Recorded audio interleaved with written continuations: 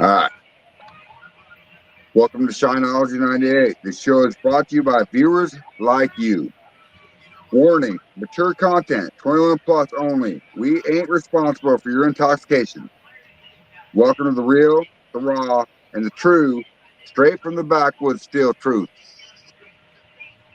I'll be right back. I need to share this with everybody else on the platforms. Well, yeah, I'm not straight from the backwoods. I'm straight from the creek bank. Yes. It wasn't a smoke alarm. It was their moisture detector. Greg, can you post it to my Facebook page?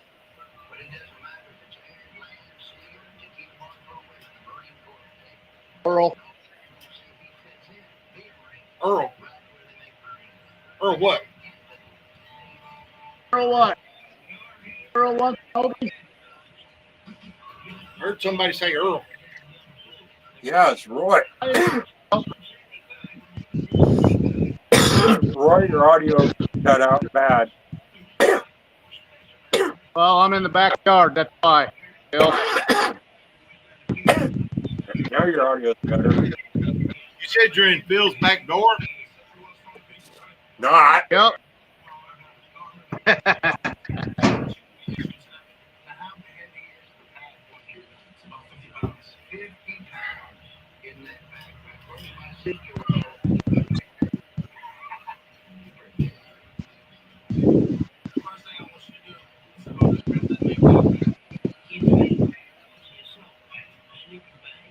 It looks like I still got about 30 minutes before this thing starts dripping. Together here.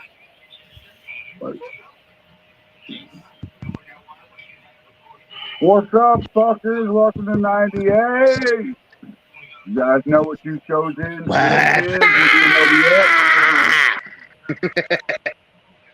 We'll be at OBX on show 100. We're going to stream that shit live. So, that's a badass stream, bro. I'm not kidding you. I love my dog and that shit was so good. Stream live. Mm-hmm. Anyway. So, how's everybody doing, Earl? How you doing, bro? I smell something weird. You probably should have took a shower earlier. No, it ain't that. Oh, it's because Phil's sitting next to you? Probably.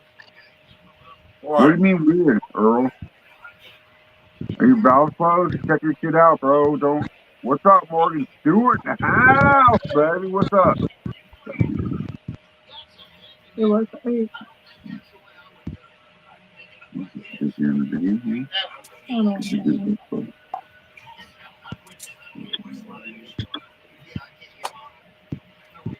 That damn sugar wash is done. Okay. Is that what the noise was, Earl? It said ba-ding, like a turkey in the oven?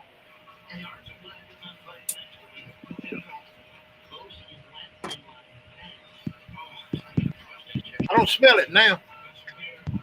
Did you fart, Earl? Phil, stop farting on the show. It smelled kind of like one of my wash.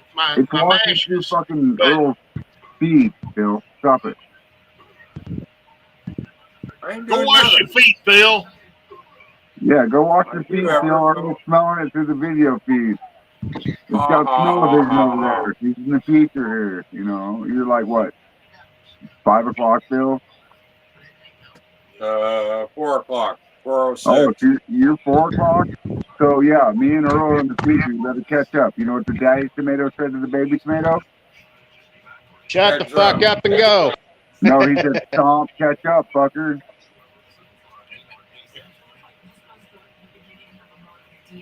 All right. Done feeding. Maybe. What's up, Scott Johnson? Top off water. Well water for a project. Hell yeah, dude. What's the pH on that well water? Is it limestone? Like this water right here that giving to the rabbit, the water sucks. It's got chlorine and all sorts of shit in it. Oh yeah. Well, I mean, but what I got for my other stuff, that's great water. Chlorine. Is it city water, boy? I get water from my parents' personal well. Oh, okay. Hey, Phil. Goddamn, Earl, you got somebody bent over behind you, bro. He's in the wrong color shirt. You should probably put it in pink. We get more viewers. You got to repeat that. It's kind of muffled. I said, can you guys hear me? Can you guys hear me? Check, check, check. Fuck you, check, check. Check, Yeah, check, check. Fuck you. All right, Earl. So put that guy behind you in a pink shirt and make him bend over again. We probably get more viewers. Hell no. You don't want him. Maybe Phil. Not. Oh, Phil said all right. Fucking Phil's gonna get a pink shirt. Afraid not. Freddie Schnott is your name now? Freddie Schnott, yeah, he might be a carpenter back in his days in the porn industry. Probably called Fred Schnott, but you know, or Fred Schnott. Maybe Johnny Clavo, Hard Nail. Hi, buddy. Wasn't Fred not the contractor that built Noah's Ark? Hey, I don't know, belly Phil. dance Can you tell for me you. about that? Put me on solo. I don't want to, Earl. Hell no. Hey, here. Take it like you make it. Is that a gun on your hip? Oh shit! Was that a gun on his hip, Earl? That's my brother. But was that a gun on his hip? No, that's his cell phone. Oh, okay. All right. Then we're good. The Facebook flags for that shit. He's back here belly dancing. You want to see me do belly dance? My brother was belly dancing. Earl, tell him to show us his titties. Like, show us them titties. That's what I do online. He said, show your titties. I bet you do that online. Yeah, it's called OnlyFans Creek Bank Live. OnlyFans I gotta Creek shut the Bank water Live. off. Everybody that's listening, OnlyFans Creek Bank Live. How about that? I am no kin to him. Daisy was just looking up at that corner and barking. Look at all those beautiful red jalapenos. Barking at ghosts. Gee, I wonder what I'm gonna make with those. Check, check. Fuck you, check. Check. Fuck, check.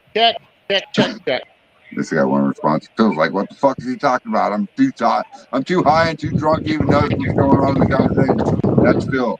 Hey, what's the chance of two neighbors' ovens fucking up on the same week? I don't know. If you've seen what I seen today, you'd be questioning a lot of this shit. See, like right there. That's Josh's oven. And then I got my oven that's all fucked up after last night. Damn, that's crazy. Hi. Well, they did say after that other solar system blew up that there'd be all sorts of consequences, electrical shit and everything else going on. Oh, yeah. So the astronomer in me, yeah, I've been paying attention to that shit a lot. And that is crazy that it created a shockwave so big that it's now traveling through the solar system. Yep. Yeah. It's not just that. They also said, like Eldon said, Saturn and Pluto. it's you're gonna be dealing with meteors fucking flying from that shit too. Are you talking about me, Morgan? Whose audio? Sounds like power surge. Whose audio, Morgan? Yeah, somebody's beeping a Morse code. Beep, beep, beep, bleep, bleep, bleep, bleep, bleep, bleep, bleep, bleep, Do you know what bleep, it's bleep. saying, It's all Phil? folks. You can read it. It says, fuck you, Phil. No, now I remember. It's Morse car that does that. I don't know. Yeah. So Greg someone that his other yeah, the power surge. She's starting to get Oh hot. fuck! Ding, ding, ding, motherfuckers! I'm on the road, motherfucker. So you I got to just took a wait. shot for you, fuckface. She's starting to get hot. Earl and Phil. I bet Take a you your shot, girlfriend's partner. getting hot. Morgan Stewart, your fucking grandbaby that you had the other day is so fucking cute. Oh my god, she's beautiful. Cute and itty bitty. Oh yes, little tiny bitty cute girl for sure. She's cute, bro. It's awesome that you get to hold her. She cute girl. Oh, God damn, the gas station. Fuck back. What's going on, motherfucker? Get the fuck out of my goddamn way. What? I'm sorry, Morgan. I read that wrong then on the post. I did not know that she I is a thought it was a boy. boy. I was gonna correct you, but I was like, let's not Christ, hear it. motherfucker, pull the fuck up. I'm sorry, Morgan. He's beautiful, bro. Like either way, see he that's fucking Fucking dumb Francis fuck Fargo, motherfucker. bro.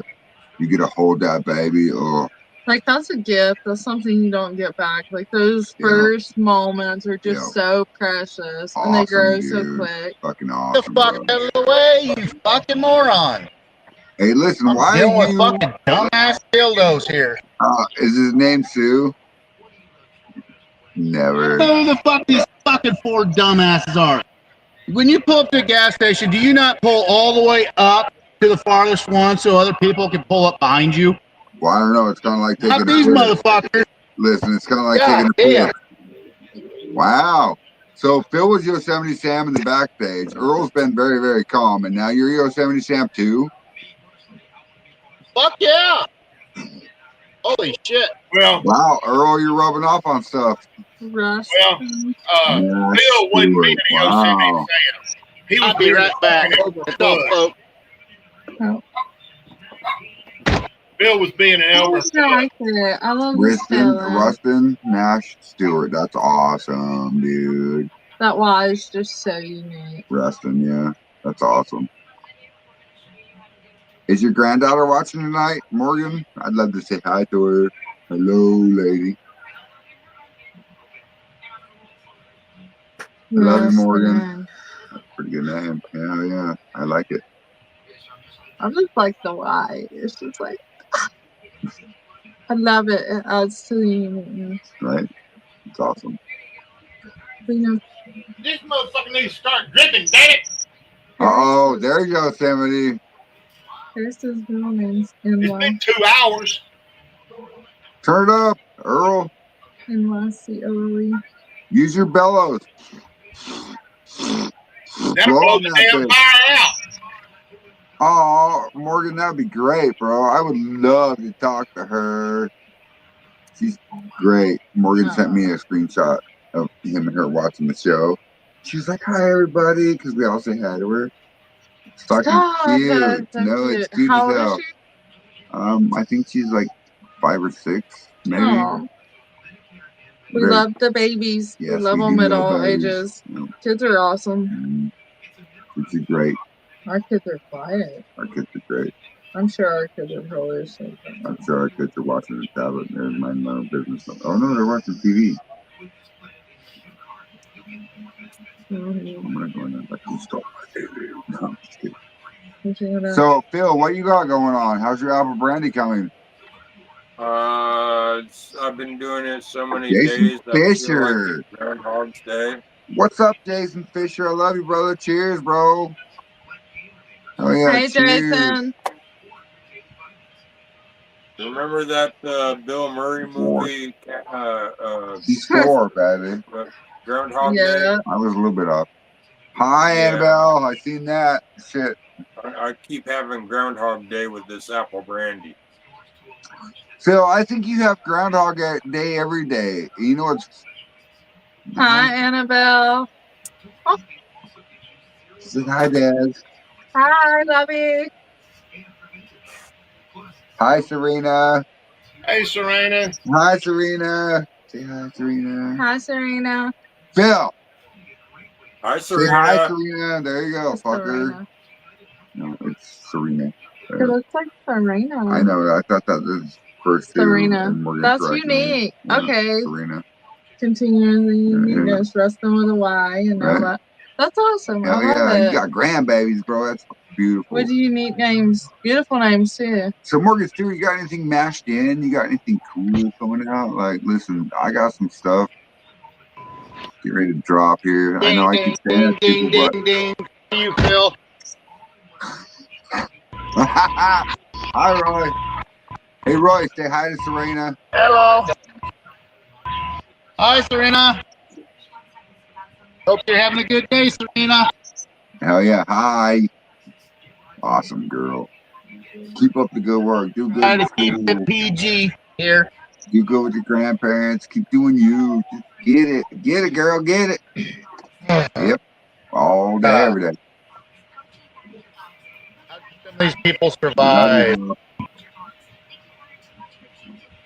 People driving on the wrong side of the road now.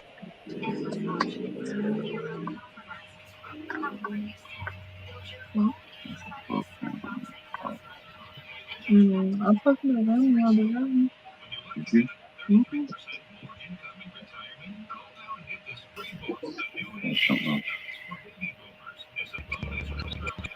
Imagine the high school fucking girl driving on the wrong side of the frickin' road. Hey, Roy, are you mashing anything in lately? You doing good? You all right? I Earl, what's haven't wrong with mashed you? Why are you nothing. looking at me Well, like that, Earl? I've got two things I need to run, just haven't had time to do it. I'm concentrating trying to get this pot to heat up faster. Okay, so rub it, Earl. Rub it like if you want to make it hot. Rub it like it's hot, bro. We'll spank the bitch. Tomorrow for Mash Monday, I'm gonna do another Sugar Shine mash tomorrow. Well, that's not very much work, Phil. Don't you have like 10 million gallons of fucking apples to run? Yeah, well, I'm Wait, almost. hold on, Phil. Are you telling me that you're pushing enough liquid that you can sustain right now and make more mash? We got somebody from Bossier, Louisiana. Where? Oh, I don't see the comment. Bossier City. JL Walraven. He's not too far from me. Has everyone noticed where Jason Acosta's at? Yeah, he went and spent that big money for Walt Disney. Yeah. He was hanging out with Uncle Moonshine yesterday. Yes, he was. Sure the fuck was. Uncle Moonshine, Jason Acosta, that's a pair that you want to fuck with. Like, listen, they gonna get it together. Bossier, Louisiana. Hell yeah. It's awesome. Aha. Guess who's back home? It's nice only being 4.5 blocks away from fucking the nearest gas station. Listen, I want to move back to a smart city. Hi, Putty Cat. I'm only about 3 blocks from the gas I station. need to move somewhere where there's no one getting far away from everything. Well, Phil, have you went and got the fucking extra stuff so we can do the yeast infection? Yeah, that would be good. No. Good job. Good job. Why are you dragging this out? You said beginning of the week you'd make sure you go get the clam juice. You get the fucking yeast infection out of my fucking ears. Phil, just call Brandon. He could probably give you some clam juice off of his pole.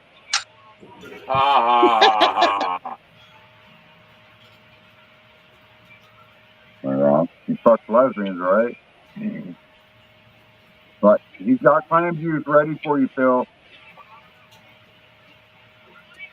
Go down to the street corner and Hey, see one. do we got someone in the background? Wait, come in. Nope. What? I'm sorry. My bad. No, I don't see anybody. Go down to the local street corner and talk to one of them gals on that corner. They'll probably give you some clam juice. Here, should we make this podcast tonight interesting? Look, I will share. What do you mean not the last team? I will share the fucking StreamYard code in the comments. So if anybody wants to join, click on the comments and come on in. Anybody, come on That'd in. be Come join sensitive, us. though. We'll talk about whatever you want. Come on, let's go. Anybody. StreamYard is in the comments. In the world. Come on, everybody. Let's do this. Well, Facebook, TikTok, Twitch. Come on, everybody. You on there? my first part of the week is fixing to get busy. Scott Johnson says they charge for clam juice on the corner. No, Phil's on the corner and they didn't charge his son for clam juice.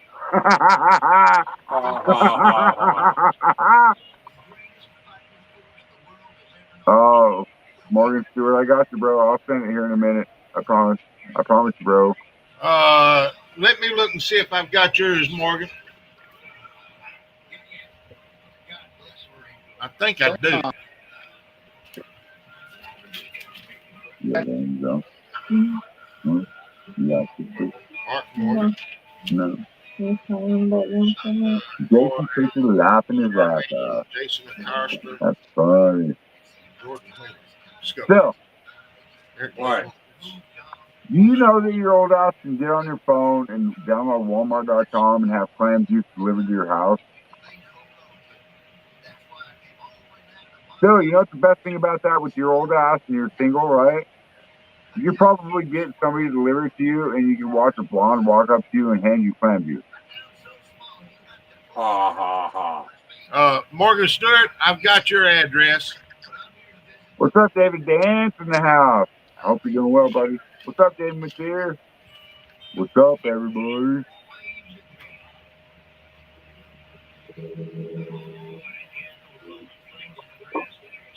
Love Louisville. I love dealing with people. Like, listen, love it. Funny. Hey, bro, you know what a Rolo is? Does anybody know what a Rolo is? Rolo? Yeah. What is a Rolo, Earl? A Rolo? Yeah.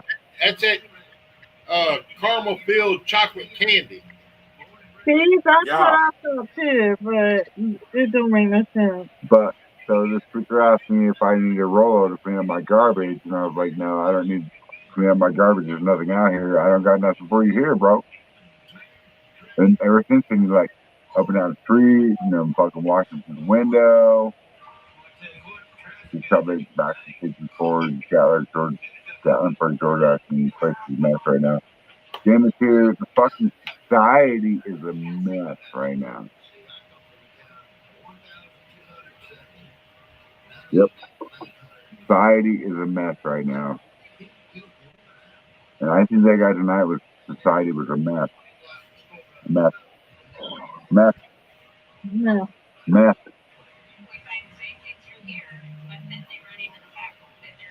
Earl, your TV's a little bit loud. I'm sorry. It's echoing through the background a little bit. Thank you, Earl. I love you, bro.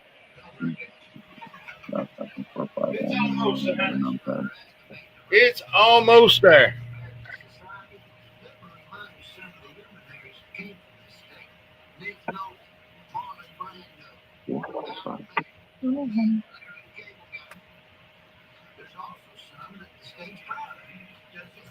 Jason Fisher, I love you, brother. Bye, Yeah. Jason. Well, shit, Morgan. Now. Sweet. A jar and a half. Well, how big are the flasks? Because if they're big enough flasks, you can distribute a gallon and a half through that many flasks. But in order to the house, the kids start yelling and saying, what? Those people there was right next to the shop with another order. Oh, what? Are you serious, Jamie? Holy shit. I love you, Jason Fisher. And Bandy. What's up, Bandy? Right? I knew you meant Morgan Stewart. That's why I read it like I think you're kidding. I need to order for me. What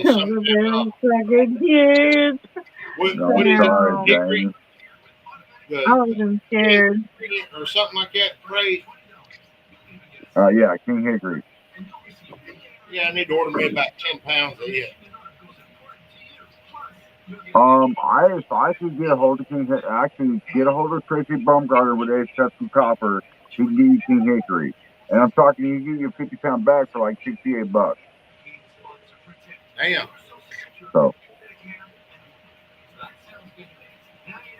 And then Morgan Stewart, I think he uses Dance and Star Farms, don't you, David Dance? Morgan Stewart, where do you get your grain from? Yeah, I gotta. Ah. Get me some flask ordered.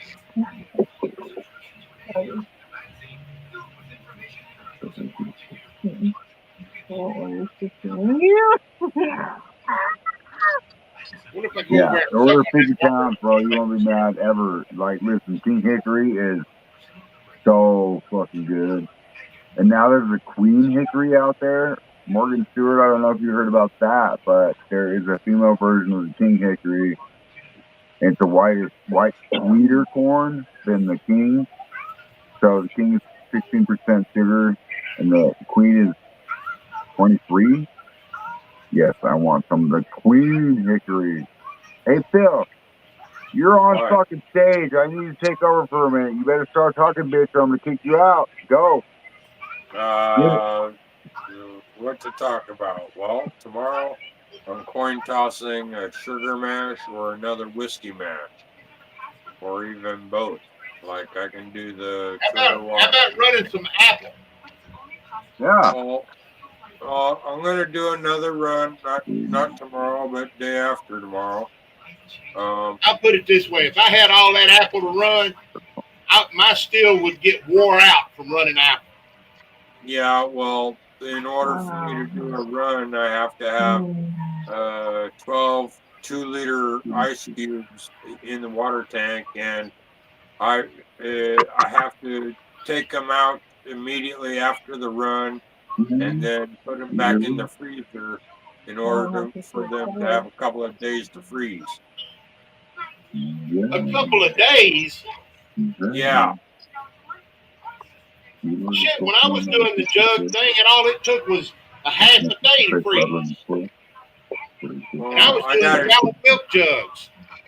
Well, I got like 24 of these 2-liter ice cubes in a deep freezer. And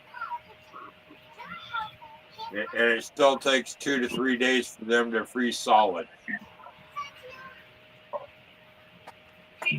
Well, I'm sorry. I'm not. Shit, I'm sorry. I did not mean to skip comments. Hold on. We're before that, actually. Hold on. Yeah, Denver State. Oh, fuck. Oh. Hold on. Sorry, guys. I think that was it. The last one. No, right. Whoa. Okay. So there was fucking me. Jar and a half hickory. I got other stuff. Order 50 and you won't be mad. So Dancing Star, PA, yeah, Pennsylvania. Yeah. I have not heard that they have Silver King and Silver Queen around here. My problem is on ordering stuff is my money's all tied up in making pickles. I run tap water through my condenser, no ice water. Yeah, me too, Scott Johnson, or Morgan Stewart, sorry. That's why I had a pool installed. Yeah, dude, listen, Scott Johnson, with your pool that you're cooling your worm with, like, you can jump in the pool while you're cooling your worm, right?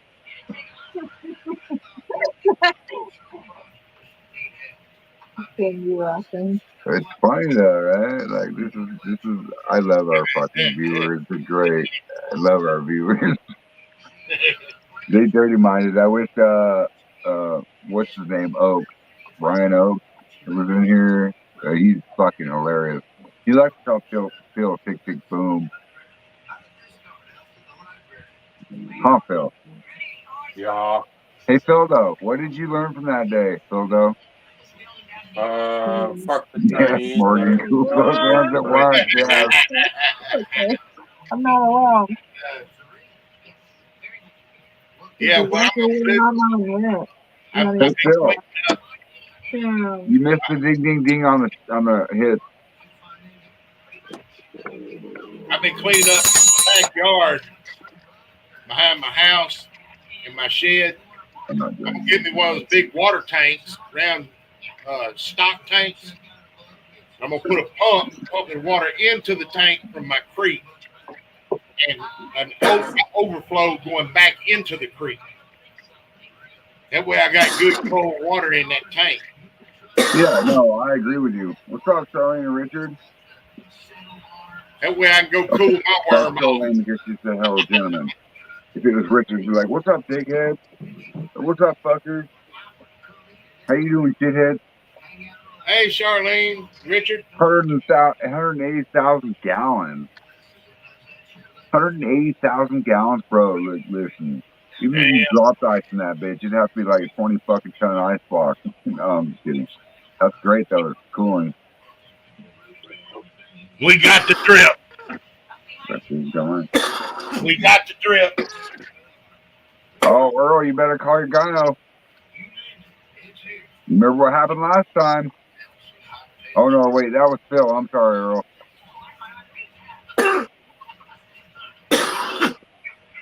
No, listen, Morgan Stewart. If you could elevate that much water to have a worm to drip out of a pool that big with cooling water that's always 65 ambient temperature, no matter what, like it'd be 25 feet of like 2-inch line going through a pool, but you have to elevate that pool where you can catch that in a jar, right? That would be cool. Maybe some fish in there.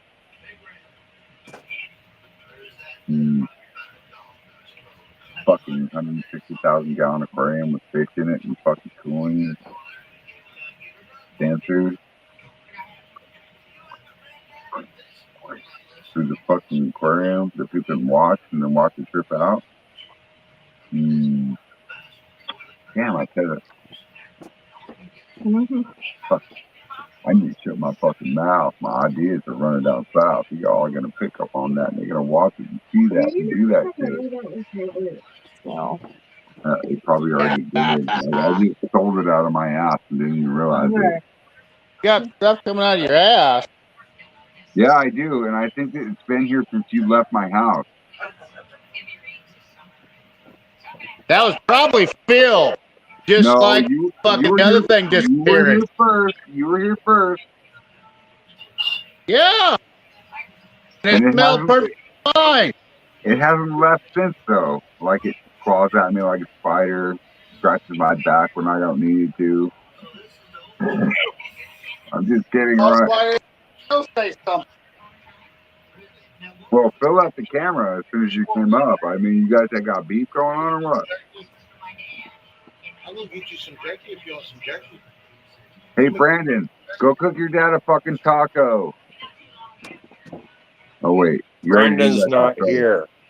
Oh, Phil's right there. I see that. 18,000 gallons. Damn, Scott Johnson, that's still good. Listen, you could literally make a pool into a hot tub, right? If you ran a worm or a fucking stove big enough, push the worms where it heats up enough water, a hot tub. But we want to cool that water, right? Yeah. It's awesome. 18,000 gallons, still real good. Don't get it. Drip, drip, baby.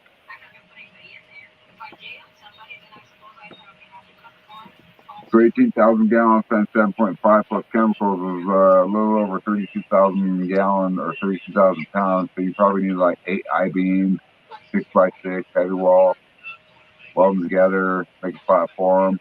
And then imagine the cup that you could trip in. Like if it was a gigantic fucking mason jar, that would be cool as shit. What's up, Joseph Baker in the house? What's up, brother? What up, bro? What are you drinking on tonight there, not? Chocolate bourbon, baby. bourbon again. Yeah. I'm a grain guy, bro. I mean, but I like brandy too, and I like.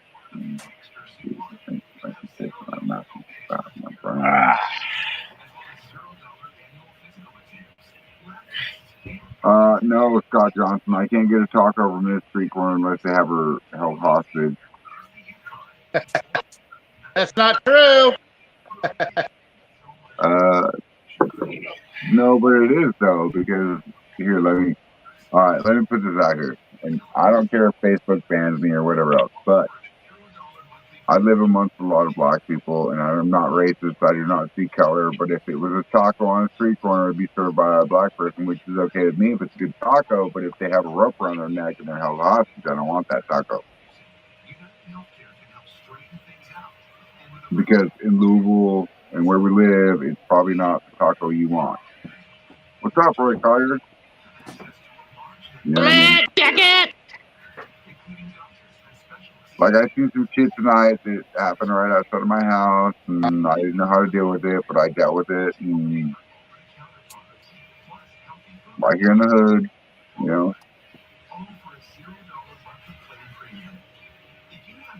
But at the same time, I don't think it's done.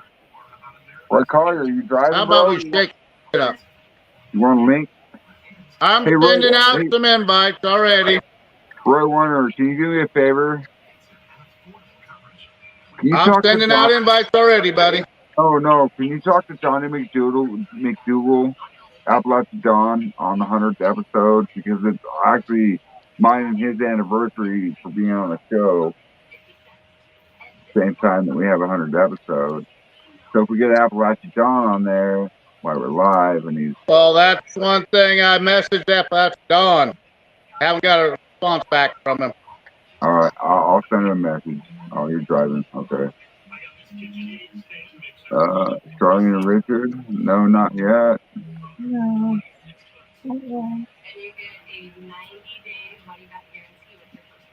I can't wait, though. Yeah.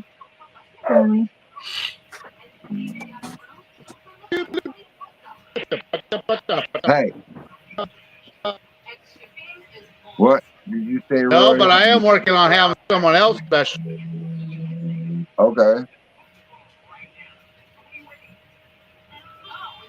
Who? Hey, that's a 100 episode question mark. Right. Okay. All right. He just got to make sure that he will be Listen, I would like to also able to have internet connection. Jason Bartolozzi for the 100th episode, please. Another one that I would invite is fuck. Well, I'm working on possibly having 2 swamp people on here. Right, and Uncle Drunkle would be cool. Mark Morgan would be cool. Lisa Day would be cool. Maybe I just send him a fucking. You know what I mean? Like invite. Cool. Like we could choose it.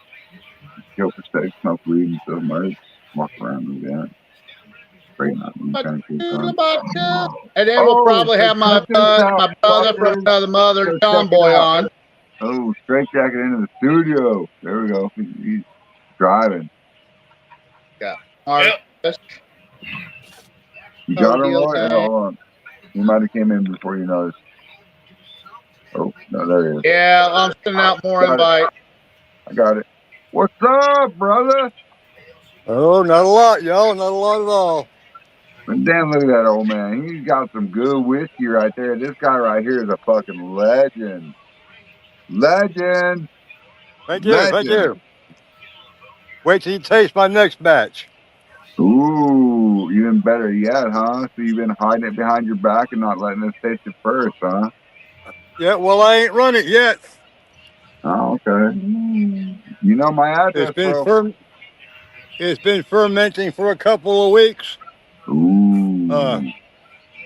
Yeah, it should be done by now, and if it is, I'm going to run it Thursday or Friday. Awesome, and it's going to be my bourbon for our little bourbon contest. Oh, wait, am I in that one too?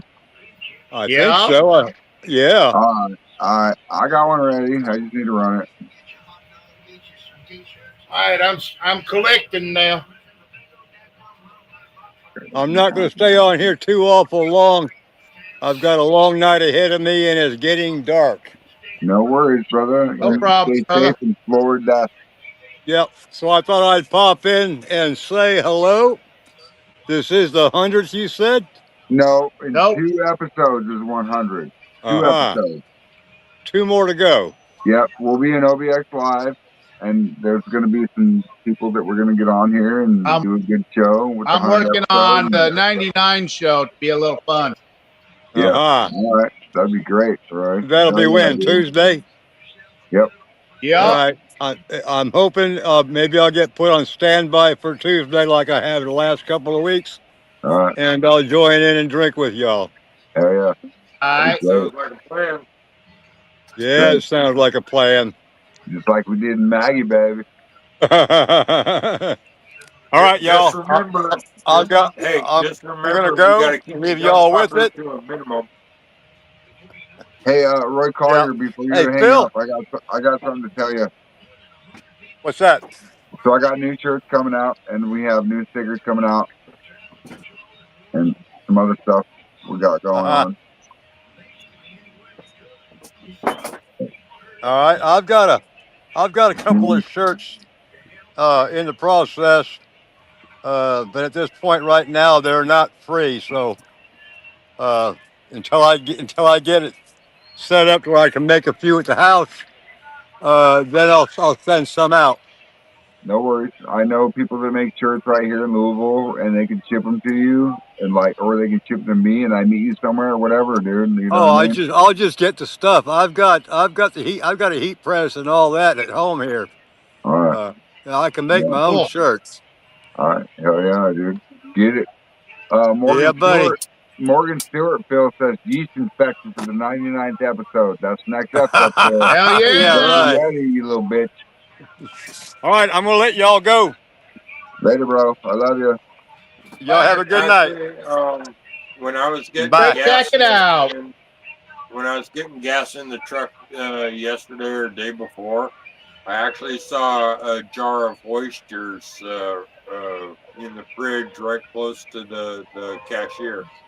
I was thinking fried oysters. Phil, Yeah, you cannot change the fried ingredients. oysters would make the yeast effect. You cannot change the ingredients. Phil. So hold on, Phil. Would you rather have fried oysters than tuna juice? Actually, come to think about it, I'd rather have the clams and then put them in my clam chowder. For sure. And those fucking cows. It's fucking cows. Oh my Listen, god. you have fun. Fucking I'm not even into an hour of this yet. Like, I'm gonna tuna get off. juice. Well, okay. So you had to been there that night. It was fucking fantastic. No, we're tasting You were tuna fucking juice with Phil and hard.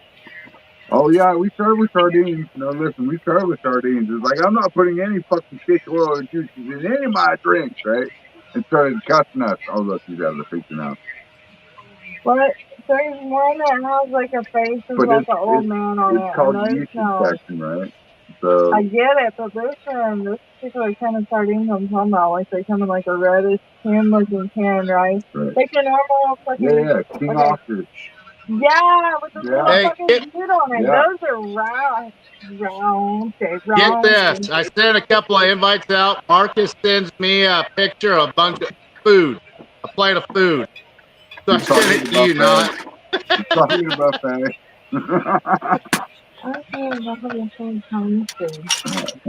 So obviously Marcus is munching on some grindage. Yeah, grindage. Fucking grindage. But you need to bombard when you go down there. Get in the room. Well, oh look, it's not beer. Hey, Oh my motherfucker. God! Why, Phil? The world's gonna end tomorrow. Phil, you cannot And it's drink not even anything. beer.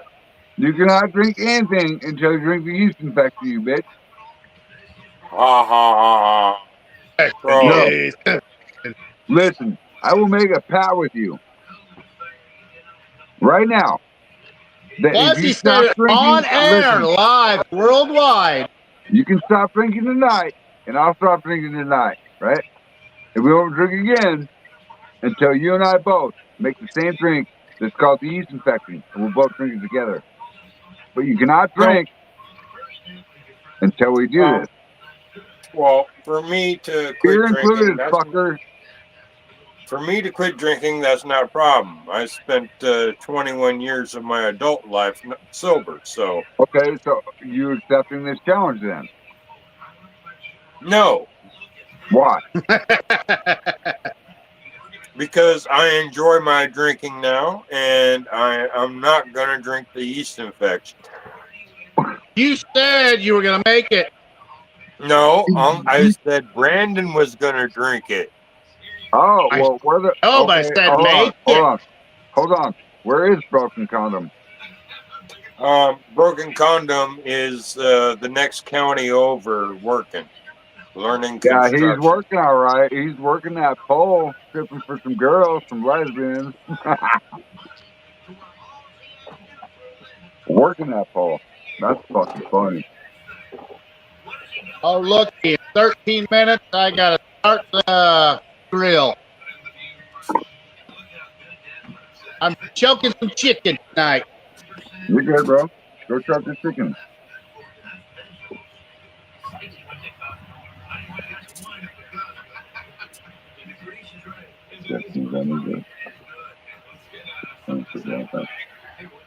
Did y'all notice the thing that I did today? What thing? I done a thing today. What thing? Y'all aren't to be able to notice it right off. Hold on, Earl. Let me put you on Dick screen. Wait, hold on. I need to lay out. Shaved He wore a sides of hat his today. beard. He's got a goatee now instead of a beard. He's wearing Oh, a hat. shit. No. He's got a got like goatee. his entire room is A beard.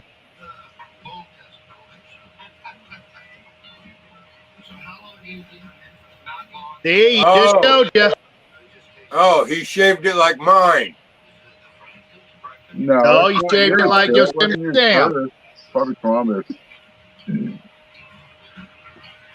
Phil, I've had a goatee longer than you've been out of diapers. What do you mean? He's still in a diaper. That's why I showed Phil the skeletons earlier.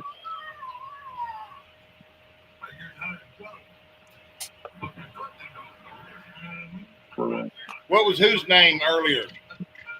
Morgan? His name.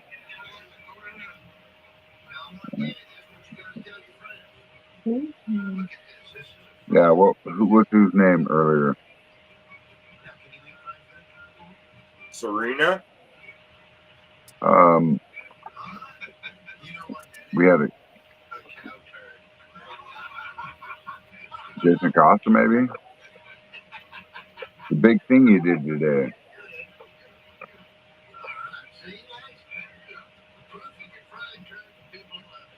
You know, I bet you this jar would fill up faster if I quit looking at it.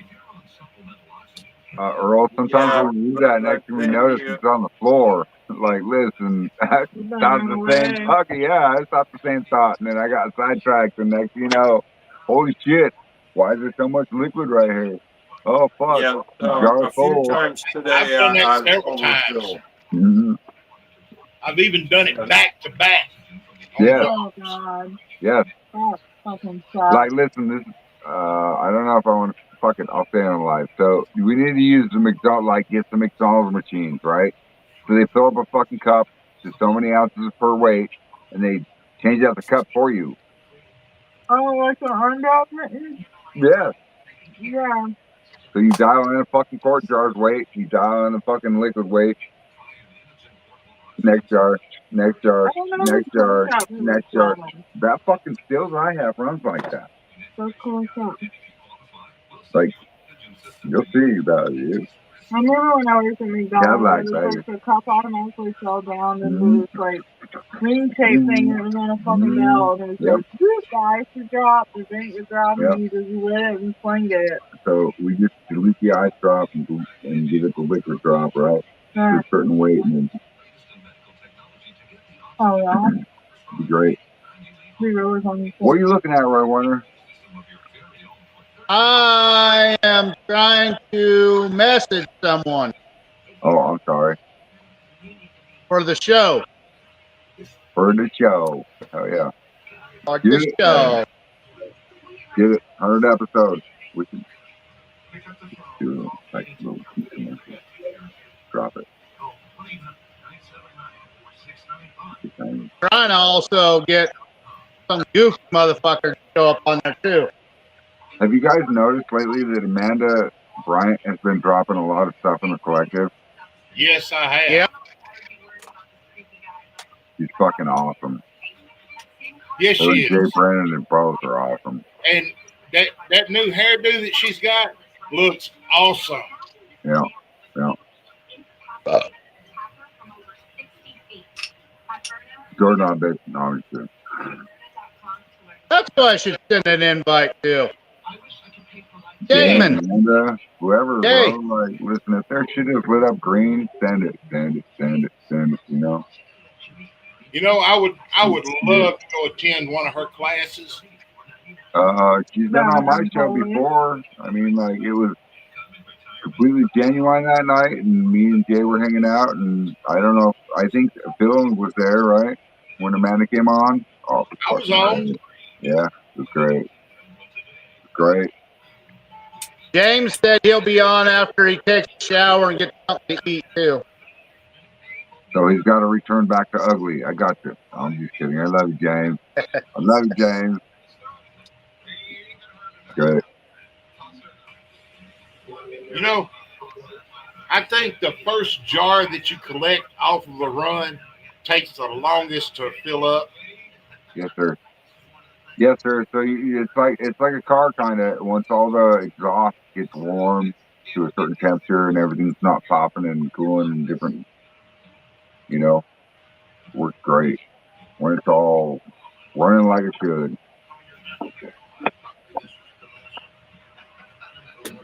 That's all right. I got 12 quarts I can fill up. Sweet. If I get 12 quarts out of it. What was your SG?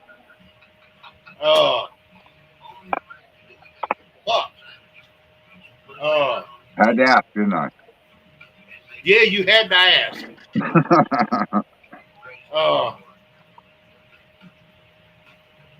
080. Wait, okay, all right. So you're looking at like what, in between 10 and 12%? How long did it ferment? Shit, it took two weeks at least. What yeast did you use? Daddy. What sugar? Did you use sugar? Yeah. What sugar? I believe it was just white sugar. Like table sugar? Like D&H? Yeah, table sugar. Walmart? Okay. Just a second, and I can tell you. I think, all right, I'm going to keep my mouth shut. Let's see. I'm going to tell you what to do. Do you, boo? Listen, I think you can make it a little bit better alcohol if you don't use white sugar. Well, I was going by the recipe. Right. But let's see. 16 cups per gallon of syrup. So that'll be 32 plus 16 is 48 cups. So 4 cups of sugar is what? 48 cups of sugar to make the coffee syrup. 48 cups of sugar. How many gallons of water? And then 4 pounds of brown sugar, a pound of honey. And this is all in the fermentation process? Yeah, I had to make 3 gallons of coffee syrup. Okay, yeah, I get that. Okay. Then I used the 3 gallons of coffee syrup, 4 pounds of brown sugar, a pound of honey, 3 cups of ground coffee, 1 pound of roasted almonds. And this is what you're running tonight? Yeah. Oh, bro. Shit, it's I full. can't fucking. Jostle. I can't wait to fucking hear what this smells and tastes like. Ooh, got some stuff in it. Yeah, my rig's still cooling down. That's still.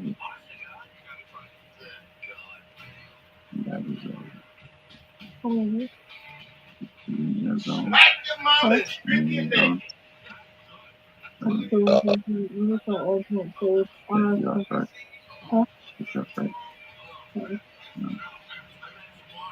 I like it, but I don't want to eat the sauce. No, please.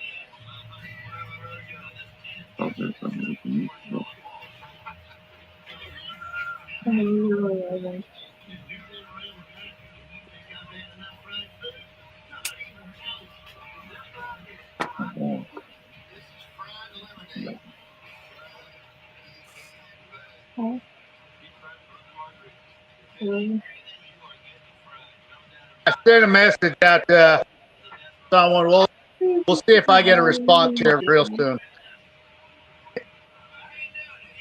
Okay, all right. What? I got the other one. Sorry. No. I was a little sidetracked. What'd you say, Roy? I'm sorry. Daisy May. I just sent out a message waiting for a response from this person's really cool. Oh yeah. So next time that your friends are on, the bee lady and her husband, please introduce me. No problem. All right. All right. I took some of it out of it so we can do a test here. Shake that bitch, Earl. Hold on. Hold on, motherfucker. Hold on. Bitch for me. Take that bitch for me. All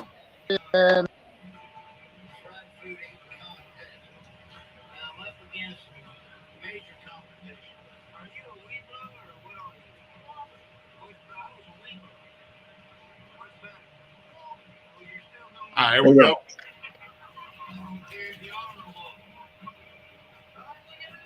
One 48. 148, baby. What do you think? One more time, Earl.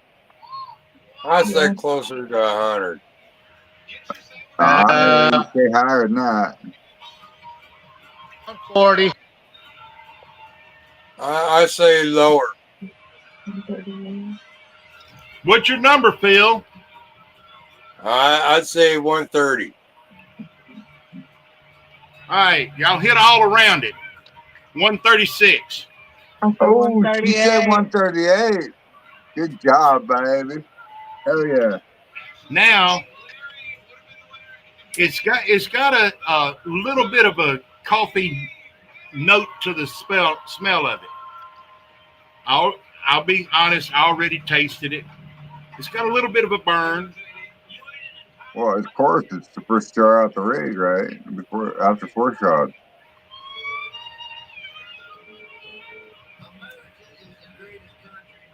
And the coffee's not coming in fully on the back end like it did the very first time I ran this. I think it will. Ooh, so I need to build this jar again.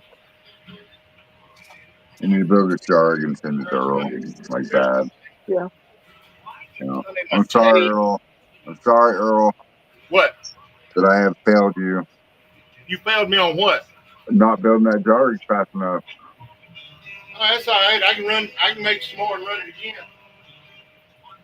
Where's my damn marker?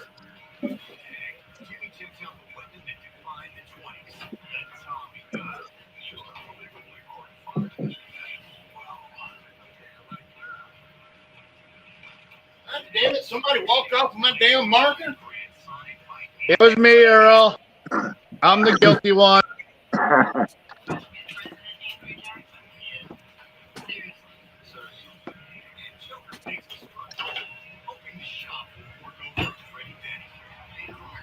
Number 1.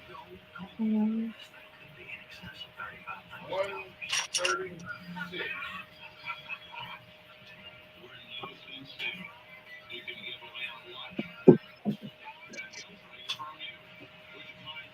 I'll be right back. All right. I'll be right here. What are you drinking tonight there, Phil? My I already got raspberry, another half a jar. my raspberry tea. Ooh. All right. Raspberry tea. What's Earl doing and drinking tonight? Well, I just drank some coffee shine. Whew. It was hot enough, had coffee in it enough to make me burp. Just make sure you don't shit yourself. I got a You feeling actually look like a normal person with that trim. I got a feeling that I done drank, Phil. Damn it, you slow. Drink another. I'm running tonight. I can't get soused. Not till he shuts it off, please. I got a feeling that when I get over into the middle of this run, when I get good into the hearts, the coffee is just going to start flowing. That's what it usually does. Once you get around the 120 mark, start really smelling it real good. All right. I'll be right back. I gotta go start my grill.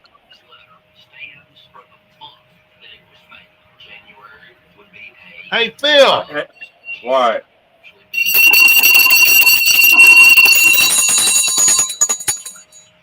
Drink, bitch, drink. Drink it.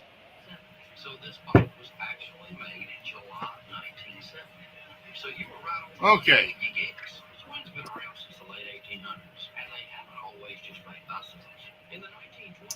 But earlier, when I was doing my run today and my live video on Facebook, I took a bunch of orders and I boxed up 4 flavors for Lisa. And let's see, let me check the other orders here. Morgan Stewart, Kim, and Straight Jacket Roy Collier. And I got all their flavors put in plastic flasks. And now it's a matter of being able to have the money to send everybody their packages. I think I got just enough money to get the Lisa's package to her. Charlene and Richard. I also got the Charlene and Richard's thing ready. Yeah, I got to get the packing and stuff to get Charlene's pickles to her. Well, I got with Charlene and Richard. Charlene told me Richard prefers the higher proof whiskeys. Okay, I gave him a Crowbar Sour Gen 3 at 125. I also gave them apple brandy at 106 that they can split between them. And Charlene prefers the lower proof, more girly type. So I got her, and I gave her the choice of peach tea, raspberry tea, or coffee. And she wanted the raspberry tea, so I got that flasked up. And then I ran out. That was the last flask I had available, so I'm going to also have to order more flasks from Amazon. I need some more damn stickers. Well, Charlene Anybody out sent there me that's got stickers, send them to me. I send some back. Well, the stickers Charlene sent me are 1x1s, little tiny ones. So I put them on the plastic flasks, um, and I've used up that many so far. So I've used up quite a few of them. Hello, Paul. Hey, what's Paul's up, in the guys? house. I got a full jar. Hey, Phil, make Yeah. sure you make ice. What? Make sure you make ice. Yeah, I got ice in the thing. That's Okay. what my wife told me to tell you to make sure you make ice. Because Okay. you always told us to remind you because you forget shit because you have a field time. Yeah, I remembered to turn the ice machine on this time.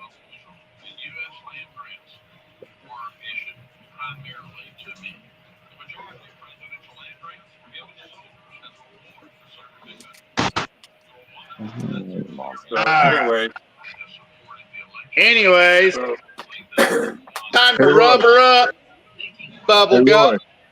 Hey, Roy. Yeah.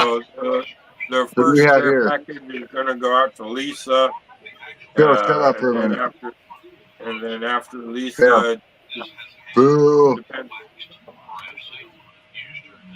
will you introduce me to Paul, please? Damn Roy. it.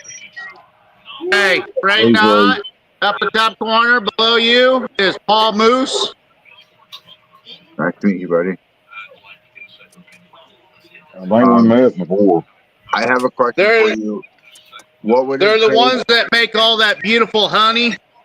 So, what would it take for me to get a 5-gallon bucket of raw unfiltered honey? Mm, He has to talk to the missus. She's the one yeah, that usually knows all that. yeah. She deals with all the honey. I need to know it can have combs and everything in it. Like, I just want raw unfiltered honey right out the. Fred, I believe I hit it. Ray Got it, doesn't want Earl? a You think you 5-gallon got Coffee it? bucket. on the nose all day long. All right, so talk to me, baby. What do you got? 130 proof. My phone keeps It's ringing. coffee on the Awesome. nose.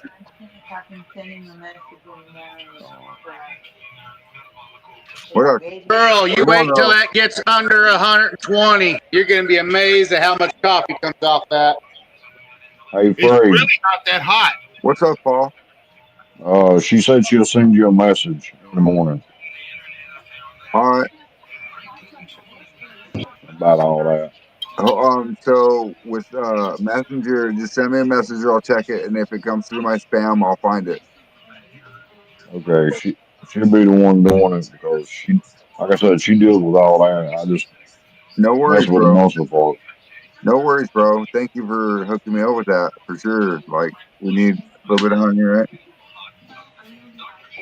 Yeah, A little bit of honey. You won't. yeah. So, Okay. Right now. Mm. yeah. Sauce.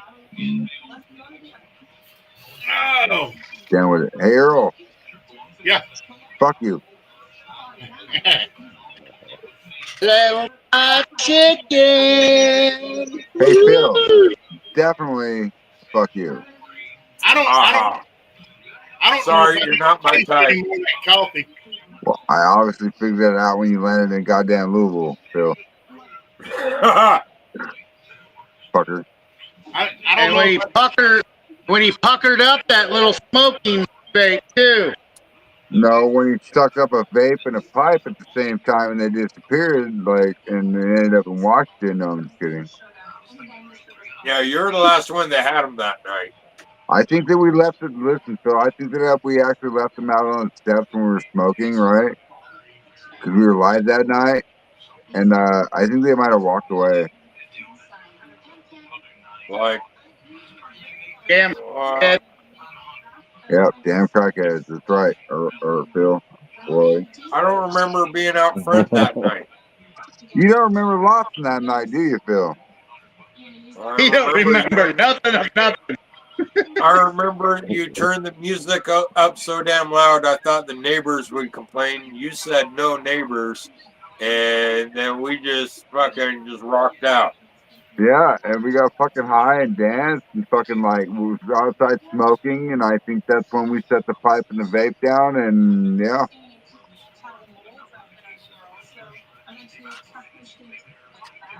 So they walked. Earl, are you watching a football game? Am I watching what? A football game? Waiting for it to come on. What game? Kansas City. Against? Oh shit! Don't tell me my TV's gonna fuck up on me. Good. Detroit. Go 7 a.m. time. So you got Detroit Lions against Kansas City. So you're a 49ers fan, Earl? No. Oh, you're a Chiefs fan. Chiefs. Chiefs. No, you're a Cowboys fan. Cowgirl. I think he's more of a Cowgirls fan, the cheerleaders. Yeah. Yeah, but I prefer the Golden Girls for the Saints. You are a golden girl. No, I think Phil's more the Golden Girl. He does live in Washingtonian. What? I want this son bitch to pick up channel. Yes, Phil, I said Washingtonian, you motherfucker.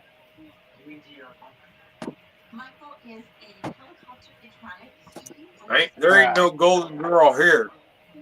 Well, because Brandon's You are gone. a golden girl. That's what we're saying. Brandon's gone. So Brandon's the Golden Girl, right? He put his dick in a lesbian and like get her divorced and everything, and then and make you deal with it. That's funny shit. Funny shit right there. Only because Phil never thought about it. Yeah, well, the one that the blonde bitch that he messed with kept after they moved out. She kept sneaking back into the backyard and knocking his plant over and ripping it apart and killed his Yeah, plant. well, he was probably knocking her clam while he was knocking her plant over in the backyard, wrestling with a lesbian, putting the dick in the boots, like getting it in the dirt. And he told you that story because he was still knocking the fuck out of a lesbian. Like, No, he was out of town when she started doing it. that's what he told you, right? No, I almost caught her in the backyard once. Okay, but do you have GPS tracker on him? He was out the other next county over, out of town. Do you have a GPS tracker on him? No, So you don't know that for fact, right? right? He Well, could have been wrestling actually, around. He could have been wrestling actually, around. Beans, Listen, Phil. He could have been wrestling around in your backyard with his pole hung out, chasing a blonde lesbian around, and knocking over plants and everything else, and told you his story. no, Could have he been. was in the next county over with Kevin, learning construction.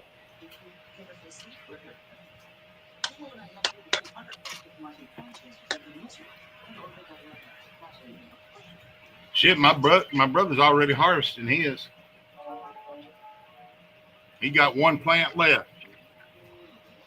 Roy, what are you shaking? I gotta go, guys. I love y'all. Shaking my junk. Later, not. Later.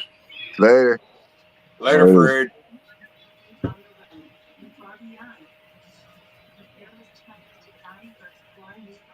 She been rubbed.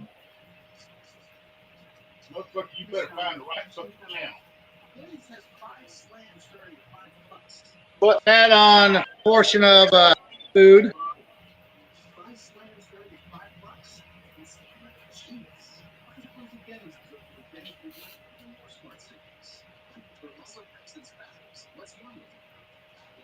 Then Earl, got what jar lemon number pepper. is that? Do what? What jar number is that? I'm on number 3. Okay.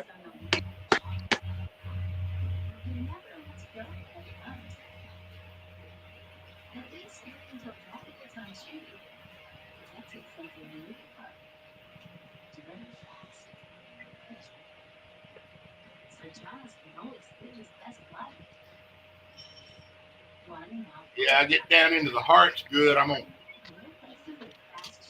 separate them out.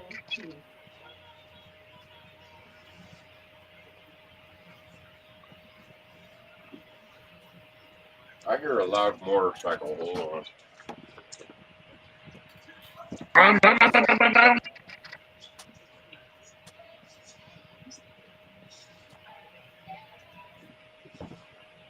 Okay.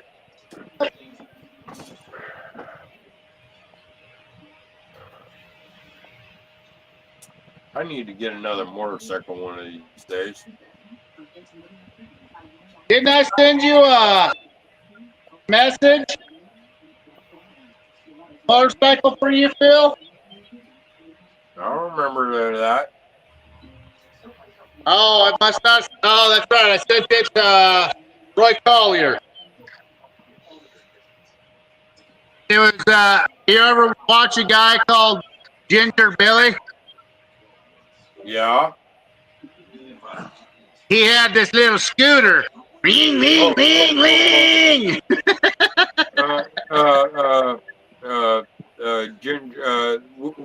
Which one? There's two Ginger Billies. One was at the Maggie Valley. The other is He was not at Maggie Valley. Big YouTuber that has 1 million followers. Yeah, the one that's goes to the gym a lot. Yeah. Yeah. Okay. Comedian.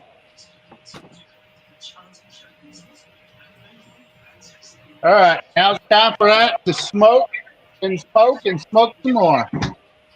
Yeah, I like all the crazy contraptions he comes up with on his YouTube shorts, like turning a car into an airplane or a helicopter or a lawnmower or all the crazy shit he does.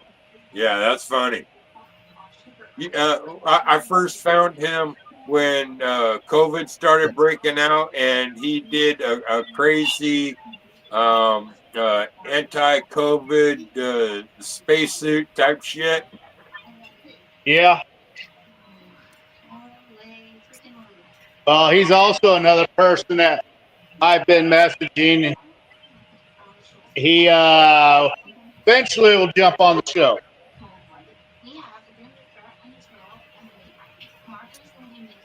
That'll be fun and cool. Yeah, that'll be real fun. Another guy that I'd like to see on the show. I remember, the video Dad Bod Vet or Dad Bod or something like that. Nope, don't know what you're talking about. Dad Bod Vet. He's all Gen X videos, trying to teach the younger millennials how stupid they are compared to Gen X. And I remember one episode where he was like up against a porch rail and talking about a mail package marked that he thought was from France because it says fragile, or he pronounced it fragile, and thought it was from France instead of saying fragile. And then he opens it up and it's a jar of shine. No, you're talking about the one from South Carolina. Dad Bod Vet, yeah. Yeah, I haven't seen that of his. Yeah, he's got an accent, and Yeah, he does doesn't have a good. real accent, but he does have for his videos. He does a Scottish Scottish accent.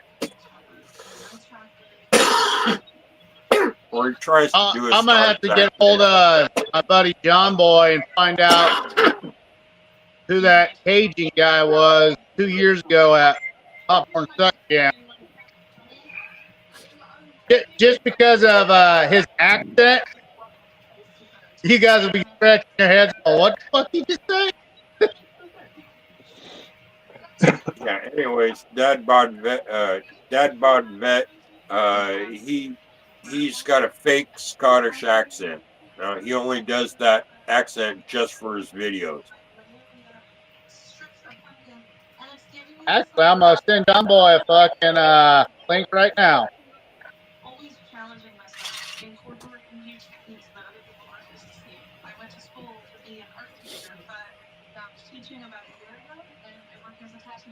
I think he's also a stand-up comedian. I think. Yeah. Yeah, there's a couple of them in that group. Yeah. There's a woman one that I like. Yeah, that's what I'm saying. There's a couple of them in that group. I think 2 women, 3 guys. Yeah. They travel together. Yeah.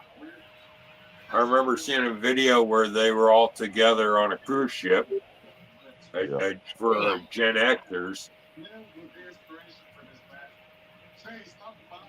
I think it was like a cruise just for Gen X singles type cruise, the Love Boat for Gen X.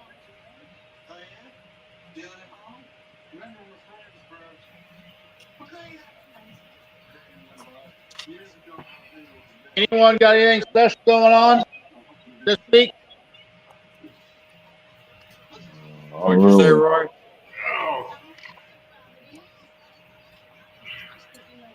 One got anything special going on this week? Hell, Roy, just by you purposely trying to fuck that up, the actual audio, actual fuck up, I did not understand a word of that. I did. I understood all of it. I wasn't listening. hey, Phil, this is for you.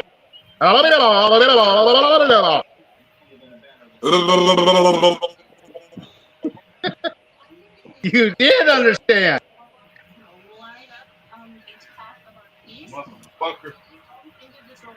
How many licks does it take to get to the center of the Tootsie Roll Pop? A I one, don't know. Ask your a son. two, a three, crunch.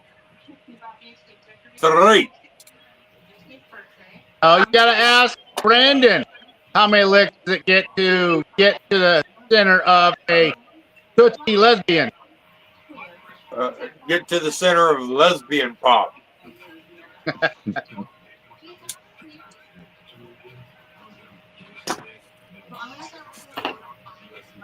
Or he never figured that one out.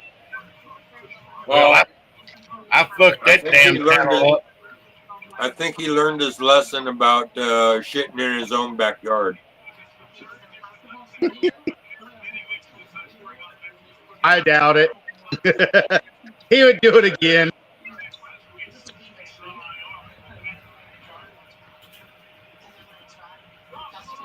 Especially if he's been drinking.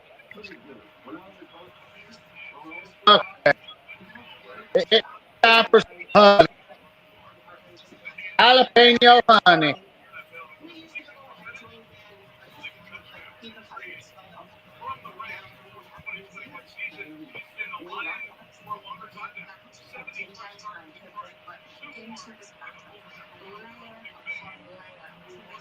Ah, who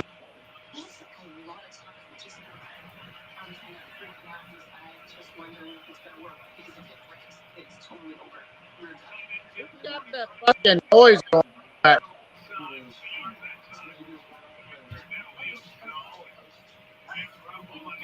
I don't know. Time for a refill. We'll get you a fucking refill then.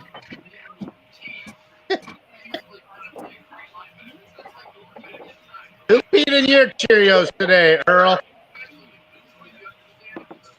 That TV pissed me off a while ago.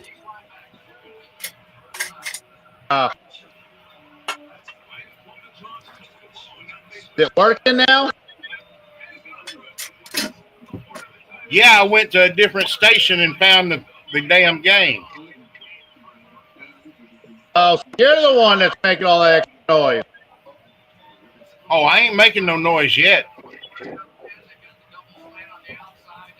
But I can. I can hear TV. I can make some noise. Down there. We have tremendous offense. We're going to talk about that. But the game's going to be wonderful. See, I ain't making no noise right now. So what happens if Kansas City gets destroyed tonight by Detroit? Kansas City ain't gonna get destroyed by them. That's what I heard.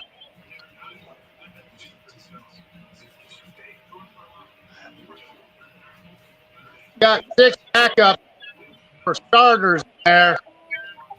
Usually not a good game.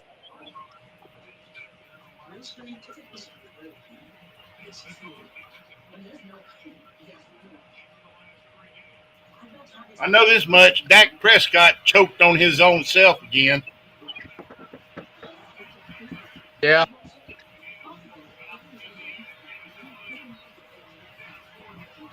He's definitely way overrated. He is. He's been overrated for the last 5 years or longer.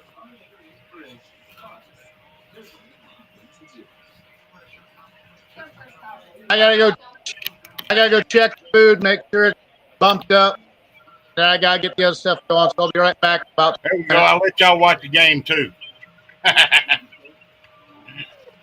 Oh, baby. Even though you can't see it. Oh, baby. See a little bit of it. Oh, damn. What? Oh, baby.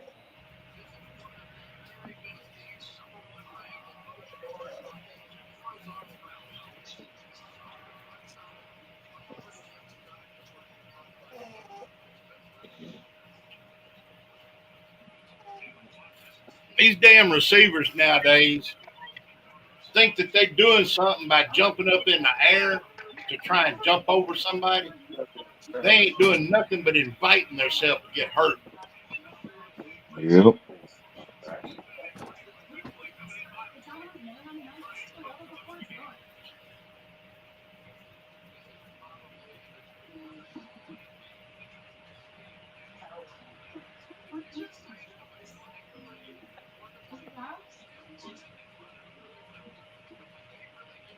Damn, these jars are running out looking good. Some bitches are crystal clear. Thank you for noticing. I'm crystal clear. Do you look like a jar? I'm a jar head, motherfucker. You mean a jug head?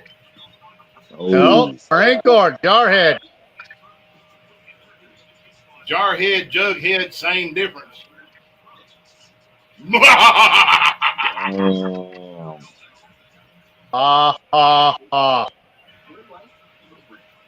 Could be worse. Could be a Texan. Oh shit. Oh, sorry about that, Earl. At least I ain't a damn Yankee. What are you talking about? You always saying you're always yanking on something. You and Phil, you're the Yankee brothers, aren't you? I ain't nothing compared to Phil. Wait a minute. Earl is down south in Texas. I happen to be a damn Yankee. Yeah, you're a damn both Yankee. Actually, yanking Phil, on your shit. Bill, actually, you're not. Because up there where you at, where you living and everything, you ain't a damn Yankee. You're just nothing. No, he's a Canadian. Might as well call No, yourself a Canadian. No, I'm an American, eh? I ain't no damn You said Canuck, A? eh? See? A. A, What a okay. hoser, eh? Yeah, don't be a hoser, eh?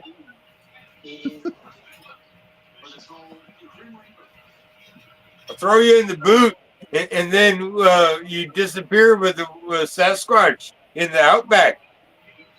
Hey. Outback? Now you're trying to be Australian?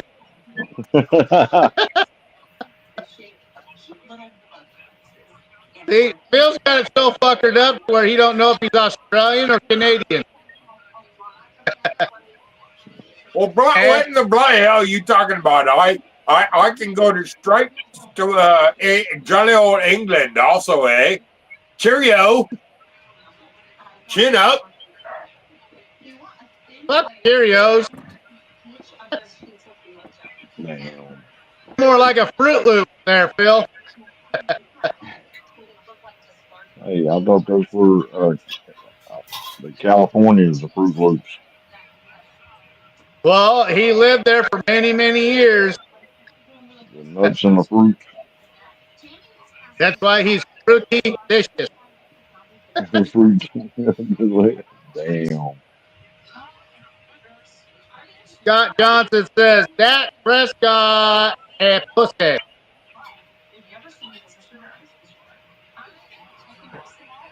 Prescott, what? Is a pussy. No, he don't even rate that. I'm going to He's keep this that far down? You what? Phil being Phil. Yeah, Phil being Phil. Hey. Phil just had a Phil moment. Kinda.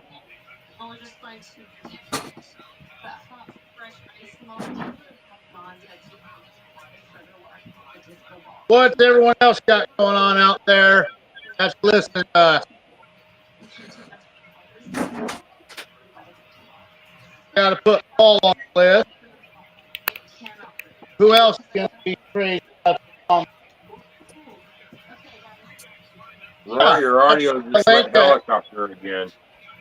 Eric Buckland. Let's see. Well, they stuffed them.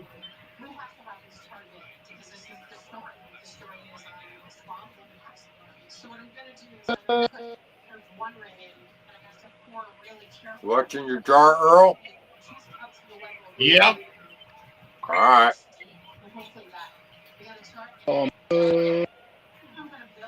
I had, when I did my run today, I had one over Phil because I wasn't paying attention.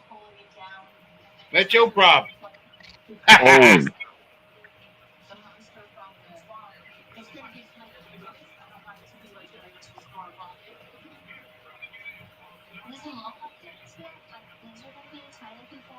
Luckily, it was tails, so it wasn't too bad a damage.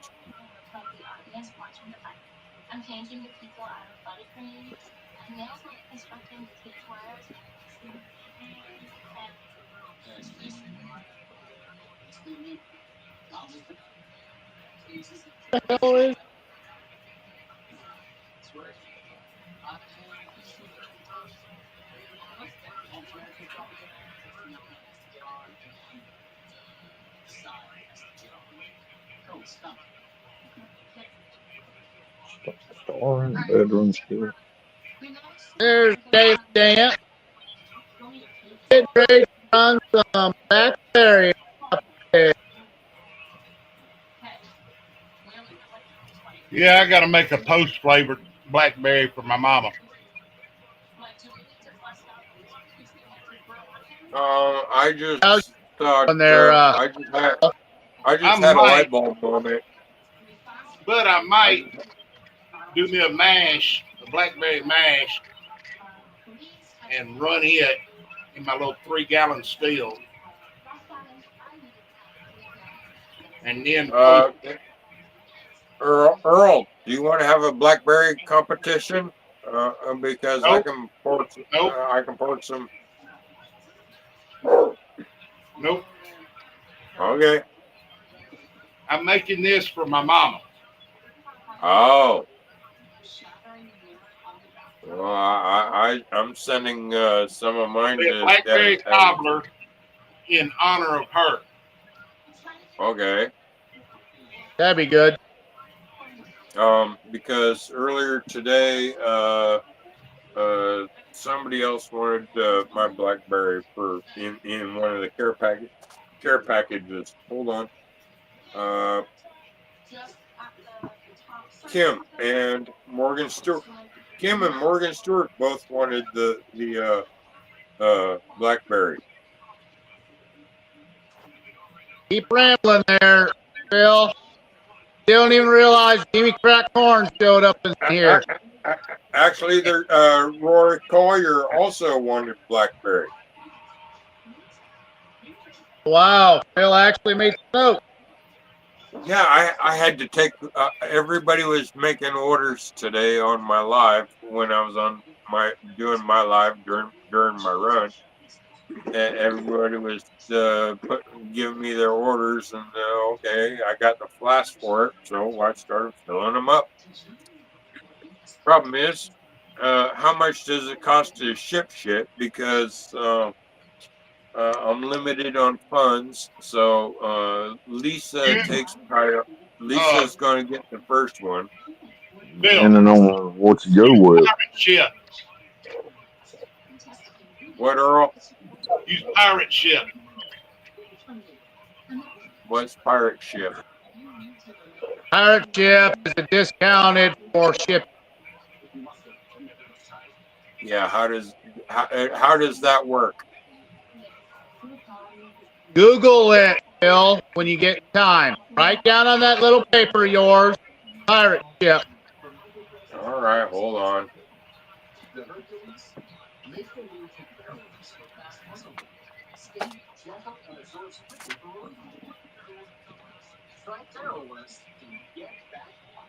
Yeah, David, it's not cheap. There's stuff everywhere.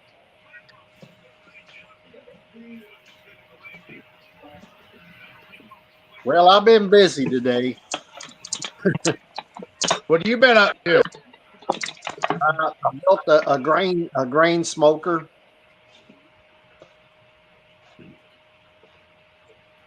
How big's the grain smoker? It's probably close to 5 gallons. It'd do about 5 gallons of grain at a time. Is that Jimmy Crack Corn out here? Well, let me ask you this: on your grain smoker, is it just a single flat rack? Nope, it's a jar. It's a rotisserie. Nope, it's a jar. It's basically a. You ever see like what they call a smoke daddy? You can put on your grill, like stick it in the side, and it'll blow smoke into your grill when you're grilling meat. Well, I'm too cheap. I made my own. So what I done, I dropped wood chips in at the top. I put it in the Moonshine Collective, so you'll be able to go there and click on my. You can go on my TikTok channel, and man, I do all kind of crazy shit. You can ask Frey. He'll tell you I'm always doing something. You started saying about 5 gallons, and it clicked into my head a rotisserie. Yeah. Where it just rolls the corn inside of a regular smoker. Yeah. You know what I'm saying? Yeah, I know what you're saying, but the way mine is, I built it with my little smokestack. You light it at the bottom, and up at the top out the side, I got a hose coming off of it, going down into basically a thumper, like a dry thumper. And right. And I put the grains in it, and I screw the lid on tight.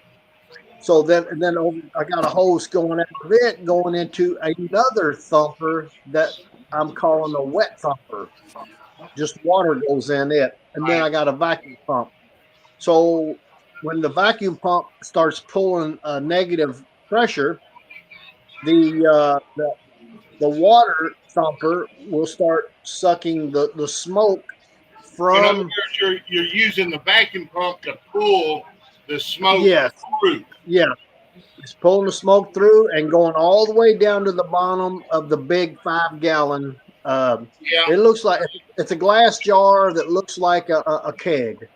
You probably yeah, seen them. Got about a 6-inch lid that screws on, and so I got a rod, a pipe that goes all the way down to the bottom. And I took like a tuna fish can and turned it down with about maybe 1/8 of an inch gap all the way around. So that way, when the yeah. smoke goes in, it has to go out and then pull up through all the grains instead of it just going up one. So it has to go up Right, through everything. right. It disperses And it disperses it inside there. yes, yes. So it'll pull all that smoke up through the grains because there's a vacuum at the very top that's pulling the smoke up. Then it goes over and it goes down into the bottom of the water thumper. Which And the traps reason I the have smoke. yes, so that I don't gum up my vacuum Right, pump. right. In other I get words, that. you're filtering the smoke out before it gets to the pump. That's exactly right. I, Yeah, I you'll can be able to already see. see it the way you're describing it. I can see it laying out. Yep, that's it. That's exactly what it is. You know, people. I've had people asking me about different things I do, and I said, you know what? I'm 60 years old. I don't know how much I got left as far as this stuff goes. So if I can share it and help everybody, then that's what I'll do. You know what I'm saying? Um, then later in life, people say that was a guy Jimmy Crack Corn that came up with that, and Well, see, you know, that's like me.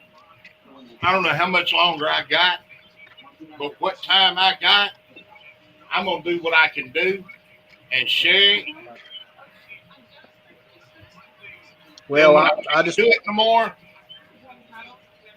I I just get people on my TikTok channel all the time hitting me up on the side and are like, "Hey, just different questions like, have I ever done an all grain mash?" And asking me. He said he did like a 20 gallon, and his specific gravity is 1.050. And I said, you're only going to have about 6.5% potential ABV. And so either he didn't get full conversion because he said he put about 3.5 pounds of grain per gallon, so he yeah, should have more than that, and maybe everything just didn't the conversion didn't the amylase or the malted grain he used or whatever something didn't totally uh,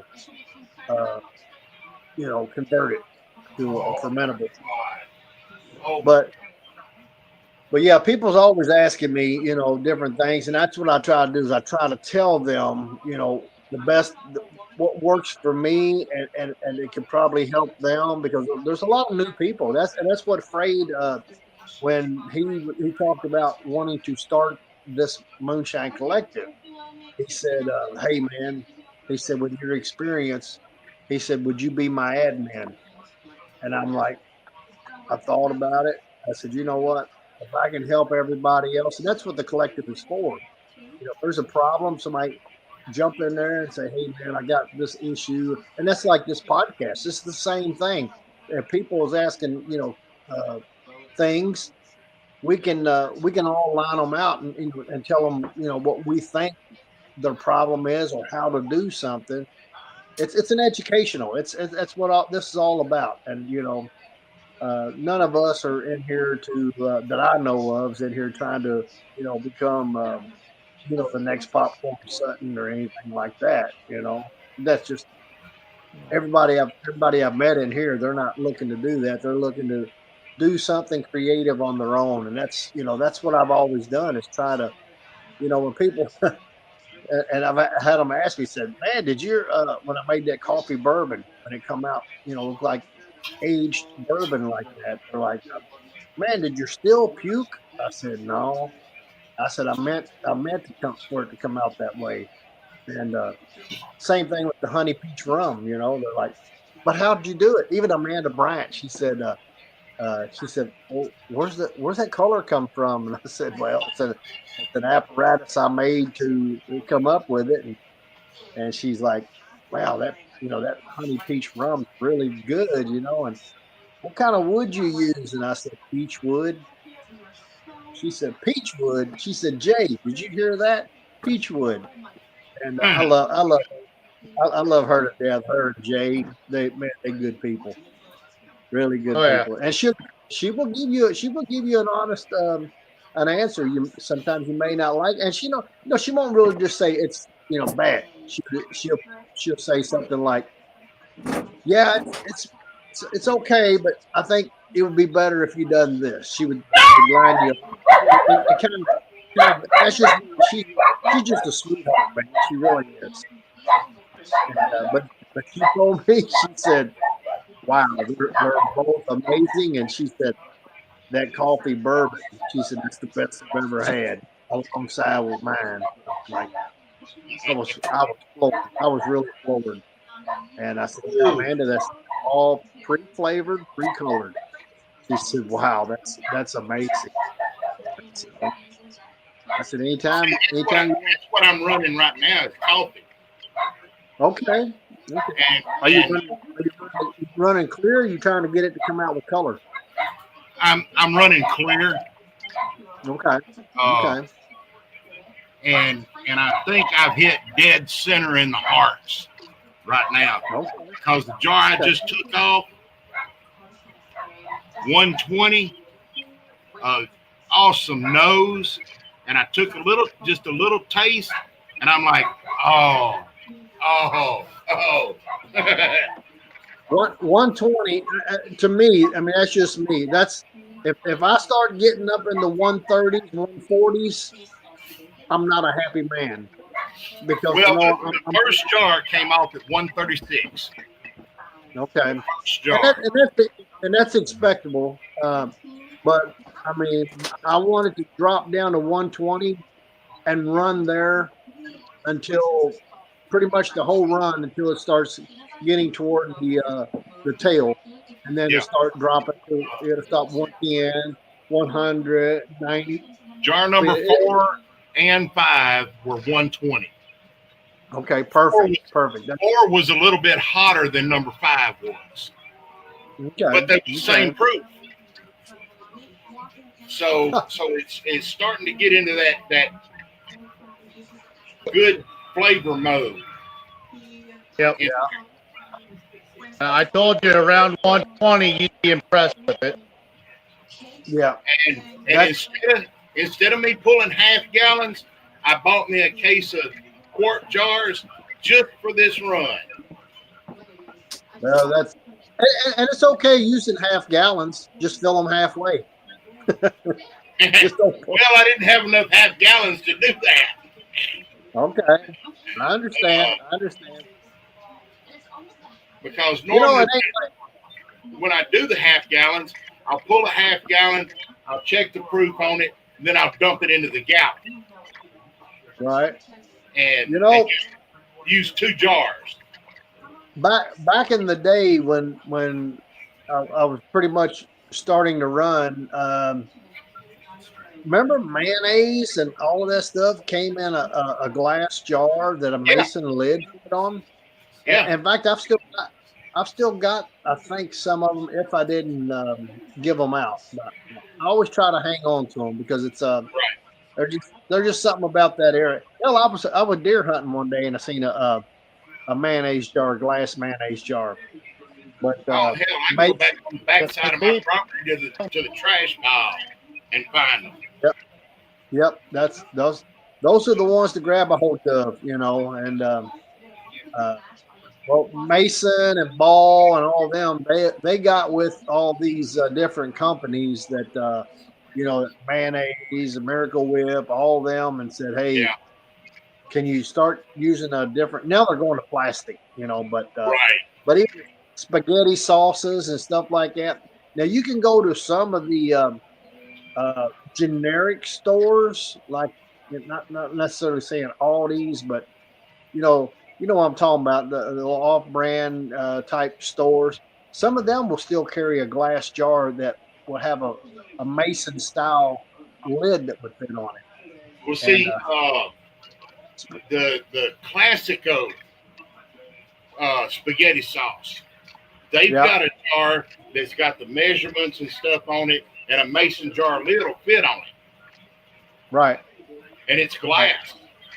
right. Now see, now that's the sauce that I would go buy. So if anybody's watching this or they're going to go back and watch it, there's your tip. Go get that spaghetti sauce, and whatever the price that it is. I don't know exactly what the price of that spaghetti sauce is. It's a cheaper sauce, but the jar is square. It's a square jar. Yeah, that looks more like the modern moonshine jars that you get, like Old Smoky. It's probably a 750 milliliter. It's probably not full. On it, I can tell you. But here's what I'm getting at. Go buy that sauce. Use that sauce, because if you go buy mason jars, you're going to give over $1 a piece for a jar. So if this cheap sauce, let's say it's $1.50. So you've got a mason jar or jar that you can use. So you've basically got a free jar, or you got the spaghetti sauce for 50 cents, if you look at it that way, if you're saving the jar, which I would. See, always on anything glass, always get saved. On two sides, it's got the milliliters, and then on the other two sides, it's got ounces. And the top mark is 500 milliliter, which you can go ahead and fill it on up, and that'll be 750. Yeah, that's the same as the Old Smokies, stuff they have all on their shelves, or you go get whoever's at these distilleries. Nobody sells quarts in the distilling industry. They're all 750 milliliters. Yeah, it's all 750. I don't like that. I want quarts or pints. Well, you got to go to your local, support your local moonshiner if that's what you want. That's Calvin says evening shiners and ding ding ding. I just finished one. Just a second before you said that. My jar's not full yet. Finish another one. Finish another one, Roy.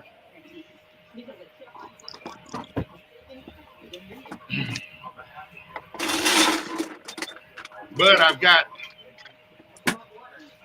this run I'm running tonight.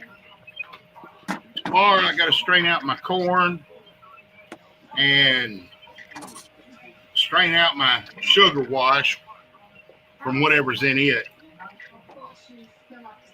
And so it can clear up and everything. And Just Meredith says hi, brother. My sugar wash, it's going to be an experiment. I had taken a gallon of my honey cracked corn and took that sounds familiar. That cracked corn sounds familiar. That's that clear that I made. I took those foot-long peppermint sticks that you get at Walmart. That's $1. It's about a big round of my thumb. Yep. And I broke them up inside that jar and let them sit. Well, it's like cough syrup. Yeah. Well, you're explaining. I've got a cousin. He gets my moonshine. He says, I got to make me some cold medicine. And he does that, and he puts black pepper in it. And like I said, the peppermint stick, and that's what he called. That's what I use when I get a cold. He said, I just drink some of that 100-proof peppermint with black pepper in it. And he said, I'm good. But see, here's what I'm going to do. I've got 2 gallons of that. I'm gonna do my sugar wash, and when I get ready to run my sugar wash, I'm gonna dump that over into the run, and see if I can't come out with something like peppermint schnapps or something like that All right, out of it. Earl. Next spring, uh, go to your local Walmart or your little garden center and get you some peppermint plants and grow peppermint. If you're going down that road, and right now is a good time. Y'all may have seen. I don't know if y'all see my TikTok or not, but I didn't share it probably in the collective. But I go up to Kroger, I pull up, and they got this little median in between other rows, cars going this way, and I'm pulling up this way. Well, there's these juniper bushes through there. Right now's the time to go get them juniper berries. Just go and pick them little berries off and make you some Yeah, gin or what. And it's also good to crush them up, put them on some venison. You know, it does well on Yeah, that too. I don't have juniper trees or bushes around here. Go to your local bank. I'm sure they should grow there because they grow in northern climates. I mean, unless They grow they've got everywhere. yeah, I Um, would think. Go to your local bank. A lot of banks they plant those kind of bushes out there. Little shopping centers. It's got little islands and stuff out there. A lot of them will do that. Kroger's, Myers, places like that. Just pull over and no, look. I Little evergreen. haven't seen any junipers around here like that. I'm thinking the closest or best place for me to find it would be at a tree and plant nursery about 3 miles from me.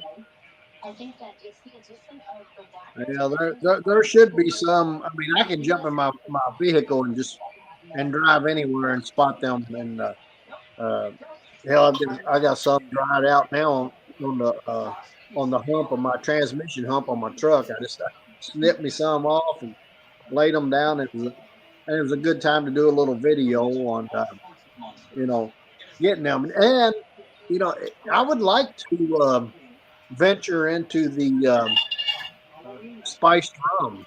You know. Uh, and use something like that into that or gin. I'd like to get some good gin recipe um, and no, juniper you get that berries, Spurs. orange peel, lemon peel, different botanicals, and There's all sorts of stuff you can substitute and use for that. There's is it a pine tree, a certain pine tree that has something that's yeah, very close to that? yeah, yes, it is. Because I'll go hunting. I mean, I have to duck my head down because the branches. I'm on my four wheeler going through there, and the branches are down. And I look up, and I mean it's just filled full of them. But yes, uh, if you remember the show when Tim and Howard, he was he was wanting some juniper berries, and of course Howard came back with a mason jar of green ones. Yeah, Yeah. You gotta wait till they get purple. But let me. I'm. You all go ahead and chat. I'm gonna go grab something. My wife laughed a while ago. She says, "Don't be show and tell, ain't it?" Yeah. I said, "Well, I wasn't planning on it, but let me go grab something and I'll bring it back and show you what I picked up on Temu of all things. Hold a on. jar of juniper berries.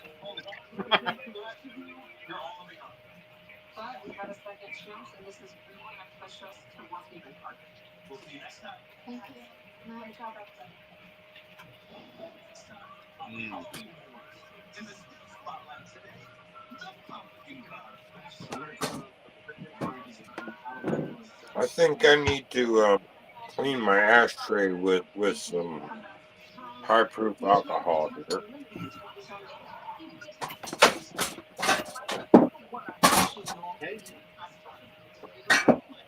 Drunk Phil is What are on the you move. doing? I don't know sign language, honey. Warning, red alert. Drunk Phil is on deck. One of these. Drunk Bill is on Why are the you dick. playing with your dick? Captain Phil is on deck and trying to see if this shit will burn. Hold on. Let's see if I can get a blue flame off of it. Drunk Bill is on the dick. Now, Drunk Phil's trying to get a blue flame Tonight off of it. supper. now, Phil, you done about Barbecue burned? chicken, lemon pepper Damn, I chicken. can't reach the damn ashtray. Look good, I got Roy. a blue flame. Oh, I did.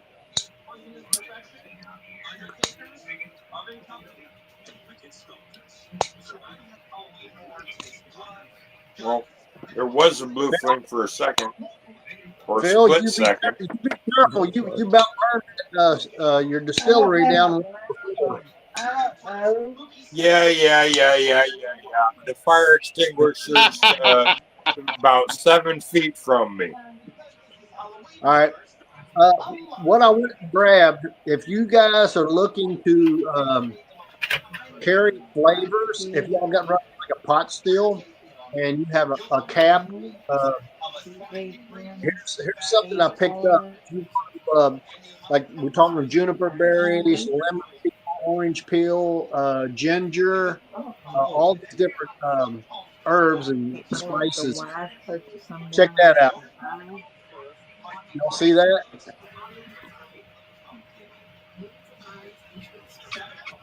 Yeah, that's cool.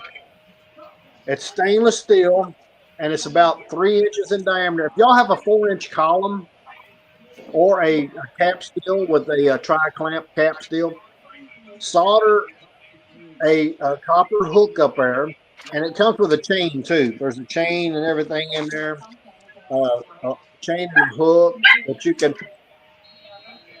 take that little hook and hang that up close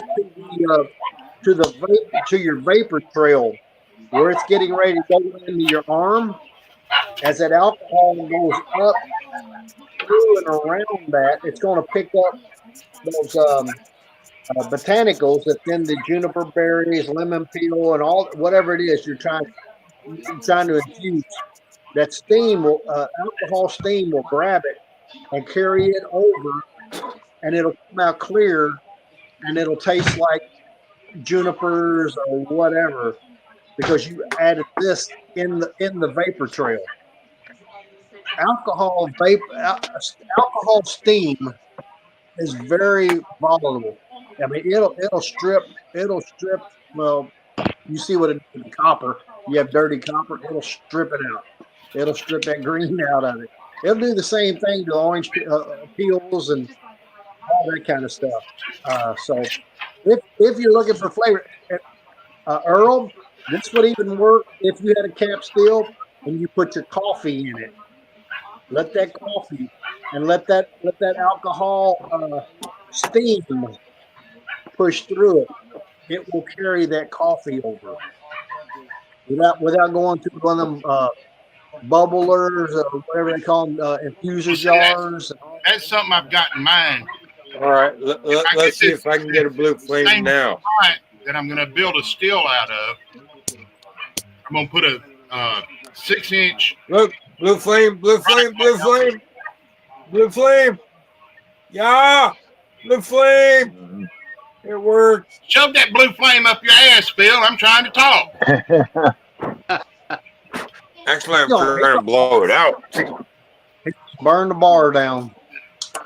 But I'm going to put a 6-inch tri-clamp All right, flames out. at the top of it and put a cap on it. I'm going to, on the inside of the top of it, just underneath that 6-inch barrel, I'm going to put me a hook so I can hang a bag in there or something like that. This is stainless steel. Put everything in it, and then let it go right through it. Now, are you going to use you said 6-inch, only because you get your arm in it, right? Right, okay. right. Because you're talking about cleaning your arm, get stuck. Okay. Yeah. So here's what I would recommend. Really, I would recommend a 6-inch barrel, and then go a taper down to a 4-inch, and then go 4-inch all the way up as the height that you're looking for, and then have a tri-clamp flange on it. Then get you a 4-inch T tri-clamp. So you have a very top cap, and then you have the arm going over. Then you can reduce it down to a 2-inch and go. All of my stuff is 2-inch. Yeah. Everything going over is all 2-inch. Going over to the condenser, and then when it goes down to my condensing coil, it's 3/8 inside diameter, 1/2 inch outside diameter. And everybody, people are like, man, that should be like 1/2 inch or 3/4. No, no. Your stream is not going to come out that big. If it's coming out that big, you've got You're doing something. you, you, your steel is humongous. But if you're just running just a 20 or so gallon steel, you don't need no big 3/4 inch coil in there. You just don't. And Dark looking here's at my this. thought. Here's my thought on that. So this big old pipe being that big around, so you got water on both sides of it. Well, there's a whole lot of empty space in there that's going to be hard for that steam to condense down because it's so large. It's just flowing by so fast. You tighten that up, now that steam is jetted down. But guess what? You've got water all the way around it, choking it down with that water. It's going to cool it faster than it would be with a big large one. So the big large one would just blow on by and never even get condensed down. When I'm running, of course, I Damn it, I got somebody very, looking at this car and I can't run up. I can't leave my steel. Damn it. well, the only thing you can do is cut the flame and break a cap and just slide it off to the side so you don't. Now you need to get one up. Let's see if I've still got it here. I've got a relief valve. Okay, that's kind of where I was headed to. I Maybe think they'll this call is me it. or drive down here. Come on, drive down here. Well, they pulled off. Maybe they'll call me. They were out there.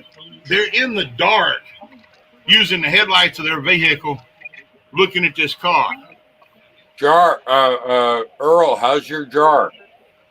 Check your jar. I got my jars checked, Phil. All right. You see what that? You see what that is, Yeah, Earl? You see this? yeah. That's a vacuum. So if let's say the power goes out, or you had to go check on a car or whatever, you saw it pulls up, and you kill the flame. Okay, you walk away as that thing creates a vacuum, so you don't still don't implode. This right here will let air go in to keep your Right, still from right. mixing. So I've got a little butterfly valve on the top of on the lid that when I cut the fire, I automatically reach up there and open that valve. I do it regardless of what I'm doing. If I'm finishing with the run, I reach up there, shut the fire off, and reach up and open that valve. And then I'll break the lid loose. When actually, I kill the fire, when I kill the fire, first thing I do is pop open the thumper, and then I take the gooseneck off the top of the keg, and then I drain the thumper. And then I blow out the line, anything from the thumper to the condenser and all the way through the condenser coil. I will blow it out to make sure everything's free and clear through the line. and catch the last tail bits of tails. We're talking if I have to step away while I'm running, Phil. Yeah, like you got to. You're not talking Like about that. shutting down completely. Yeah. Okay. Well, Earl, what jar are you on now? One of them, Yeah, one of them. Count them up. the one that's full now. I'm guessing you should be on about jar 5 by now.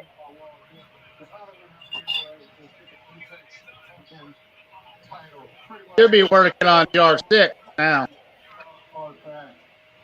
Getting close to 6. Both of you is wrong. What, you're already up to It jar should 7? be.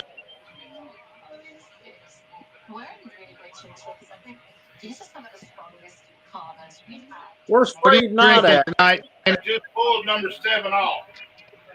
You just pulled number 7 off, so now you're filling 8. Roy, who was you talking to?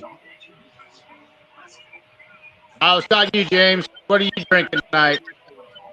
Banana sipping cream. Banana sipping cream? Yeah.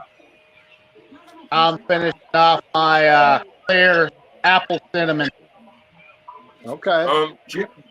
Jimmy, last year of all the different flavors I put out last year, my banana pie or banana sipping cream was my number 1 seller, and now I got people asking for it again. And I told my bootlegger if they want it, well, fucking get me the bananas, and I'll make some more. But yeah, so it's a seasonal thing. But my banana cream pie was my number 1 bestseller, or banana sipping cream. I gotta go Okay. check, guys. Be right back. All right. That is the number 1 seller. 120, 120, 110, 109.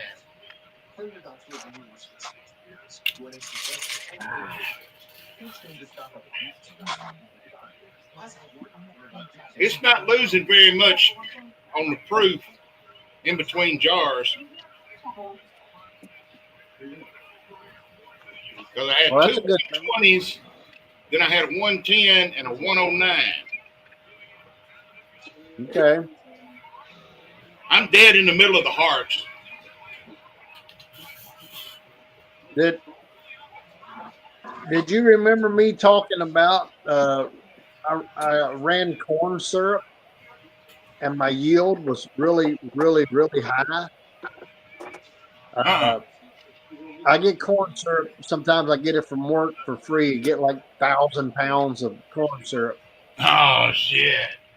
And so I mashed it in, and I had to go back and adjust because it had no nutrients. It was just pure corn syrup and water. So I actually have a question for the group right now. Yes, these gray hairs do affect my memory and shit. But question for the group. It must affect your ears too. Yeah, well, question for the group. Apple pie. Last year I sold it at 100 proof apple pie, where you can actually light the apple pie on fire in the jar. Or should I use 100 proof spirit and proof it down with the apple pie to make it 50 proof and sell it as a 50 proof or 50-ish? What do you guys think? 100-ish, or I should say 100 plus, or 50-ish is my question for the group on apple pie.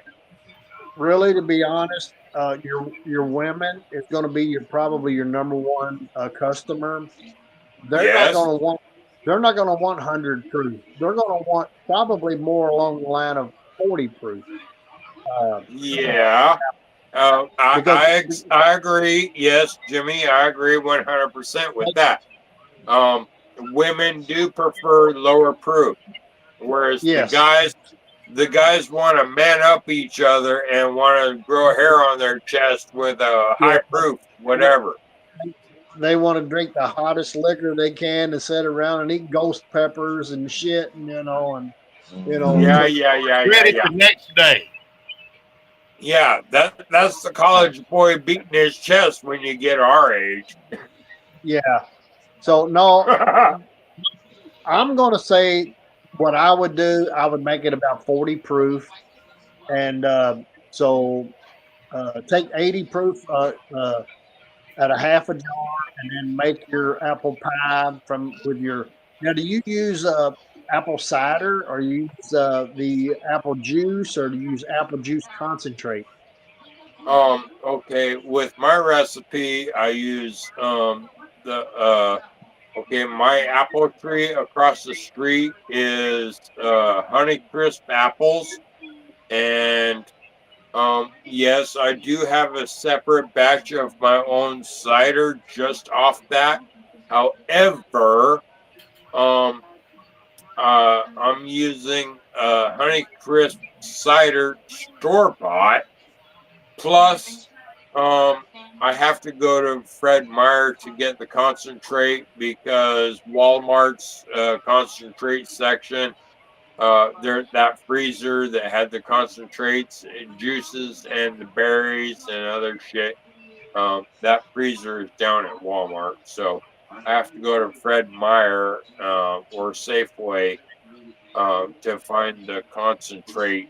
Um, but I would use a concentrate plus cider, and I'm going to use a store bought cider, Honeycrisp cider.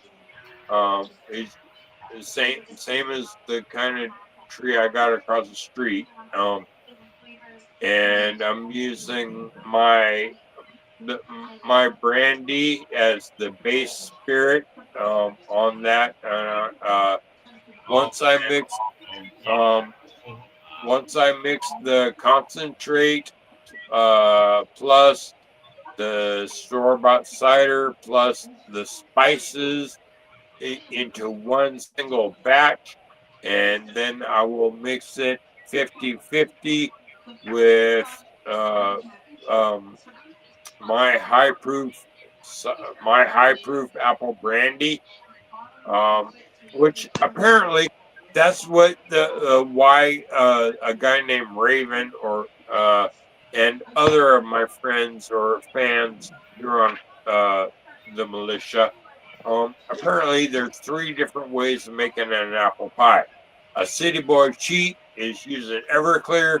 A lot of the militia uh, uh, uh, Appalachia moonshiners use corn liquor as a spirit, and I use the actual apple brandy. So it's apple through and through. So yeah, there's three ways of making a fucking apple pie, and apparently that's Well, the what's going show's to get. about over by now, Yeah, well, and apparently he's still talking about an apple. that that that three-way different ways is what's going to get me on apple the moonshiner's master distiller, is because I do it apple through and through with an apple brandy versus Why do you like uh, doing three ways all the time, Phil? Huh? Huh? what? I think you're a little too late for Master Distiller because I think they're done. Yep. No, No more. no. Someone named Raven said that they would put my name in the hat, and Mama B told me the way her and her husband were on the shows. And Mama B gave me the two or three different numbers to call and get a hold of to get Call it. myself It's on gonna go. Master Distiller. But When hold you on. call it, nah, nah, nah, nah, nah, no longer in service. They're done. They Yeah, they're film done, no more. Bill. I tried telling you that. You don't listen. You don't remember. Yeah, you go beep beep beep. Nah, nah, nah, nah, nah. This number is no longer in service. Please check your number. Try your dial again. You're like shit. Yeah. Why does that sound so fucking familiar? That's that's Because you what it's spent so gonna damn much time explaining and about this apple and that apple and this and all this when he asked you, do you use apple cider? Yeah. Yes. A yes or no question. And you went into this Yes. 6 week long explanation. Yes. Then you got on Master Distiller. Uh, Yeah, there is no more master distiller, and I think this is the last season for moonshiners. Discovery Channel's no longer doing it. He don't need no more. Really. They're So catching too Yeah. much heat from the Fed. Yeah. Well, in that case, Old school. if the world goes dark, World War III hits U.S. and all our power grid is down, communications is down. Say goodbye to the internet. I salute all of you for your service in the moonshine community. And we will know each other by our brands or logos. Bill, you're drunk. Yes, I admit Yeah. that. yeah, Yeah, yeah. 100%. Yeah. He been drinking on blue. That's what you need. That's what you need to call that, uh, Roy. You need to call that drink Blue Flame. Yeah. What you got, Roy? Okay. Okay. Here's an example of Phil being drunk right now. Roy. Crunchy breaded okra. I mean, okay, not Roy, but Earl. I'm so drunk. I forgot what flavor you doing tonight, Earl. Coffee. Coffee. I'm doing succotash. Doing coffee. Fucking that ass. Coffee. Hold on. I'm doing succotash. How you doing, Honey Crisp Apple? No, dingleberries. Ha ha. I'm doing mountain oyster. I'm running mountain oyster shine. No, I may be drunk, but I think Earl I believe Earl is doing something with coffee tonight.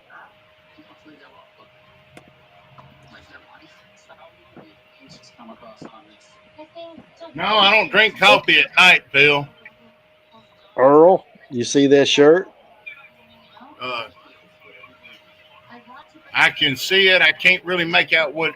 Wait a minute. Let me do this. Forster local moonshine. I think Earl's doing something with What's a local coffee moonshiner? tonight. Yep, I see that. Now, You know who that is? Let me get that on screen. Maybe. No, I may be drunk, but I actually believe. Wait a minute. What are we looking at here? Support your local moonshiner. Hell yeah, I'll support a local moonshiner. You know who that is? Who's that? That's Bruiser, Tiger Shine. Bruiser? I'm commented on one of his little deals on Facebook today and told him that I wish I could afford to get one of his 10-gallon Fat Boy steels. I like that steel. And I wish I could afford to get one. Well, have you ever met him? No, and I would like to. He's a jolly old fella like me. Oh, he's a good dude, man. Really is.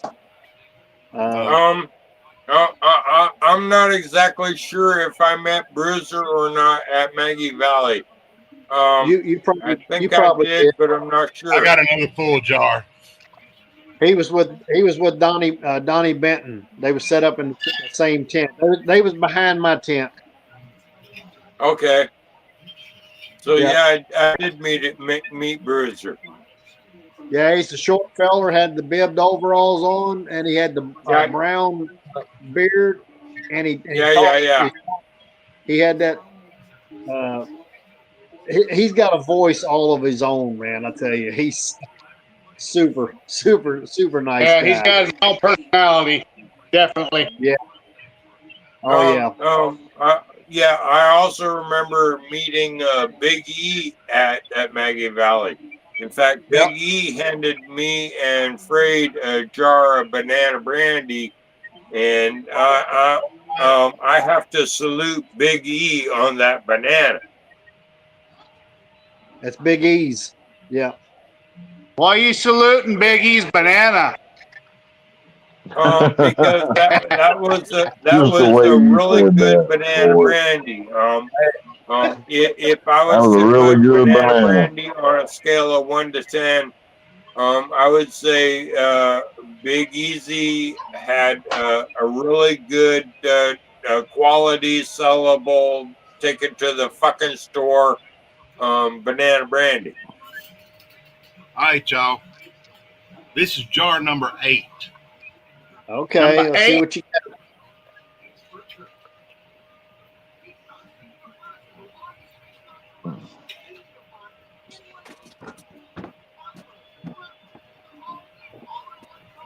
Is that flashing off at about 5 seconds? I say about between 60 and 70, maybe 80 max. 80. You may be at 90 with that. No, I say 80 max. That's dead on 100. Is it? The nose, black coffee, hard. The taste, like sipping a cup of black coffee. All the way through. Okay. That's my jar. That's my jar. I'm turning that one in. Do it, Earl. Do it. Hey, maybe Earl and I can face off at Master Distiller next season. Phil, There is no master distiller anymore. Master It's Distiller gone. dead. Over and done. Quit being Hey. Quit being a party pooper, eh? Quit being a Canuck, eh? You are Quit the being a Canuck. hoser, eh? You're the hoser. You like playing with the hosers and bananas. Damn. No, but Yeah, I did say that. yeah, Roy can say that because he's a Midwester or Mideaster. Medieval motherfucker. Yeah, Nebraska, the middle of nowhere. No, we're in the center of everywhere. Look at that. Cauliflower and okra, baby. Okay. Yeah, Roy, you're Nebraska, the middle of nowhere, nothing but corn. As far as the eye can see. Corn, pivot, wheat, milo, soybeans, oat. No. Everything you need to make fucking a bourbon. All grown right here. Roy, I have to call bullshit. How the fuck are you gonna put soybean in a fucking bourbon? I didn't say soybean. I said all grown here. Everything you need for a bourbon. You listed off a bunch of grains and shit, and you said soybean. You said soybean. Shit that is raised here, Phil. Get the shit out between your ears and listen. Get the banana out of your mouth. Ha ha ha. Exactly. No, Roy said soybean. How the fuck Take is he that going to turn corn soybean cob into out a of your fucking throat, Phil. alcohol? What? And there is no master distiller. It's gone. Uh-huh. Uh-huh. He ain't gonna believe none But of us. how the fuck is Now, Roy going to turn Phil would be on soybean Master into Bader a... show. But how is Roy going to turn soybean into a fucking alcohol is the fucking question. Because I ain't turning soybean it can into be alcohol. distilled.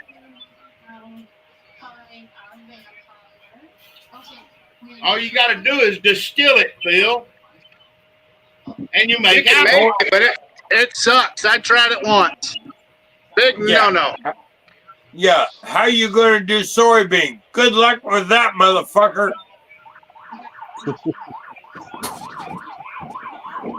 Bill Billy can Oh, turn they're wrong. piss into shine. You can do any fucking thing else too. Guys, hold the phone. I got 911 at my neighbor's. Hold on. He's got Hold what? on. He's got what? Muted. Something over there, neighbor. I got a county fire truck doing a 911 fire alarm at my neighbor's.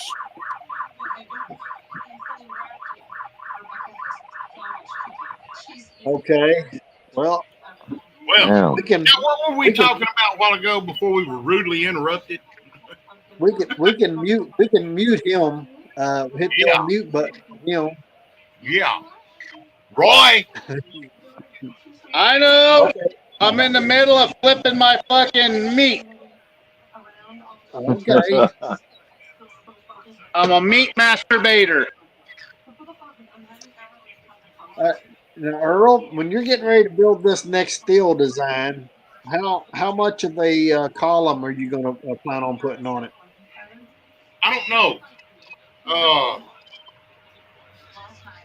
I don't know how many gallons it's going to be. It's some kind of a stainless steel pot that the Mexicans use to cook something, and it's like in a bowl shape, flat bottom, and the lid is dome,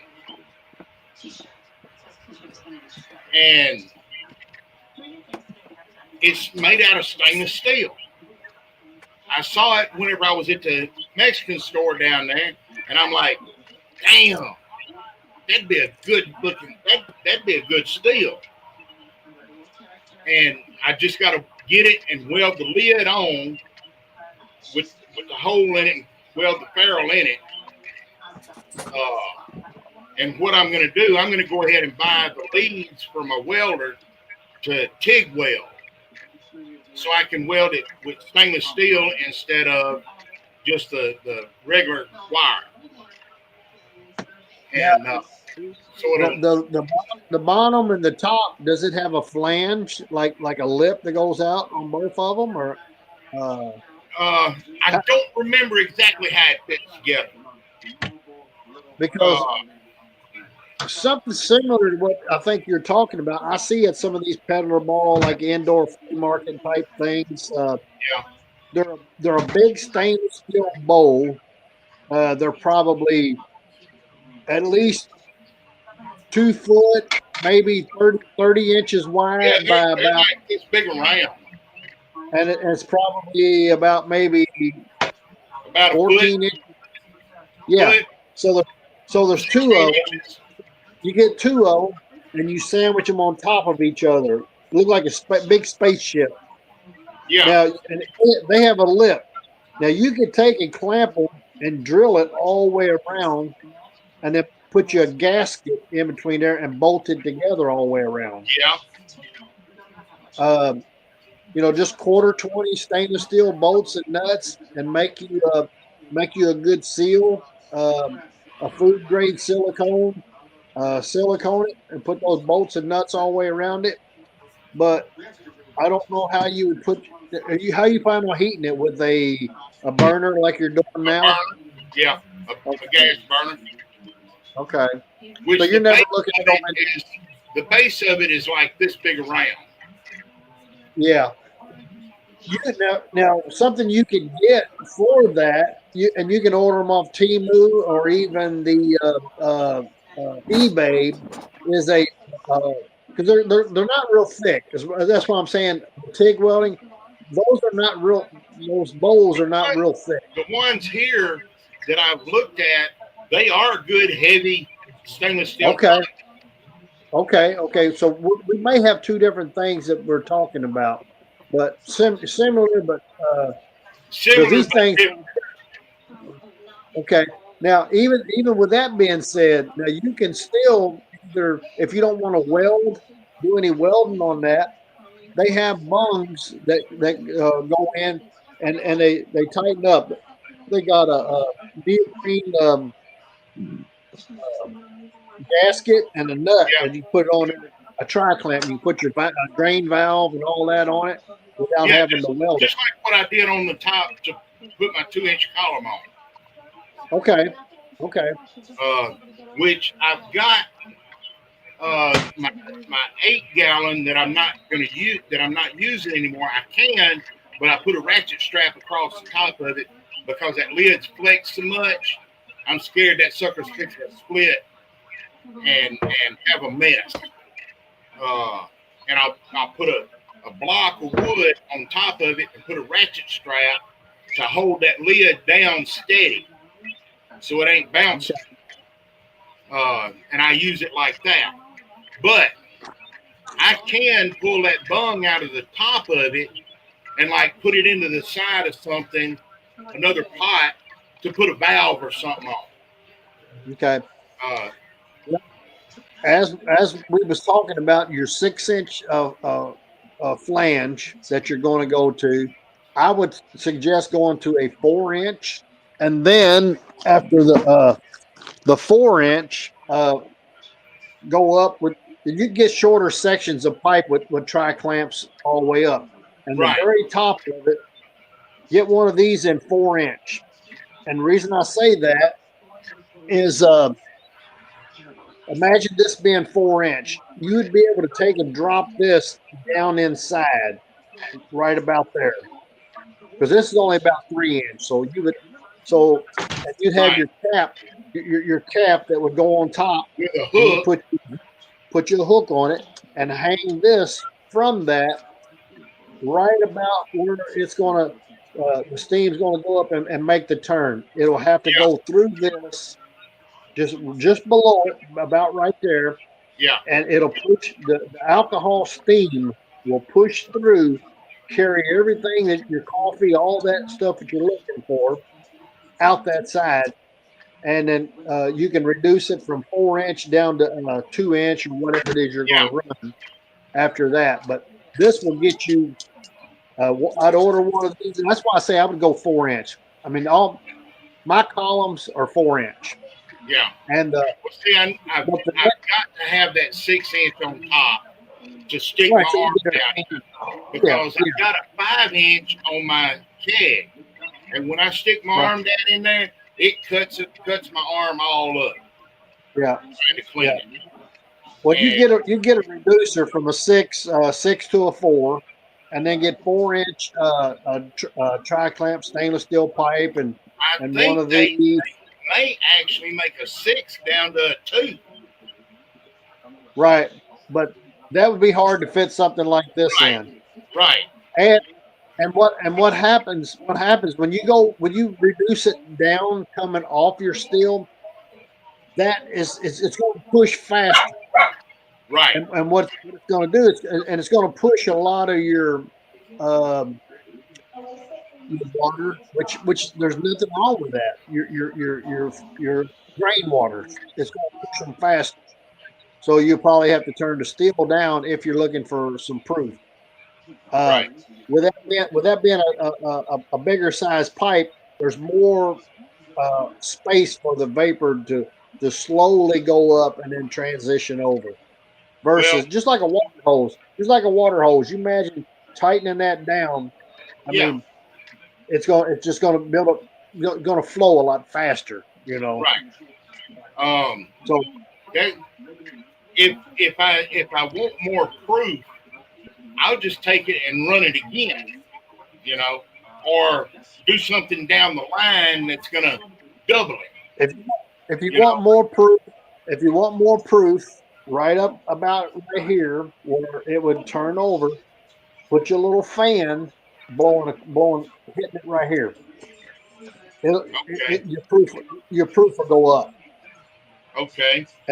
and why it goes up is it acts like a Then defragment. fall back down.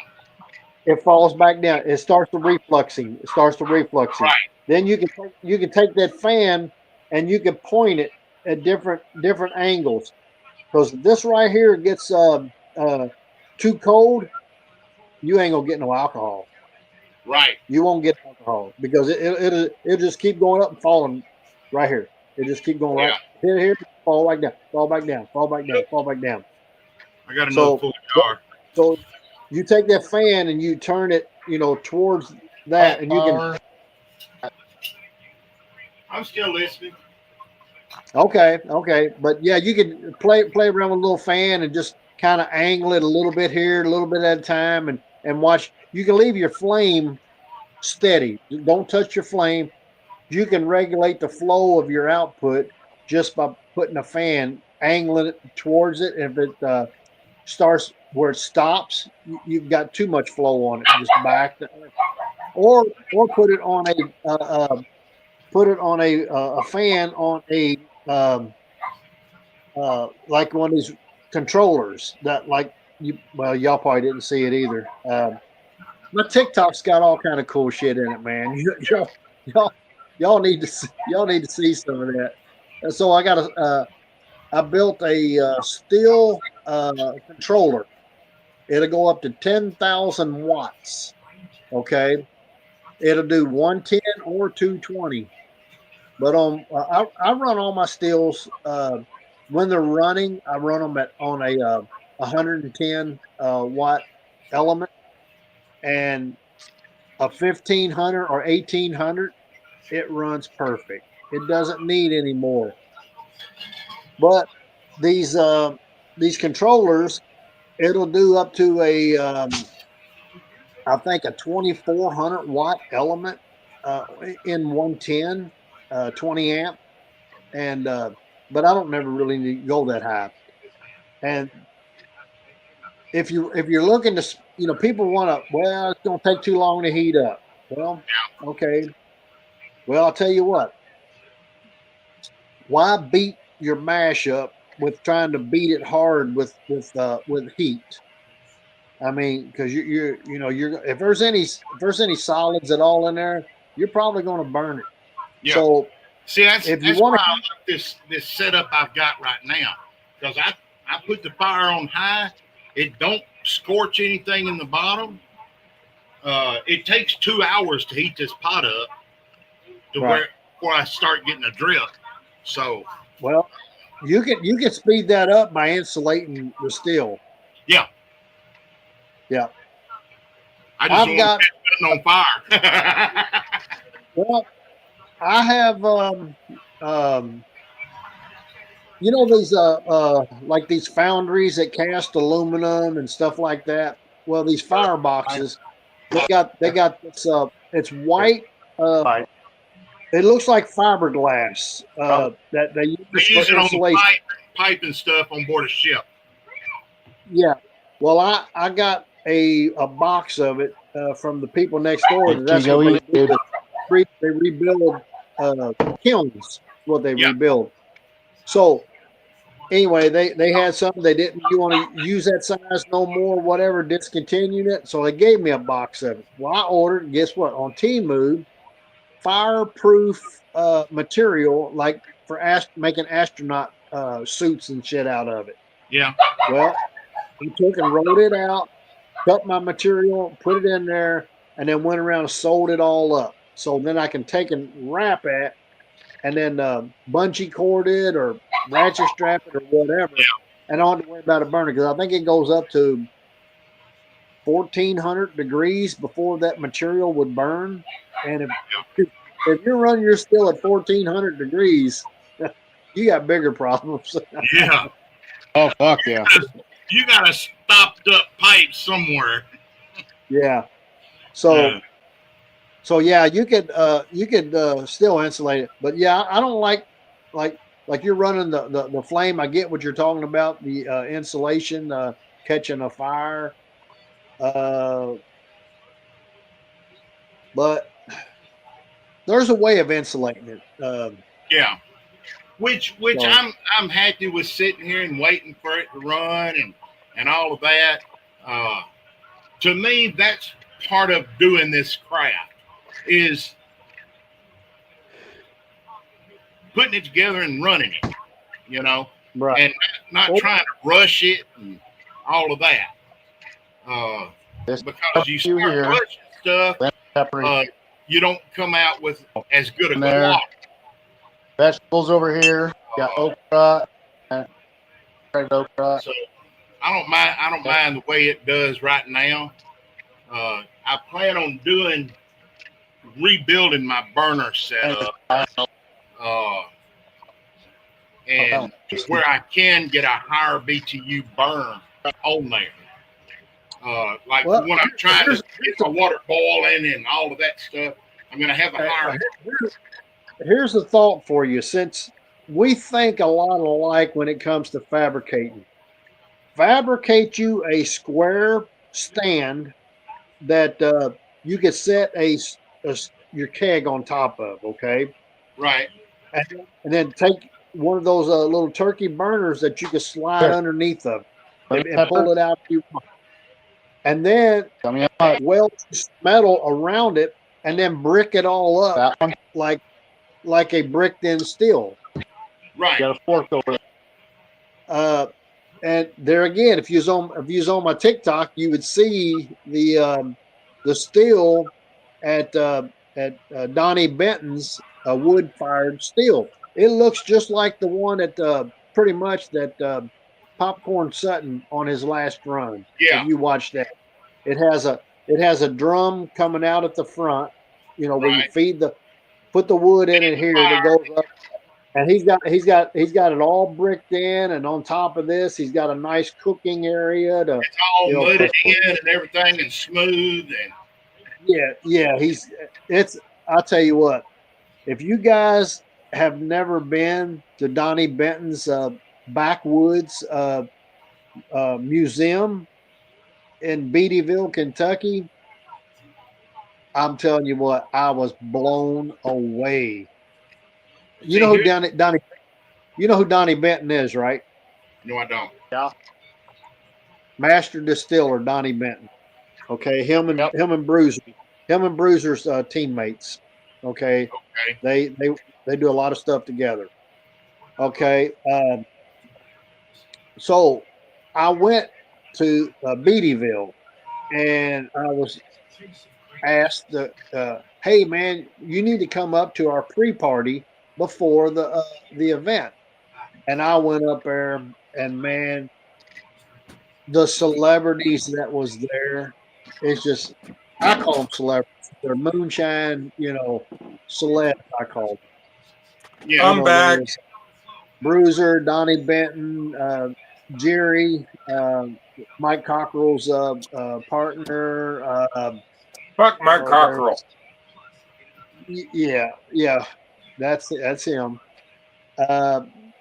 But I mean, there were so many people there, and when I got out, me and my wife, and we started walking up there, and I seen them over in the garage. Some of them was in the garage, some was at the museum. A band was playing over here, but I walked up there, and these people, they said, "Hey, there's Jimmy Crack Corn," and I was like, "What? Wow!" I mean, I was like blown away. That's something that's going to blow my mind. See, Fred and them told me that at Maggie Valley, there were people that were asking where I was. And Roy knows. And I'm like, really? Yeah. And they said, yeah. What's going to blow my mind is for me to walk up to one of these events and people do that to me. Yosemite Sam. Huh? Yeah. Yeah, that's the way it was. I mean, it started off at Maggie Valley with the recognition of people knowing who I was. It was like, what? I was like, wow. I said, really? I Yeah, stuck my hand out. Jimmy, Yeah. from my memory of you and Maggie Valley, I will forever call you Speed Racer, and your minivan is the Mach 5. Okay. So, but when I walked up to Amanda, and because I knew who she was because she's a celeb, okay. But when I walked up, I was under the assumption she was not going to know who I was, so I did the thing. I stick my hand out and I said, Amanda, I said, I'm James. She said, I know who you are. She said, you're James Aubrey. I said, yeah. She said, "Yeah, we're friends. We're friends on Facebook. I follow you." I was like, "Really?" I was dropped. I was dropped because I was like, somebody of her caliber knew who the fuck this guy See, was. that's I was like, that's what is gonna blow my mind is if somebody like of her caliber or one of them know who I am. right. I'm just gonna be like, that's all I That's need. I'm done. I'm that. going home, y'all. Bye. That's But that's you'd be exactly. surprised on how many people and who actually does watch this show every so often. Actually, I do. I talked to Amanda a couple of times at Maggie Valley, and me and Amanda had a very good conversation about Apple.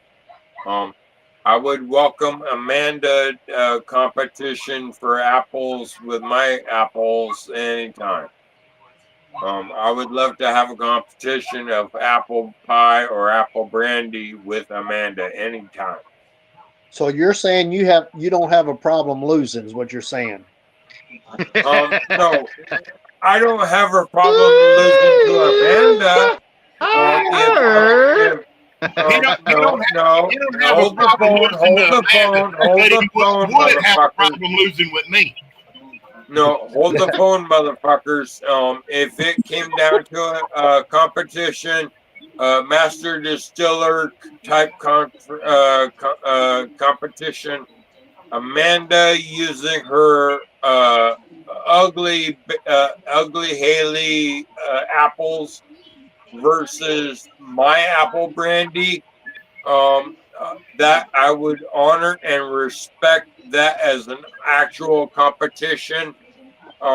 So yes, I would honor and respect a competition with Amanda over doing apple brandy or apple pie. Right here, Phil. Big old L. Loser. Tucked in your ass. Just so No, you know, that when she kicks your ass, we're still gonna love you. yeah, well, But we're still going to break your balls about you got your ass kicked by a woman again. no, Again, it's. I would run it down to at if least she ain't gonna her burn your still balls this matched time. my still, and her ugly Haley apples, the that she did on TV show Moonshiners, the ugly apples that she did there versus my apples, my Honey Crisp apples. And I You would know what? honor All that right, as a Phil, we got it. serious competition. You know what would really be funny Big, is if she big popped squirrel, in right big now squirrel. and shut him down. What? What, Earl? That is a beautiful picture. Is that a picture of Amanda doing apples? Look what it says. Number 4 4 of of 50. 50. I told her, I said, I want the first one, and she said, well, all right. And I went over there and I said, all right, I'm here for the number one. She said, she said, oh no. She said, it's gone. I said, what number you on? She said, I got number 4 for you. I said, out of 450. She did all that artwork herself. She's very talented. Yes, Yeah, she is. Jay said she does more shit than most people realize. Oh, I know. So yeah, I told her in one of her. Well, in fact, it was actually on the collective. She was going to do one of her classes or whatever this morning, and I said, you know what? I said, when everything settles down, you need to. Because she's always testing. Because I reached out to her. I actually uh, messaged her today. She messaged me back. She says, "Hey, I see what you're talking about doing because I'm talking about doing a a peach wood uh, smoked corn with wheat, oats, and barley uh, and honey. So it's basically going to be a honey peach moonshine is what it's going to be. But the peach, I'm going to use the the peaches, but I'm also going to use peach wood and smoke my corn with it. That's why I spent all day building this smoker to smoke these grains with. So and so she said sounds very interesting. So she's like, well, go easy with it and see how it turns out. See if you need to go more or whatever. She said, I don't really know on that part of it. So I was like, but she does a lot of different stuff with different grains, and she said she used smoked grains, but she doesn't do them herself as far as smoking and stuff like that. You know, she has all that stuff at her disposal. She just walked to the in North Georgia Steel warehouse, and there's all these bins with all these bags of smoked different oats, wheat, corns, and all that Yeah. stuff. She had bags of this, bags of that, and this and that. So she experiments quite a bit with different grains. That's why I say that's the only reason why Phil I say she's gonna kick your ass because she has a whole lot more resources at her disposal to experiment with. And Yeah. She does You do a know, lot. when it comes down to master distiller, it's all about the ingredients. well, so well, there's more to it than just that. The ingredient, the ingredients, you can get what they call it, a wagyu steak. That's wagyu, whatever you want to call it. It's like $500 for this raw steak, and you got to cook it, and you can still fuck it up. Even though the ingredient is the best steak you can ever get. It's like a $500 steak that's this big around and that thick and the marbling.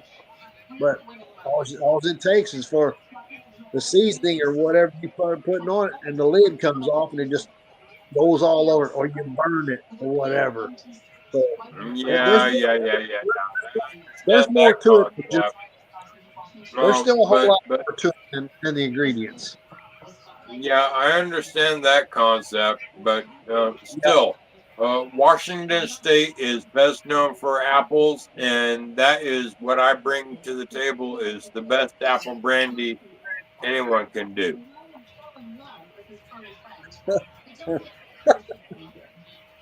Okay.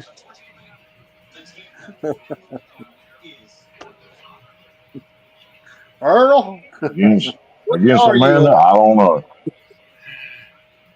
Well, I still if think she would Amanda make the best brings those ugly apple Haley brandy apples against versus my anybody. Honeycrisp apples, um, I'm willing to She's bet still that hard to my find. my Honeycrisp apples will beat. Amanda's ugly Haley apples. Okay. Good luck. It's gonna be so sad to watch a grown man cry. Yeah, No, it won't. well, No. I will bow in respect to Amanda if she can beat me with those ugly apples Hey, versus Phil, my I apples. guarantee you I bet you she can. she'll beat you like a red-headed stepchild and make you go home crying. Yeah, well, that's fine. I will give Amanda the proper respect if her ugly apples beat my apples, but Just It's because still, not yours is just pretty about the don't mean apple, shit. how you do the apple process. um, okay, yeah, well, still, either way, if me and Amanda faced off with apple brandy going to apple pie, yeah, I would. That would be a really serious competition for me. And you'd This still competition for you would be Brandon beating you. Yeah. Brandon don't know shit about brewing or fucking moonshine. I bet you Brandon, if Jimmy Crackhorn did the process with him step by step and told him everything, you'd be surprised what would happen. yeah, I'm willing to bet Brandon hasn't learned enough about this to fucking actually do it himself. let me ask this. Let me ask you something, Phil. How long you been distilling? Over 10 years, almost or 10 and a half years, almost 13 years. Hi, Michelle. Hey, Michelle. Or Michelle, over see 10, what over 10 and a half years, closer to 11 years. All right. And all you know how to do is the crowbar and apple brandy. Well, I do different types of brandies. I can do beers, no problem. I can do wines, no problem. My hang up is doing different types of whiskeys. Like I tried to do an all grain, and it's so low proof on the alcohol. Fuck that. I have to add sugar. I can't do an all grain. Guess what? I did a 5-grain all grain, and it come out good. Yeah, well, good for you, Earl. Good And for you, Earl. and I've only been doing this for about 4.5, maybe 5 years. Yeah, good for Well, you, Earl. You learned this is all why we great. have the collective. If you guys have troubles with something, reach out Yeah. to someone. That's right. James Yeah. doesn't have no issue if you message him. He'll get back with you. Yeah. Exactly. Like when Earl was trying to do a muscadine wine. Yeah, I have no problem helping Earl. But Earl, good work with that all You know what grain, I no made on sugar. the 2 gallons of muscadine wine that I got? You know how much money I made on that? How much? $200. Ooh, good work, Earl. Hell yeah. Hey, James says ding, ding, ding because he's thirsty. Ding, ding, ding. I got another gallon of muscadine juice in the freezer. They're driving me to drinking. I know.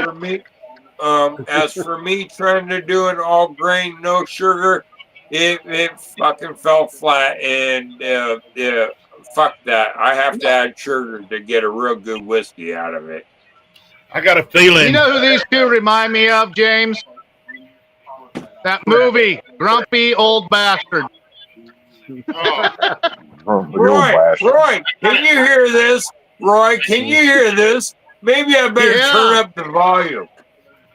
I got a feeling I only got this jar and one more jar, and I'll be done. That'll be 3. If these two lived next to each other like in that show, they'd be fucking throwing shit at each other all the fucking time. No, I'd have done went.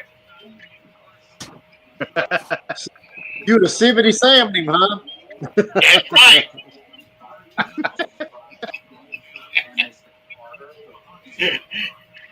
No, I got about 1.5 jars. I only got 1 jar left, plus the one that's half full. I'll have 3 gallons off of this run. I'm gonna change flavors for this round of drinks. Wow. Instead, Phil. yeah, Phil. I'm drunk. Hold on, I'm drunk. I fucking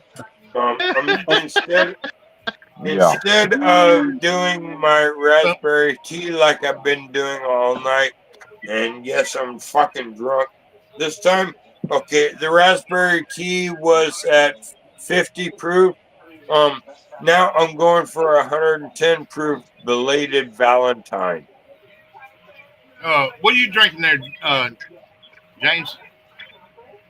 That's banana sipping cream. Ah, But it ain't made like mine, but I started to make some of mine up this evening, which it's with the pudding and da da da da. But it tastes just like the banana Laffy Taffy. the part that Phil had mentioned about his bourbon, he couldn't make bourbon because of the alcohol. Um, you still should have got the same proof alcohol coming off. You just wouldn't have got as much of it because there's only so much alcohol. Each jar was way too low proof. I had to double, triple distill it to get the proof up. Then you need to slow your still down. You slow it down. If I slow my still down any more than I do, it'll push me to a 12 to 16 hour day. Fuck that. I need to keep my speed up. Speed racer. I cannot let this still go too slow, or it gives me too long a fucking day. And I refuse to. I will shut it off at 12 hours regardless. The only problem with sugar, using cane sugar, is you get more of that bite off of the sugar versus a grain. A grain is going to be so much smoother. Yes, I understand that. I registered that some time ago. I found that guys that use more sugar, it's got more of a bite. Less sugar has less of a bite. I learned that from 4 different corn shines I tried at Maggie Valley. The more sugar it was, the more bite it was. The less sugar it was, the less bite it was. Yeah. Have you all ever tried a 9-grain moonshine? A what? A what? No, I have not. 9-grain. Well, 9-grain. I met the guy. He said, "Hey, hold on, Jimmy. Do you say 9 as in 7, 8, 9, 10? Yes, 9. 9. His name is George Rose, known as Pappy G. He has his product on the shelf. He distills it in Kentucky, Neely Family Distillery. Check him out, Pappy G.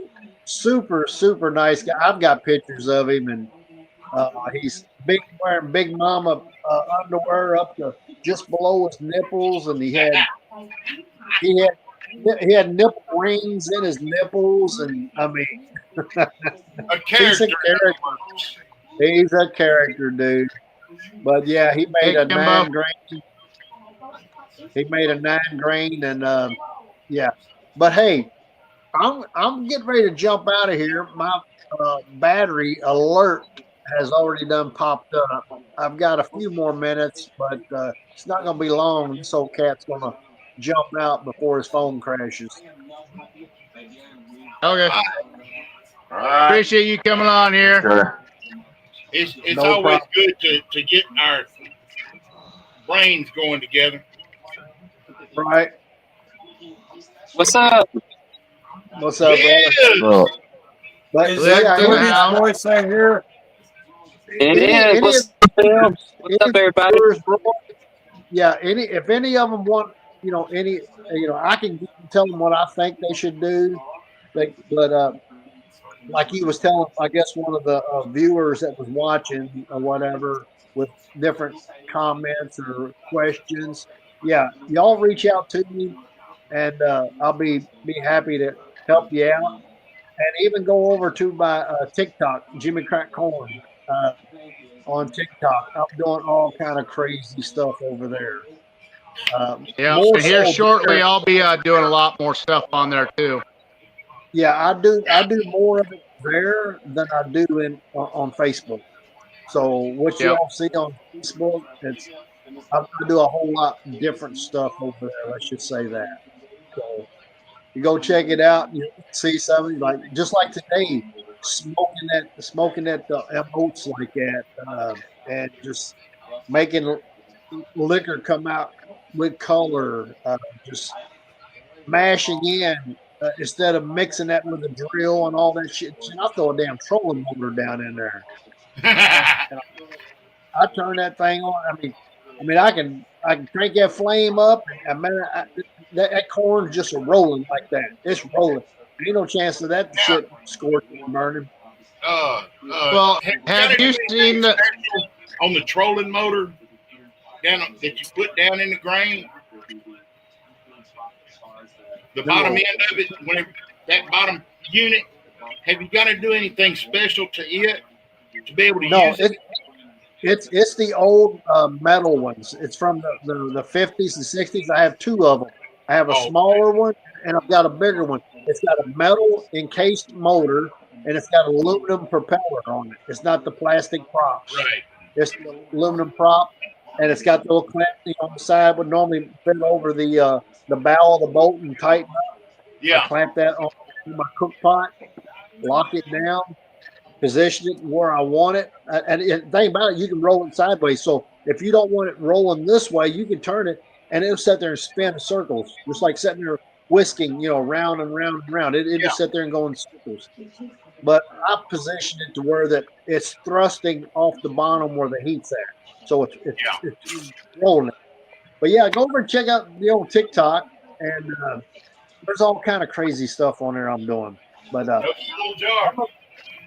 I'm gonna go ahead and jump out. I appreciate all y'all, but we need to get Frey not get him start coming back in here. He was on here earlier. He's got Yeah, some he stuff going on with some tweakers fucking around with stuff around there. Yeah, he got the show Okay. started, but that's about it. Okay. Yeah, I was down there yesterday, and we were trying to do a little stuff around there, and so.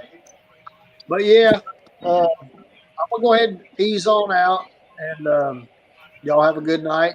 And like I said, any of the viewers in here that got any questions, yeah, PM me. I'll be glad to tell you something, whether it's right or wrong. I'll tell you something. Yeah. There's all sorts of us you can get hold of too. If James is busy and stuff like that, Liz knows certain things too. I know certain things. You got not.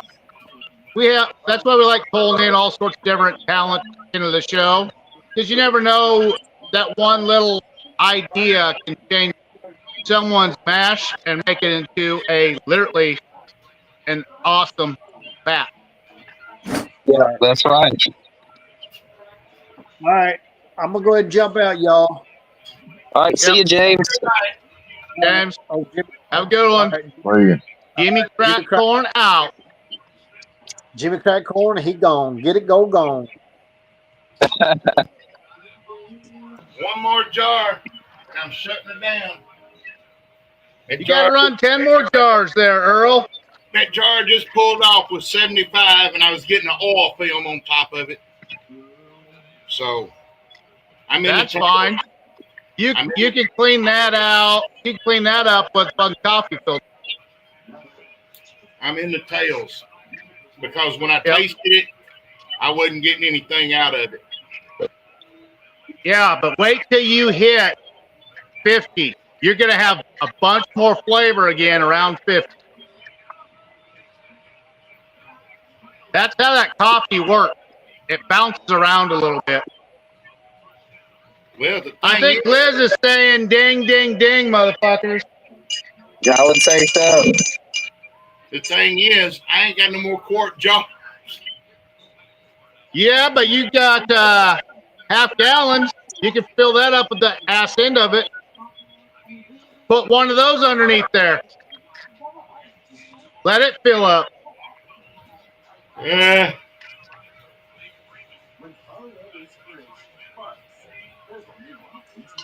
Oh, man. Well, yeah. What's Let's do Liz it been again. up tonight?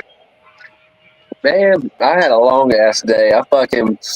So I got with one of my friends who owns a grow out here, and they have significantly upped their quality in their flour that they've been producing. And they called me the other day, and they were like, "Hey, can you come extract some hash for me?" And I was like, "Sure, I'll bring my equipment over." And anyways, long story short, we ended up making bubble hash, and they bought me a as an experiment that we did that turned out great. But they bought me a mini fridge with one of those thermoelectric freezing plates on it. And basically, I washed some bubble hash, and without using a freeze dryer, I was able to subliminate the moisture out of the hash with that thermoelectric freezing plate instead of a freeze dryer. And then we pressed it today and made some fucking fire ass rosin, dude. It's fucking pretty badass. And then I went to work, and Bob's your uncle. I'm here now. But yeah, that's been my day. So I'm about to smack me a fat one. Yeah. Callum McMillan says, how you doing, Paul? Colt Sharp says, have you guys ever caught your liquor in coffee filters as it comes out and see brown speck stuff? You think that could be normal corn mash or in the thumper? I've never had that issue, but I always run a coffee filter because I have little gnats around the house because of all the canning and other shit I do. I don't want no gnats in my goddamn liquor. You always have that in there. See, that's like me. Once I get done with my run, when I start blending and everything and all of that and proofing down and everything, I strain it through one of the reusable coffee filters. And it catches all that shit. If there's anything in it, it'll catch it. Yeah. And I do that with everything I run. Okay, now, how about this? When you get done to run, do you let it air out first before you do anything? Yeah, I let it sit overnight. Okay. Before I do anything. I let mine set for a day and a half. Well, I say overnight. It's at least a day before I do anything with it. Like these jars, I'll crack all of the lids on them and let it sit overnight until tomorrow.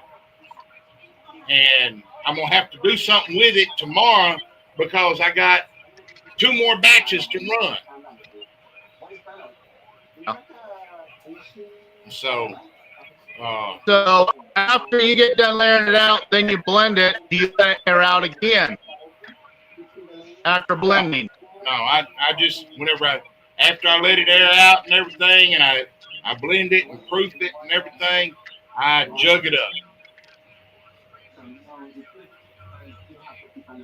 And move on. You're cutting out over there, Earl. You're cutting out too. Are all of us cutting out? Well, Phil's done in 4-wheel drive. He's down there on the floor somewhere sucking up roaches. That's one of those things that they were talking about earlier is our internet just started having issues after that Galaxy thing fucked up.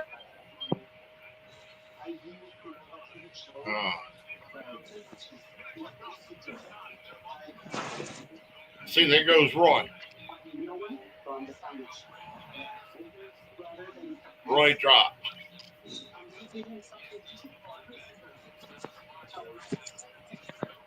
Which Liz dropped too. So Yeah. it left us.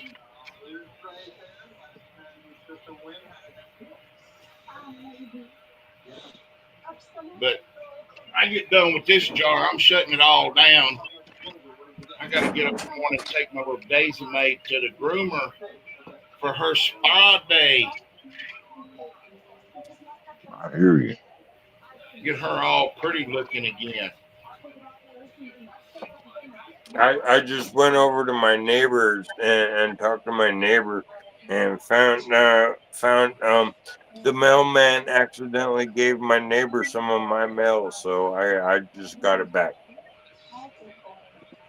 So that's what the fire department was there for. No, actually, the fire department truck guy I thought it was is actually I had a good conversation with him and his woman, and there are gonna be some customers next week. I have to turn all this apple brandy I've been doing into apple pie, and I got some customers for next week. This time next week, so they're going to buy 20 gallons of apple pie. no, I'm gonna make 20 gallons of apple pie.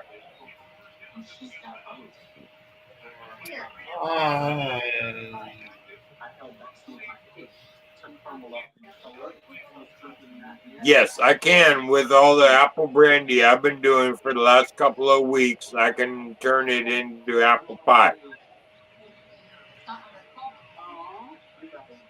Imagine that.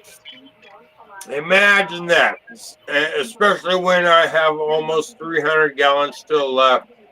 Actually, of the 350 gallons, the 50-gallon barrel is empty. And as for the one of 10 30-gallon barrels, halfway through the first one of 30, or should I say, the first one of 10 30-gallon barrels is done today. So I still have 8 30-gallon barrels plus half of number one. So that what's half of 30 is 15.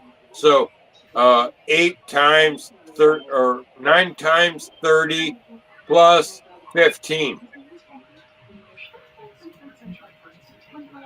That's how much apple brandy I still have left to do this month.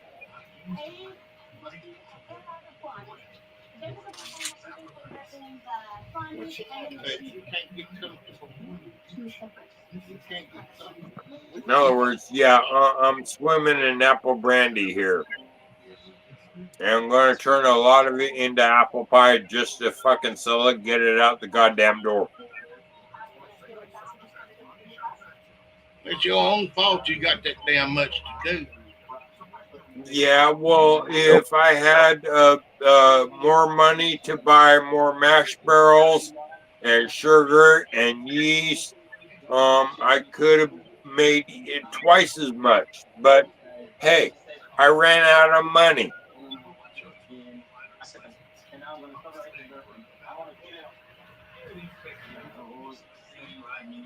In other words, you let your alligator ass overload your hummingbird mouth. Yeah.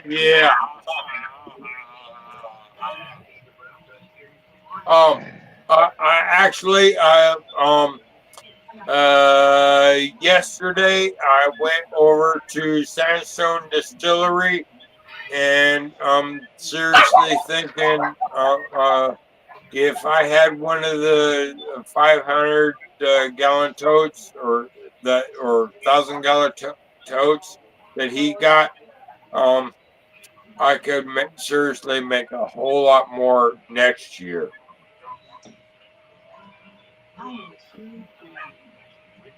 Next year, I'm gonna make even more.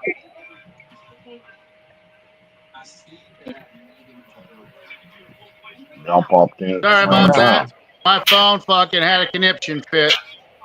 Oh, you're good. My Hey, fucking Roy, that you don't want to know why? Because your phone's a fucking hoser, eh? Because you're a hoser, eh? No, you're a hoser, eh? You say you want to see my hose? Oh God. No, you're just a fucking hoser, eh? I put you in the boot and fucking drive you off into the woods, eh? Don't make me have to call my buddy Marcus and have him do a digital signal to fucking Bigfoot, have him knock on your back door and drag you out back and throw you in that fucking apple tree. Ha ha ha ha. Bullshit. I call it bullshit. You are full of shit. Yeah. I fucking dude. My fucking grandfather told me one time that he had a buddy that was friends with some Indians, and he got to be real good friends with him, and they gave him an Indian nickname. They called him Walking Eagle. And one day, after months of hanging out with these guys, he got to ask them why they kept calling him the Walking Eagle. Because they looked at him and said, "Because you're so fucking full of shit that if you weren't, you could probably fly."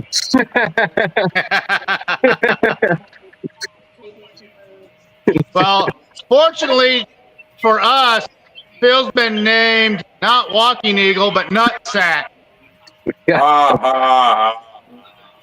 Because his nuts are fucking so full of shit. Cody, Damn. smoke break.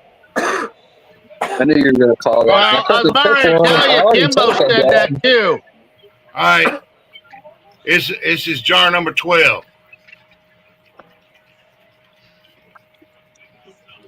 Ain't much room in there.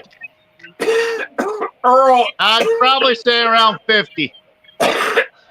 Earl. It's 60. You say jar 12. What size rig you running tonight? The same size rig I've been running every other fucking night.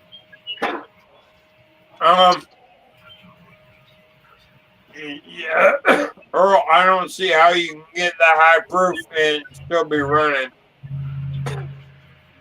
That's low proof if you were looking, Phil. Well, I'm but he's running this the 13. far. This far late in the run, he is in very low tails. Yeah, but he's running the 13 though, there, isn't he? Earl? What proof? Do what? What proof was that? Jar 12 chasing the tail. And you're running your 13-gallon right now? Yeah. Hey, God damn! I don't see how you get so much alcohol off that bastard either, dude. Like, I do that too. I do a fucking starting gravity at 1.080, and I pull off a max of like 9 jars, dude, and then I'm done. I'm cutting it off.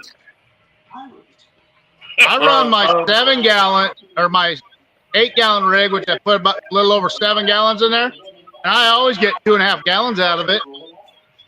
Yeah, well, I'm thinking Earl is running a 15-gallon keg like me, and he's chasing the tail so fucking low. He's at 13 gallon. I don't go that low. Not unless I'm trying to do a sour mash. Earl, I run mine down to fucking around 12. No.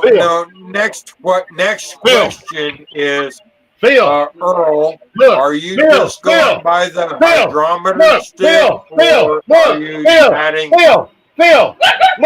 Look. That's what I'm running, my 13.5 gallon rig. Okay. Probably has what, 12 gallons in it? 11. 11? Okay.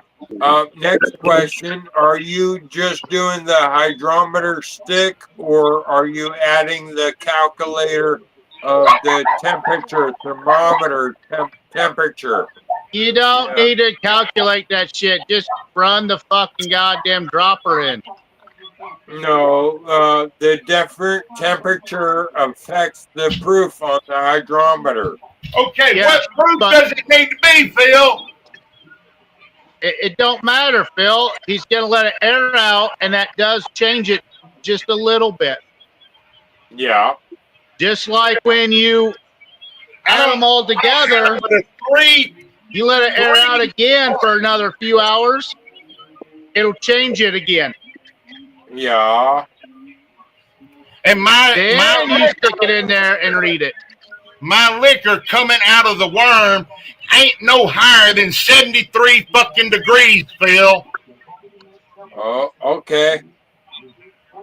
Damn, how many times have I had to go over this shit with you? All right. Well, hold on. Phil's drunk. Yosemite Sam's coming out. Liz is trying to get drunk and baked at the same time. No fucking no, Paul's dude. laughing over here, and I know one thing. I'm halfway drunk too. I'll never ask Earl if his liquor's coming out of his worm higher than 73 degrees. Earl, on my calculator, at 73 degrees, What you're the gonna fuck is want a that? +5 or 6 or +6 on whatever the hydrometer says. God damn, Phil, quit making a lot of noise. No, that ain't me. It looks like Why Earl does over that there sound having like something some going. kind of guitar backbeat or a fucking jet engine firing up?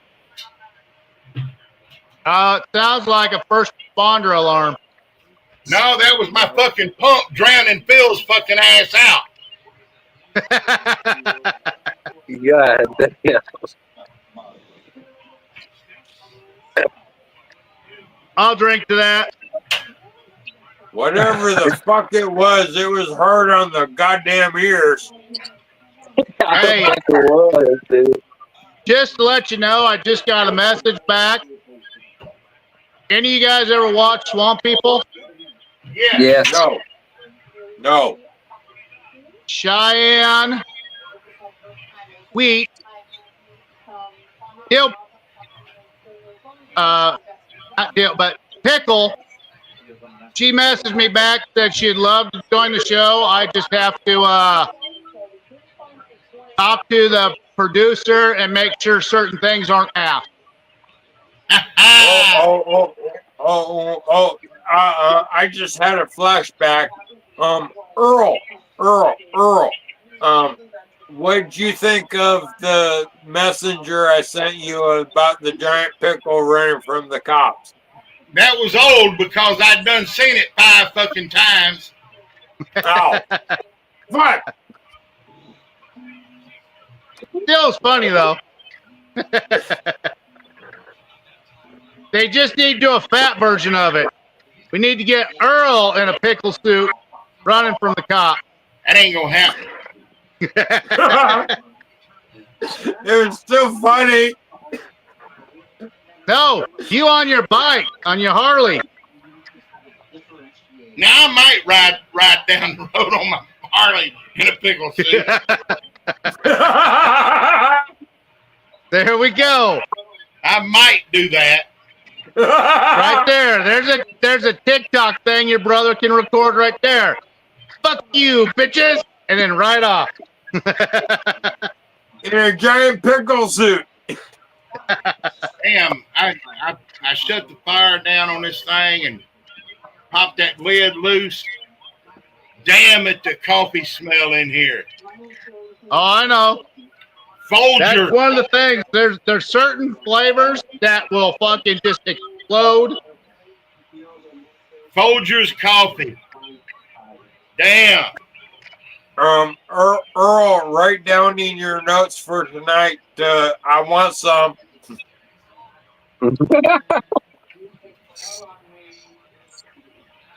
Phil, why are you trying to hook up with Earl? That's fucking wrong. I'll show y'all. I'll give y'all a sneak You peek said of you what I'm wanted fixing to some. do. I want some coffee. Some of that coffee Yes. Chinese doing tonight. I'm about to be running that banana brandy for the first time. I've almost got enough bananas in the freezer. That'll be my next project.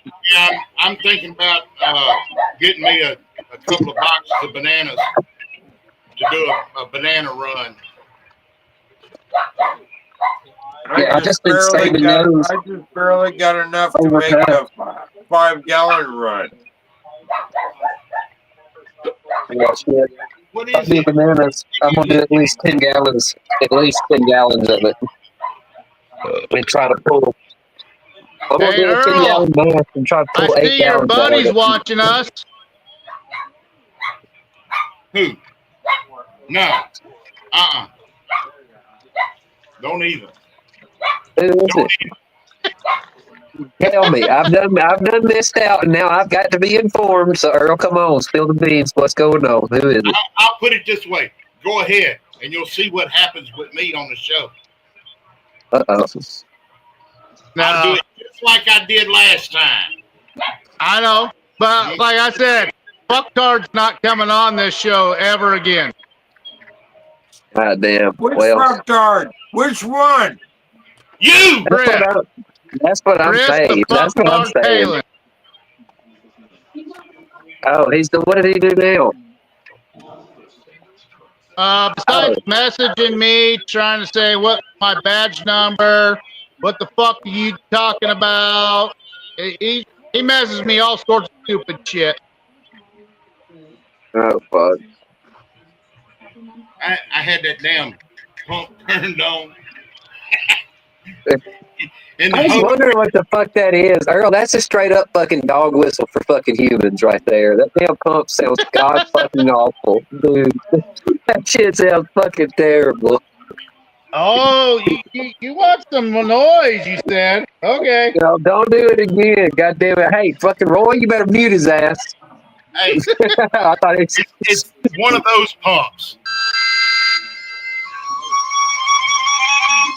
A little oh god, Roy's done got the fucking water. Wait a minute, hold the phone. Who the hell's playing a harmonica? Fucking Roy. Damn it, I got in here to drink. You didn't read that? Said fuck you, Phil. Yeah, I hear a harmonica. Yeah, the harmonica said fuck you, Phil. Ha ha. Now I just gotta put it in the fucking case the right fucking way.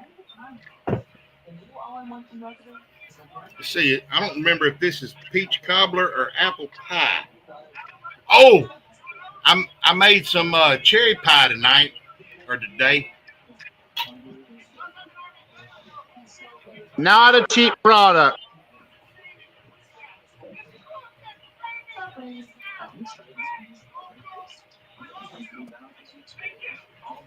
What the hell's that, Roy? That is a harmonica. Oh. It's a mouth harp. Forerunner. East Top. No, I made some about cherry $100 earlier today. I got it set and marinating right now. Well, Earl, I got some more news for you if you're ready to hear it. Uh-oh. Priscilla sent some of your peach cobbler to her sister, and her sister said it was great too. So I guess I need to get me some of that fucking peach cider that you're using and fucking use some of that my damn peach cobbler, because everybody that I've let try the peach cobbler likes the shit out of it. Well, come on down here and I'll give you a couple of gallons. Yeah, well, I just need to. I don't need to. I The need to only fucking. thing that beats I need to come down peach there and walk cobbler you over ahead and is steal a your damn lemon recipe tart. book is what I ought to do. Yeah. Well, fuck Yeah, yeah. you do it. Because when me and you talked about it, when it guys, sounded like we were doing exactly the same thing. Now I'm starting to think you done fucking lied to me about something. See? All these pages are all full. guys, if I can throw a cowboy lasso and round you all up for a question, guys, what is better, higher like 100 proof or lower like 50 proof type apple pie? We Which is better? already told you that shit, Bill. Well, I got a fucking customer for next week. Tell me the difference, high proof or low proof? You probably need Oh, there's a standard for everything that's already been made. You know what I mean? So Yeah. like you can go ahead and look up just the recommended standard. You know, probably a standard for a fucking apple brandy is no lower than 70 proof. You know, you probably won't go 70 to 90 proof. No. Fucking Cody, hold the phone. I'm going to turn my apple brandy at 100 plus, 100 to 110, 112 brandy into apple pie. All right, Bill. Yeah. Hold on, Bill. You take that proof brandy and you mix it with the other stuff to make apple pie. You're gonna come out to about 40 to 50 proof. Yeah, you need to use like 150, 160 proof stuff. no. Yeah. Okay. In You previous can do like what I years, do. When in you make it, previous you run years- your jar in through it. It's going to contain more alcohol in that stuff. Put a lid on it. It really seals itself back up. And then you get the exact amount out and you put into fresh quart jars and you put that 90 proof apple back in there. You let it sit for 5 fucking days and shake it all the fucking time. When you fucking pour it out, strain it out, it's gonna fucking be consistently around 40 to 45. Yeah, well, you got to think about it like this too. It's like a tradition. When you do a traditional apple pie moonshine, the people used to get a cast iron skillet and they would cook down their ingredients on the stove, and they would make basically what is a fucking extract, a very potent syrup that they would add to their jar. You know what I mean? So you Yeah. only want to add. You know, you want your shit to be strong enough so you don't have to have too much liquor in the jar, and you want your extract that you pour in there to not be so much that it overpowers the liquor being there. Because a lot of the times in an apple pie, you want to know that that liquor's there at the ass end of that sip. You know, you don't want it to fall flat and be too like that. So I mean, and you got I'd use a higher proof and more flavor versus more alcohol to the flavoring to get a higher proof, if that makes sense. Like instead of pouring 3 jars of 110 in, I'd just go ahead and use a jar of 160 and let that be it to another half gallon of mix or something and come out at about 80 or 90. On my peach cobbler and on my apple pie, the liquor that I use is 100 proof honey cracked corn. I take my 100 proof honey cracked corn and add it into the other ingredients for my apple pie and for my peach cobbler. Okay. Earl, hold the phone at that point. Earl, there's 3 ways of making apple pie moonshine, and You Earl just explained all this shit a while ago. Yeah.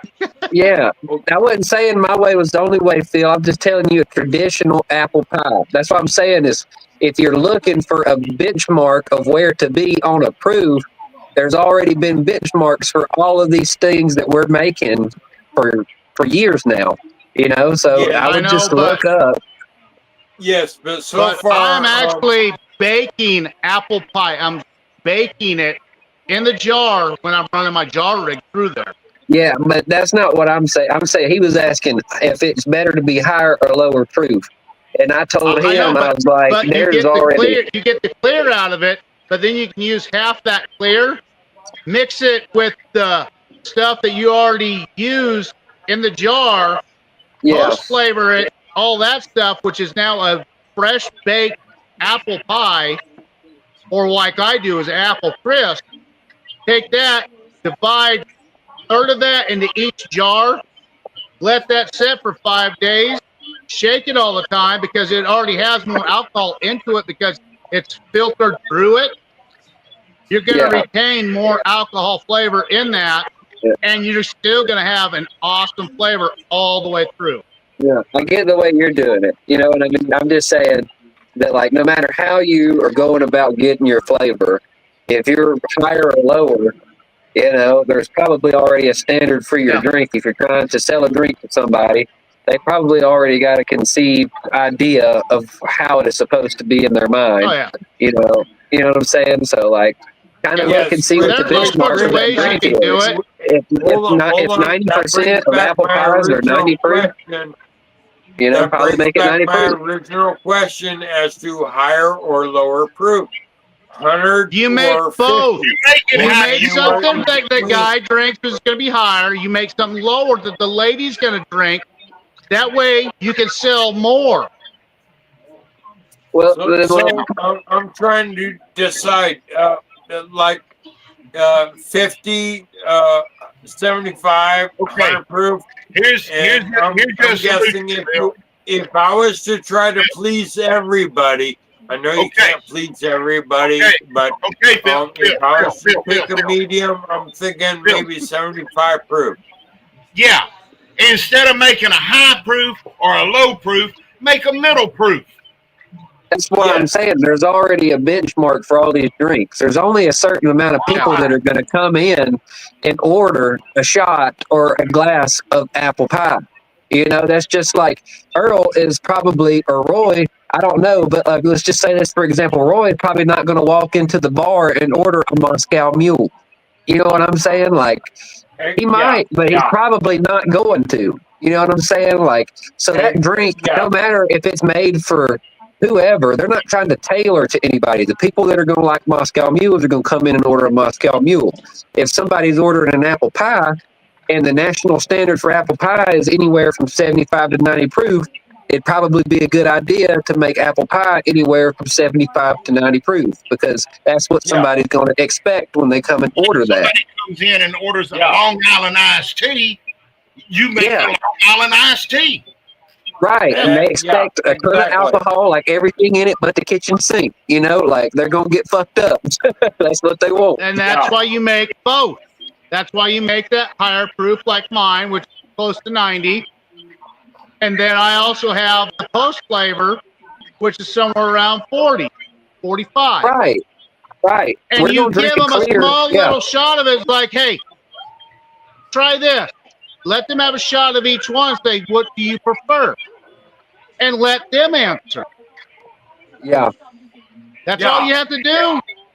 Yeah. That's why, you know, another thing, if you're trying to please everybody, another thing you can do, and that's why I run so much corn liquor, is because even if you don't like corn liquor, you're going to like it once I mix it with a few other things and make you a mixed drink out of it. You know what I mean? Like, always running my honey black corn. Yeah, I'd keep a base and just have ingredients all the time. Like I said, like I wouldn't worry if like everybody in the world's gonna like your apple pie. You know what I mean? Like people that like apple pie are gonna like the apple pie. But you know, you just gotta have a set of different things that you make and they're gonna be targeted towards different people. Yeah. But you can't target that's why one I'm so thing. sick and tired of people saying apple pie. That's why I make apple crisp. Yeah, You get a little bit more of that vanilla flavor. Yep. Yeah, you can't take one thing and be like, I've got to make everybody like this. No, you got to try to take 5 or 6 things and try to make things that each you know what I mean, different people are going to like, you know? Yeah, that's just like what Glenn was saying earlier about my peach cobbler. Me and him basically use exactly the same recipe.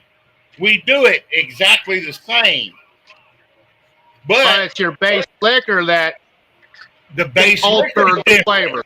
Well, it's also this. It's like I'm adding a jar 160, and I'm letting that be it for my proof.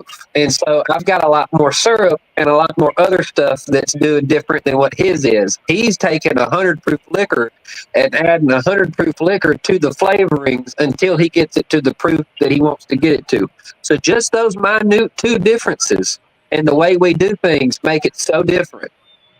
So and then you add me into the mix, where I reuse what I put in my jar rig into those jars because I know there's alcohol content in there, there's flavor in there, so I'm not wasting it. I'm reusing it again, and it's fresh baked. Right. There's all sorts of different ways everyone can do things.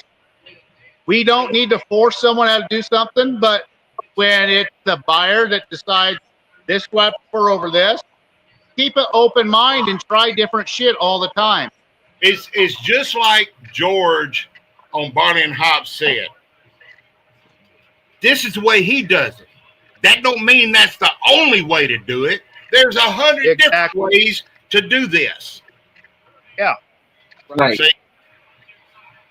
You do it your way from up there in Washington, and I may do it different down here in Texas. Roy does it different in where he lives. Yes. See? Yes. So it's all going to be different. Yeah. All it is the proof is in the pudding. The customer. Yeah. And you might like it, but your customer might have different taste buds, so it's going to affect them. So you got to figure out how to tweak that in between all that. Roy went and said the word puddings, and now I come up with a whole nother set of flavor. Well, have any one of you guys ever made a lemon tart? No, because I don't like lemon drop. I've done lemon drop, but I've not done lemon tart. You make a lemon tart, basically, except for not baking it, and you put it in a jar and run a jar rig through there. It bakes it through there, and then your alcohol, you got that contained in there. You change it out every 2 jars. That way you're still pulling the flavor all the way through. You got a clear lemon tart, which with my rig, I get 2.5 gallons. Yeah. Now, a gallon of that, I'll mix back gallon to a gallon and a half, or maybe a gallon and a quart. I'll mix that back in with it to get a post flavor to get much more of that lemon tart flavor. Yeah. Again, it's my Native American background. We don't like throwing shit away. We like to reuse shit till it's not usable. Yeah. Well, I mean, I do the same shit. Like if I've got a batch and it's, I've got recipes that I'll go to that save a bad batch, right? So if something comes out and I'm like, I run something and it's a corn and I try a new ingredient, like say I add a different type of wheat to this corn batch, and I'm like, that has a funky aftertaste. I'll fucking rerun that shit, and I've got 2 jars on my jar rig, and I'll throw some fucking peaches or something in there. And the best peach brandy that I've ever run is not a true peach brandy. It's a post-flavored peach brandy, but you infuse with the thumper jars, and then you take a can of fresh peaches, and you add just a little bit of that peach juice to each one of your jars that came off the rig and throw 1 peach in there. And that's the best peach recipe that actually tastes like peaches that I've ever made, And so some of these things are not, they're not terrible things to do. You can always save and reclaim a lot of shit. Like I'll take the stuff that I add to my thumpers, like on a regular corn run, dump it into the next corn run, especially if I'm sour mashing or doing something that's already supposed to have a bit of a funky flavor to it.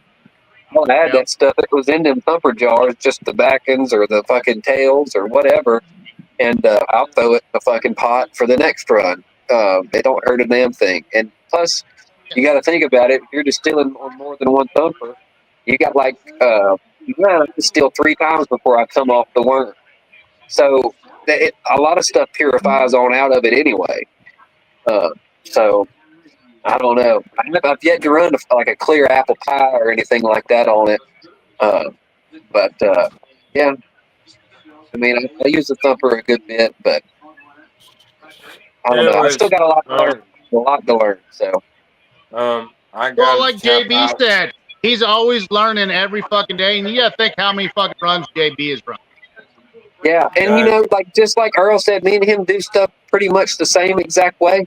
He's been shining for, probably another year or something, a little longer than I have been doing it. Just that little more of experience of doing something a little different.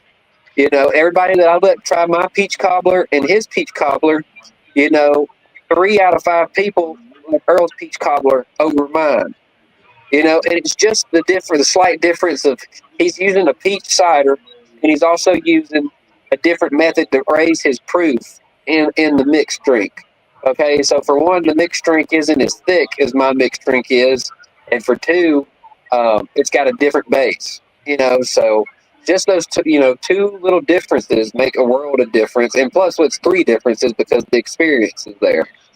So we can't get mad or upset when somebody's doing something a different way or trying to tell us this is how I do things. It's not that they're telling you that you're doing it wrong, because there's still 2 people over those 3 people that liked mine better than Earl's. You see what I'm saying? Yeah. But at the same time, you can Again, still it's take playing with the advice. system. You Play can with still it. take advice Change from things a little bit here and there, exactly. and you might find something that's either great or you might say, yeah, that wasn't as good.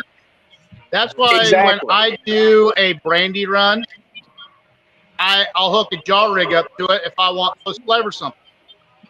Right. Well, my point with that Because is you that, can, when you go do ahead. like a corn run, a grain run, you will get an off flavor if you're trying to post flavor something with like a peach cobbler, apple tart, lemon tart, stuff like that.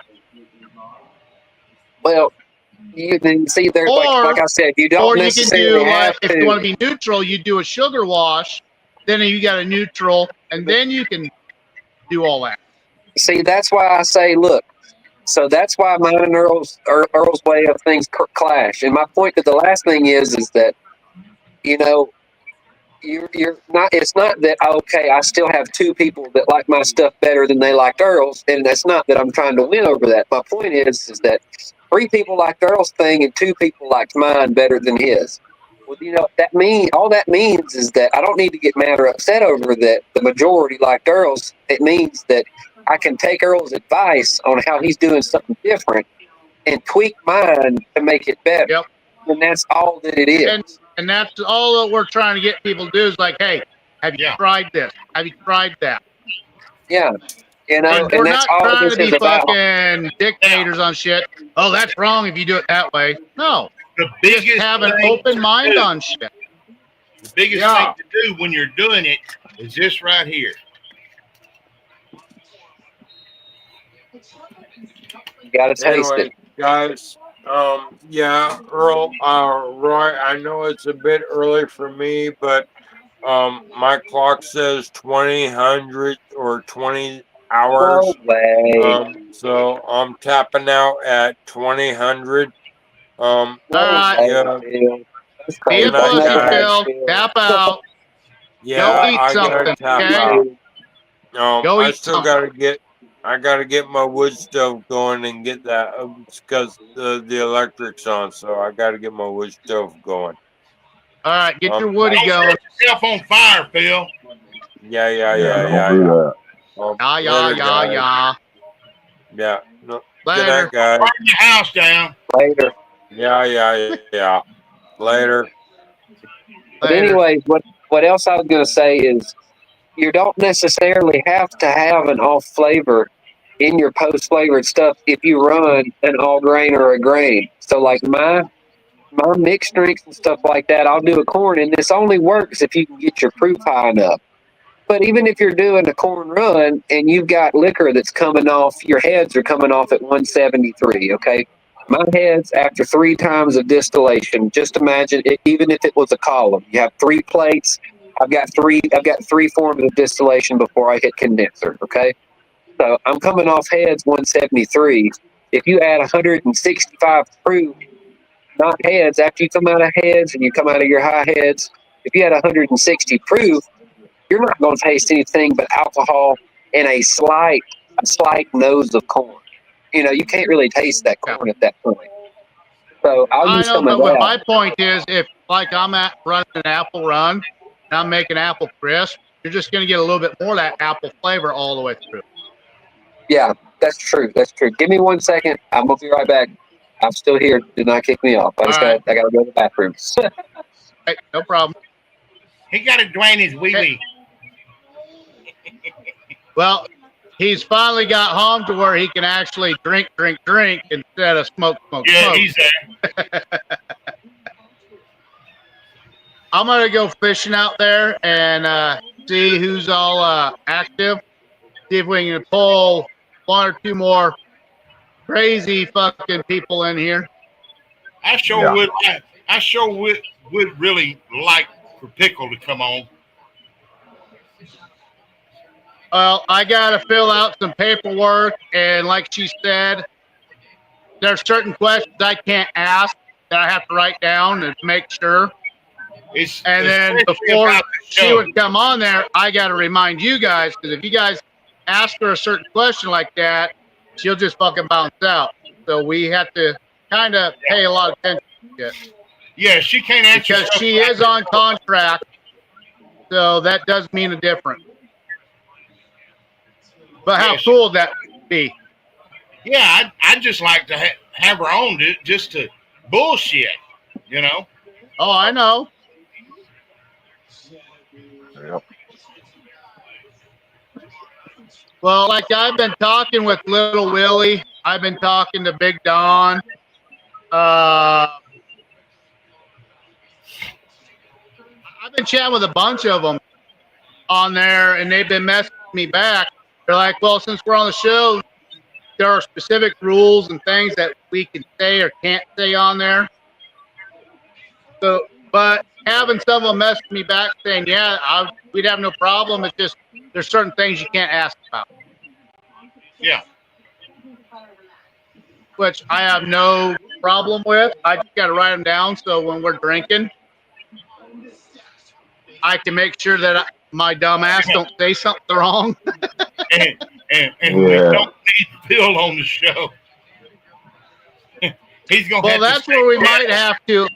That's where we might actually have to de-invite some people to where it's more like a one-on-one or a two-on-one conversation, and everyone else is on there. And like, if I see you message like, "Hey, I got a question for her," then I can pull you on and ask that question face to face. You know what I mean? Yeah. And then kick you back off. That way we can kind of control the chaos that goes on. Yeah. And see, it's like, if Bill's on, he can't be drinking.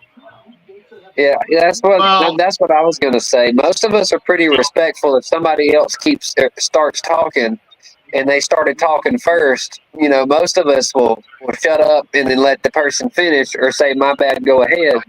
Bill don't give a shit. He'll fucking plow right through it and keep on talking to the goddamn wall. And that's where I'll just fucking boot him off for a second. That's what I'm saying.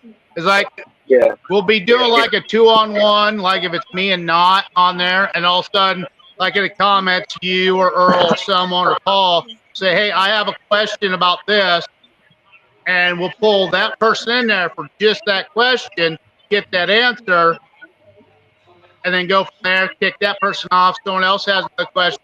As long as they're keeping it respectful and not being stupid, it'll be more like a two-on-one conversation. But then we'll have like her or like Jacob Landry that said that he would come on the show too, or Chase Landry. They're like, we'll pull people up if they comment on yours, like, I have a question. And then we'll be able to message that person like, hey, we can't talk about this, or this.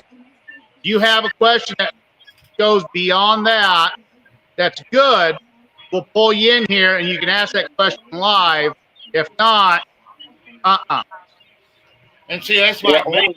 During a show like that, if I'm in here like now, and if they're in here, you probably noticed I sit back and I'll just sit there and listen, you know, until something comes up that I've got a comment for, and then I'll sit back, Yeah.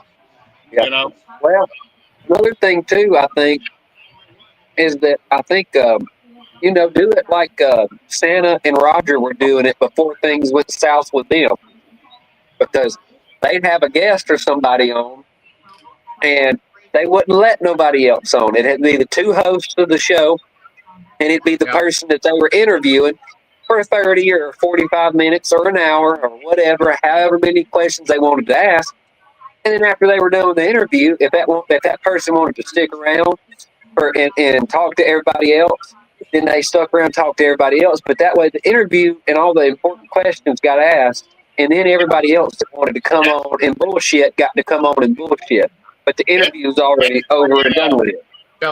And that's one of the things that me and Not were talking about trying to control is when we have some of these special guests come on here, is we're not trying to be disrespectful to the rest of all you guys. We just want to make sure that someone don't piss that person off, because that person, if we get a negative review on that, like one person on Small People gets pissed off that someone was being an asshole, None of the rest of them. then the rest of the people that we're trying to get on don't want to come Yeah. on. Well, I get it. Let's just face it. If you've got, let's just say, somebody from Swamp People on the podcast, and Phil won't shut up because he's drunk one night. No offense to Phil. I love you, Phil. But anyway, if Phil, you know what I mean? If he interrupts somebody 2 or 3 different times, it ain't no good. Same thing with me. Yeah. If I'm on here belligerent drunk and you're trying to interview somebody, that's you just can't do that. Yeah. So I get it. I don't think And it's that's one of the big disrespectful to things anybody. is that we're trying to make this show get bigger and better. And they would have came on earlier, but they were doing all their other stuff. Now that it's getting later in the season, where they're doing their crawfish, they're doing other stuff where at certain times of the hour, where they're not doing their hardcore season stuff. Yeah, they have the extra time. So now we can pull some of these people in. And I've been chatting with some other people that's been doing that mud racing and shit. That I don't know if you guys ever been watching on the shows too. But some of them said that once the season's basically done, they'll have time to come on. So all they'll be doing is basically repairing their shit.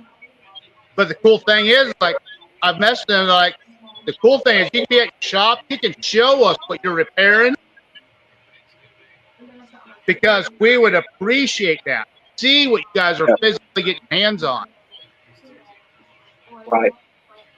This It's guy's like going some in people setting think up I'm the hill. overreaching about trying to get hold of Gas Monkey Garage guys, and they've been chatting back and forth with me, showing us some of their stuff that they're working on. Yeah. Because that's only going to help promote them even more. Yeah, I was going to say we had Scully Shine over here join. We ain't say what's up to him. What's up, Scully? He's over there hiding in the dark. Yeah, he ain't He's said waiting nothing to either. go into work. He's being a good guy. He could have told us to shut up. Nah, he's driving around. Instead of the radio, we're his entertainment tonight. Well, that's what's up. That's all right. Well, you're the same way, or I'm the same way when we're both driving. Just hearing certain things, we pop in, say something here and there when we can. I know, but you know me, I'll get to rambling and fucking forget somebody's done popped in. I just don't want to, same thing here. I don't want to disrespect nobody, so I just say what's up. Oh, I know. But we also have our stages, like earlier, we'll have a certain amount of wave people, then it'll die down, and then all of a sudden we'll get a bigger surge around 10 o'clock to 11 o'clock. You'll get a bunch more people jumping on, watching, because football games are done, racing's done, their kids are in bed, so they're like, yeah, I can relax, watch and listen to these idiots rumble around. because I don't want my kids listening to some of the shit that comes out of their mouth. Exactly. Yeah. Second point to that, what were you drinking earlier, Gliz? Me, I'm just drinking some as basic as you can get corn whiskey. Ain't nothing but corn and sugar in it. Well, I'm almost done with my apple cinnamon. And I got my post flavored. It's clear as fuck though, but you can see what's in there. Those are apricot. This was I was my about to peach say. run. I put dehydrated apricots in there, and apricots are a cousin to the peach, so it tastes full blown apricot. I dehydrate a lot of stuff so I can post flavor, because if you use dehydrated fruits or vegetables, when you rehydrate them with the alcohol, number one, it purifies it more, but two, you get a lot more of that flavor that comes through it compared to like a dry peach or a regular peach. You have dehydrated peaches and you put them in to rehydrate, you're going to come out with a lot more flavor than a regular peach. Yeah. Yeah. Well, it's like this. It's that regular peach has already got a water content. That fruit contains a certain amount of water. So when you dehydrate it and you leave behind only, some of the pulp and some of the fibers of that fruit and all of the flavonoids that are encased inside of the fruit, that's all you have, and you remove all of that water immediately. So when you're adding that dehydrated fruit to your alcohol, you're adding a higher concentration of flavor and less water. When you add a wet peach that's been, you just cut up, it's already got a certain amount of water that's already inside of the cell walls and encased inside of that fruit. And you're releasing that water into your liquor as well. So you get more flavor if you dehydrate all of the water out of your fruit before you add it to your liquor. Yeah. Well, isn't it basically the same process that you are trying to get resin out of stuff too? Yeah, it's kind of a similar way. it's actually the exact same. So what we do in the process of extraction, and that was another thing I was going to say about this is like, I'm not, there was no generations of my family members that made, to my knowledge, that made their own liquor. And to my knowledge, that I've got some, Scottish or Irish descent. I'm not Native American, white, or however you want to call that, Caucasian or whatever. So I'm sure that somewhere along the line, I've had somebody that has distilled in my family tree, but not nobody to teach anything to me. My background and my knowledge and my skill set, for the people that don't know me, is I've been in the cultivation of cannabis and the distribution and the lab and the extraction side of cannabis for about 6-7 years of my life. And, you do the exact same thing in cannabis. Like, I do what's called a bubble hash wash, but it's basically washing cannabis plants in water and ice, and you make the trichome heads, which encase the THCA, they encase all your terpenes, your flavonoids. It's these little white crystals you see on the plant, and you can knock those off. And what happens when you knock those off, it's very similar to the process of what you're trying to do with dehydrating fruit. You knock those trichome heads off by making them cold and brittle. You have to use water for that, so they obviously get wet. You have to remove the water in order to process that, we call it the sift or hash, into another form itself. Okay, so you have to take these electrons and these molecules and you have to force them out of one material into another. Same thing with the fruit. You're taking it from one form and you're extracting a part of what's making an apple is a part of that water content. You're extracting that water content from that fruit. Same thing I'm doing with that hash. I'm extracting that water content so I can process the hash into a different form of wax, which I will smoke. Same thing with the apple. You're just removing the water So you can process it into your shine for a heavier concentration of flavor instead of adding water and diluting. Yep. So I complicated kind when of we do explain that it like with, that, but yeah, like when I make my sour apple, a lot of people are very intrigued because the process that I do is I'll use those sour apples.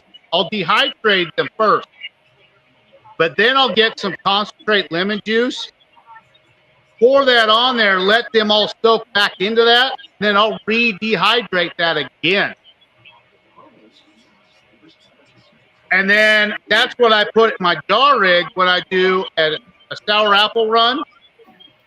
And that way I get more of that green apple and more of that tart flavor out of it. yeah, I mean, you got to think 5 steps ahead when you want to do stuff, but having a dehydrator gives you a lot more opportunities. Same with the jar rig. If you have both those, you can pull out a lot more flavors than the average person. yeah, But also using, like, if you're going to make, like we were talking earlier, if you want a neutral spirit, sugar wash. But if you're going to make something that, say, you're going to make some kind of fruit out of it and you're going to post flavor it later, instead of go on the grain part, it's better to go the fruit part because you're not going to have that little bit of aftertaste from the grain unless you use really, really high proof, but then you're not going to carry over that extra fruit flavor. that's why I suggest when you really get into this hobby, if you start considering this a hobby, you need to either you'll start to learn sugar washes are fine, but you can't run a pot still sugar wash and be like, this is the best shit ever. Yeah. You know what I mean? There's gonna be this aftertaste. There's gonna be a bite to it that you don't like. It's gonna be hot. You know, depending on what sugar you use. If you use a really fancy sugar, maybe not, but you could probably consider that if you're not using white sugar. You could probably consider anything else a rum at that point. Okay, it's a rum But sugar then rum. again, you're using a jar rig and a thumper, putting dehydrated fruit in there will actually tame that shit down a lot too. That's what I'm saying. My point is that you should have different equipment for different methods of what you're trying to do. Yep. Because in a sense of if I didn't want that bite in my liquor and I wanted to make a neutral spirit that was one shot, one kill, done, I'm not sitting here trying to run 2 or 3 different times to get that. I'm not trying to add fruit. I'm not trying to do nothing. I would run a corn and a wheat or a corn and oats. I'd just run a basic mash and I'd take a column and I'd put 4 or 5 plates in my column and I would run that corn and that oats through that column, and I'd make me a neutral spirit through that because for one, I can take them starches and I can convert all those starches into sugars from the corn, and that corn starch and the conversion is going to give me a lot smoother of an end of my spirit than if I was to use straight up sugar. Now you could question whether or not if you did a straight up sugar mash and ran it through 5 plates, would it not come out the same? But I can kind of think, just through running my thing through 3 plates, basically 2 plates if you want to get really specific, but I'd call it 3. Um, that I've had a lot smoother neutral spirits come out of me using a corn liquor and converting my starches as a base versus just having a high ass SG off of the straight sugar. Now, have you tried this though? Add in some oats to a sugar wash. That smooths that shit right the fuck out. Well, that's something to consider as well. I have not tried that. Because everyone knows oats smooths a lot of shit out. And I've done that at the time. I've done one sugar wash. It didn't turn out good. But then I had one old gentleman around here's like, you gotta throw some oats into that. And I malted some oats. I threw that in there. Oh my God. That sugar wash was completely different compared to the regular sugar wash. There was Never zero tried that. bite whatsoever. You got me there. I've never tried that. I need to try it. You will be so fucking surprised. Yes, you will. I try and put Like 1 pound of oats in each one of my mashes. Well, I've done it in corn. I just haven't tried it with a straight up sugar mash. So I know the oats, it's just my mind works completely different. I don't think I'm still getting trained to think in the ways of making liquor. My mind's still like I wake up at 7:30 in the morning and go to the extraction lab and make wax all day long, and then go do deliveries and shit. So by the time I get here, fucking mess with my mash, I'm just worried about my corn. But when I make a sugar, never has it occurred to me, hey, why don't you throw some oats in that? You know what I mean? So you learn something new every day. And that's the funny thing is, JB Raider says the same things. Like, someone will ask, like, have you ever tried this? Like, 99.9% times, like, yeah, I've done that. But he's like, ever so often, someone will say something, and then I'll like, damn, I never thought about that. Why have I not ever thought about that? Hey, Well, y'all.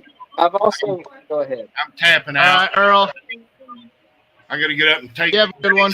May to the groomer in the morning. Get her looking pretty. Oh yeah. All right. We'll see you, Earl. It's good talking to you, brother. We'll see y'all later. Take care. Yep. Have a good night. It's also, Night, all. 420. 420. It's 421 now, but I had the phone load at 420 on the live. We've been on live for 4 hours, 20 minutes. Y'all have. I know. Lately I've been going about 7 hours. Paul can confirm that one. Yeah. Michelle, she'll get mad at both of us. Shut up! Oh yeah. You two are too loud. Yeah. Well, there was the ball market for 420 there. Yeah. Oh, guess what? Ding, ding, ding, motherfuckers. Let's do another shot. Hey, you ain't gonna fucking twist my arm the wrong fucking way. But yeah, your next sugar wash there, Glaz, you need to throw some oats in that bit. Yeah. If I get down desperate enough to where I'm trying to do one of those again, I'll damn sure do it. But it's about to that point now, so it might not be very long. So, but Actually, I throw oats basically almost into anything except for my brand. When I do my my Bloody Mary, the second batch I did that Bloody Mary, I threw some oats in there, and damn, that helped out. It only had a little bit of bite, but it took the complete bite out of it. yeah, I've just come to learn that like I'm simple as fuck when it comes to my liquor. I don't really like a ton of other liquors.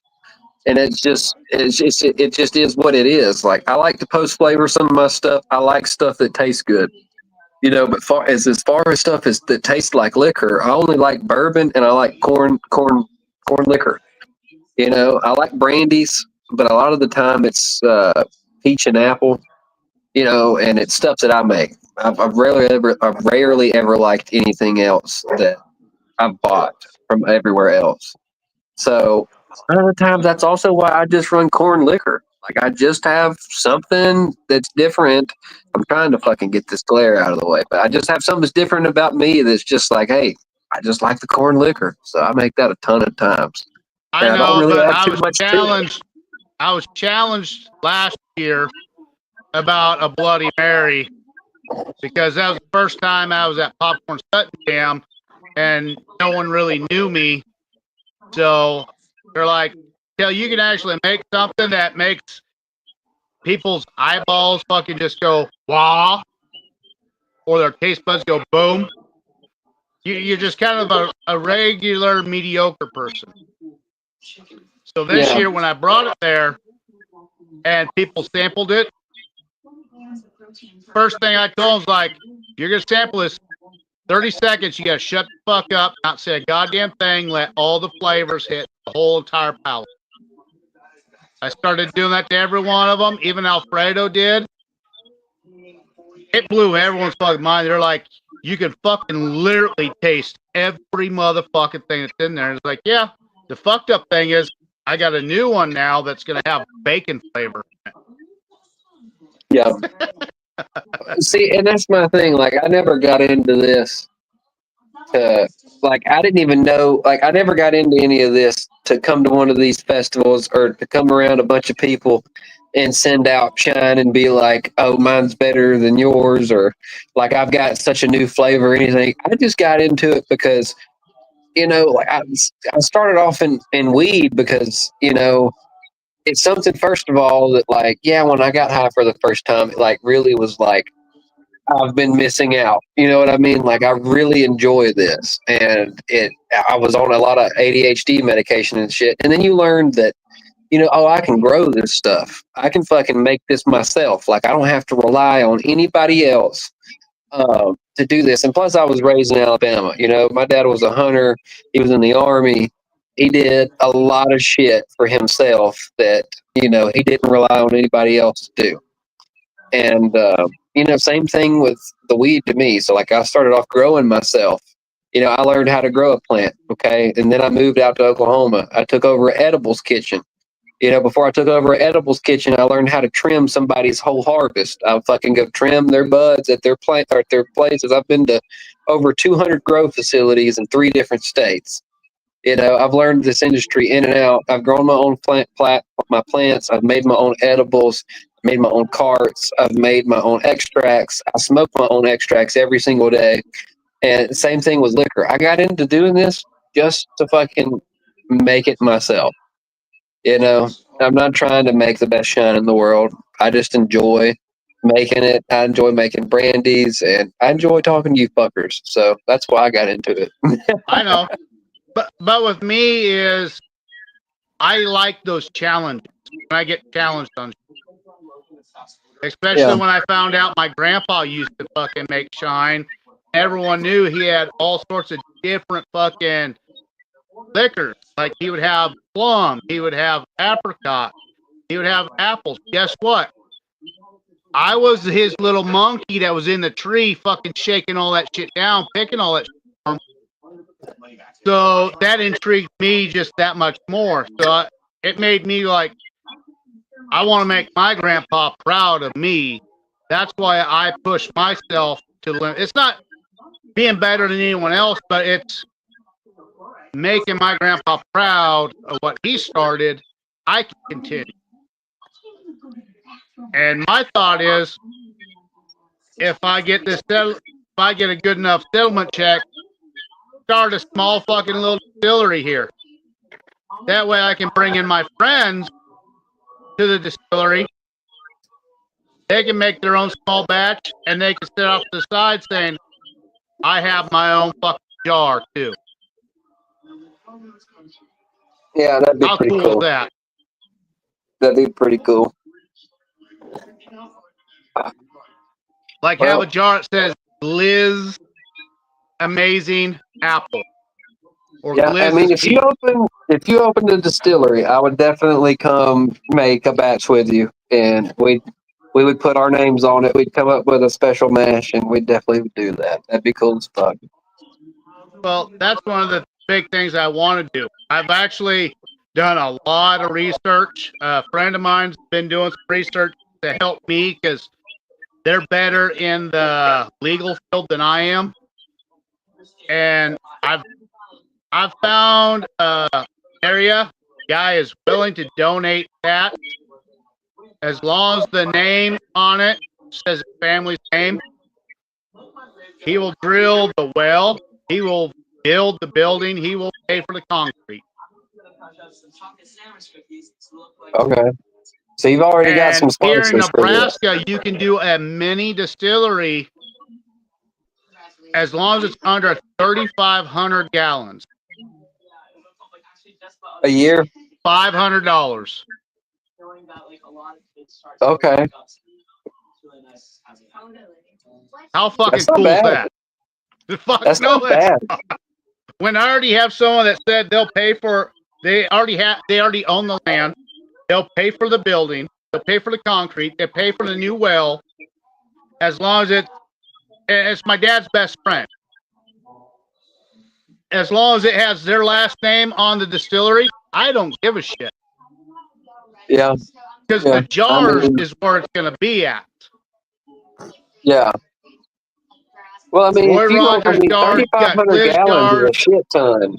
3,500 gallons of liquor is a shit ton. And here's the other Well, thing about that. There's a loophole there too. Is they say that you can only run 3,500 gallons. Well, Roy, if you want to run bourbon, guess what, dude?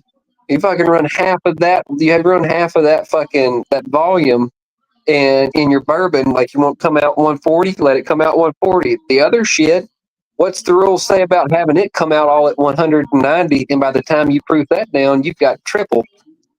You know what I mean? It's yeah. like you can distill 3,500 gallons, but if that 3,500 gallons is at 190 proof, I mean, they can't blame you for proofing it down. You know, you didn't distill that much, but you could probably fucking get double that It shit says per year through a distilled, loophole. not made. Exactly, that's distilled. So what you do to it afterwards? And exactly, that's why I've already looked at some of the rigs on some of these places, and I'm looking at 150 to 200 gallon setup. There'll be one copper setup. That'll be the grain. The one for the brandies, the vodkas, and everything else, that'll be a stainless steel. And it'll have all the different heads where it can be a column. It can be anything you fucking want. Yeah.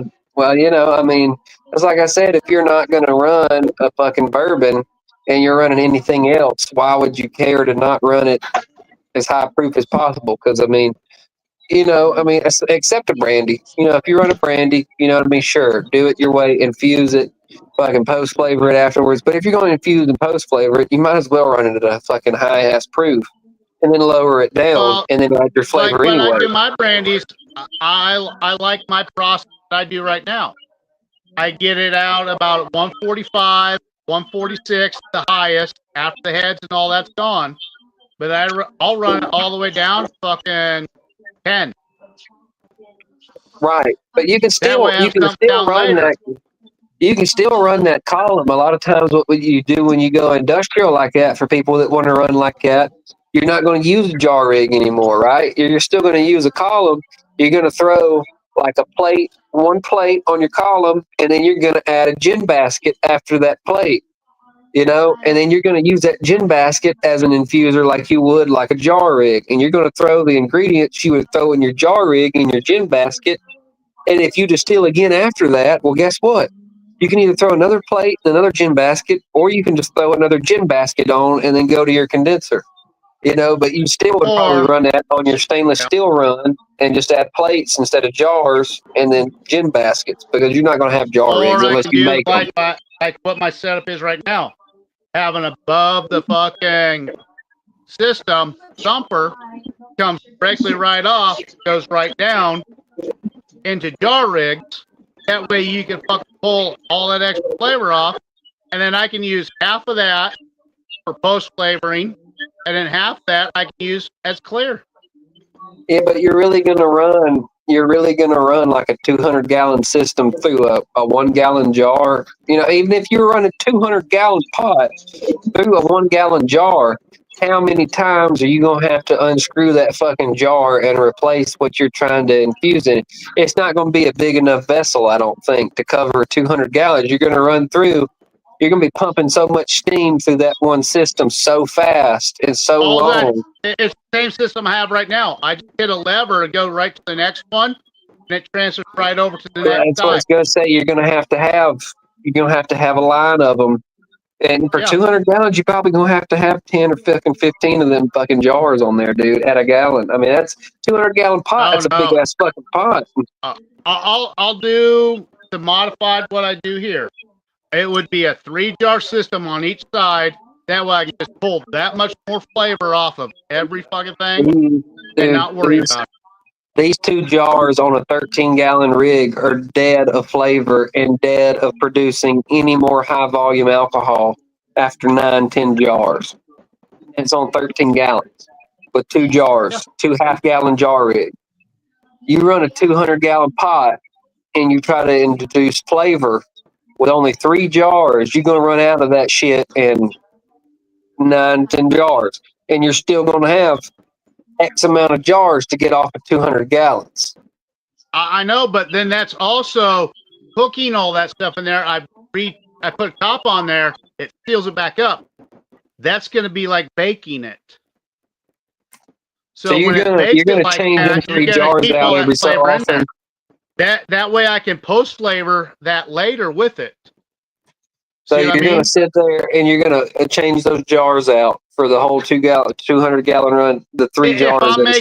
If I'm going to make like my apple crisp, yes. But if I'm making just an apple run, fuck no.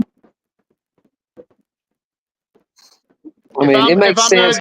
If you were going to change them out, if I'm going to do something special like my lemon tart or my apple tart or my peach cobbler, yeah, I'm willing to do that to pull all that out because I want to have someone have a chance at a clear jar at 80, 85, 90, and then they have the dirty jar, the post flavor, where it's around 40. Yeah, well, and they say, I love both, and guess what? They buy both. It makes sense if you're going to change them out to only have, 3 or 4 to have to change rather than a chain of them going down if you were going to run that big of a batch. So, I mean, I get it. It'd be a lot of work, but, I mean, you could definitely pull it off like that. And again, it wouldn't be like an everything either. It's like I have this, I don't know if I should say this out loud or not. Well, don't say it. I have this dessert that has bananas in it. It's a banana parquet.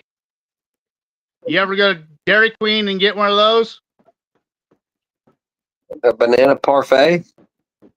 Parquet. I don't think I can say I have. I don't think so either. It has cherry flavor. It's based out of bananas. You have vanilla flavor. It's got caramel in it. It's got chocolate in it. The only way to pull all that way off would be running a sugar wash and then changing out those jars like that all the way through. You know what I mean? And you'd have all that fucking flavor in those jars. And then you'd have a clear one. And then you could post flavor it later with the other stuff after it's aired out to get more of that flavor again. Yeah. It's not just talking about just making whiskey or a bourbon. I'm thinking different things because we got other people in here that's never tried this stuff. Like when I was Popcorn Sutton Jam, they're like, we had some people there that were for a wedding and they partied with us those 2 last days.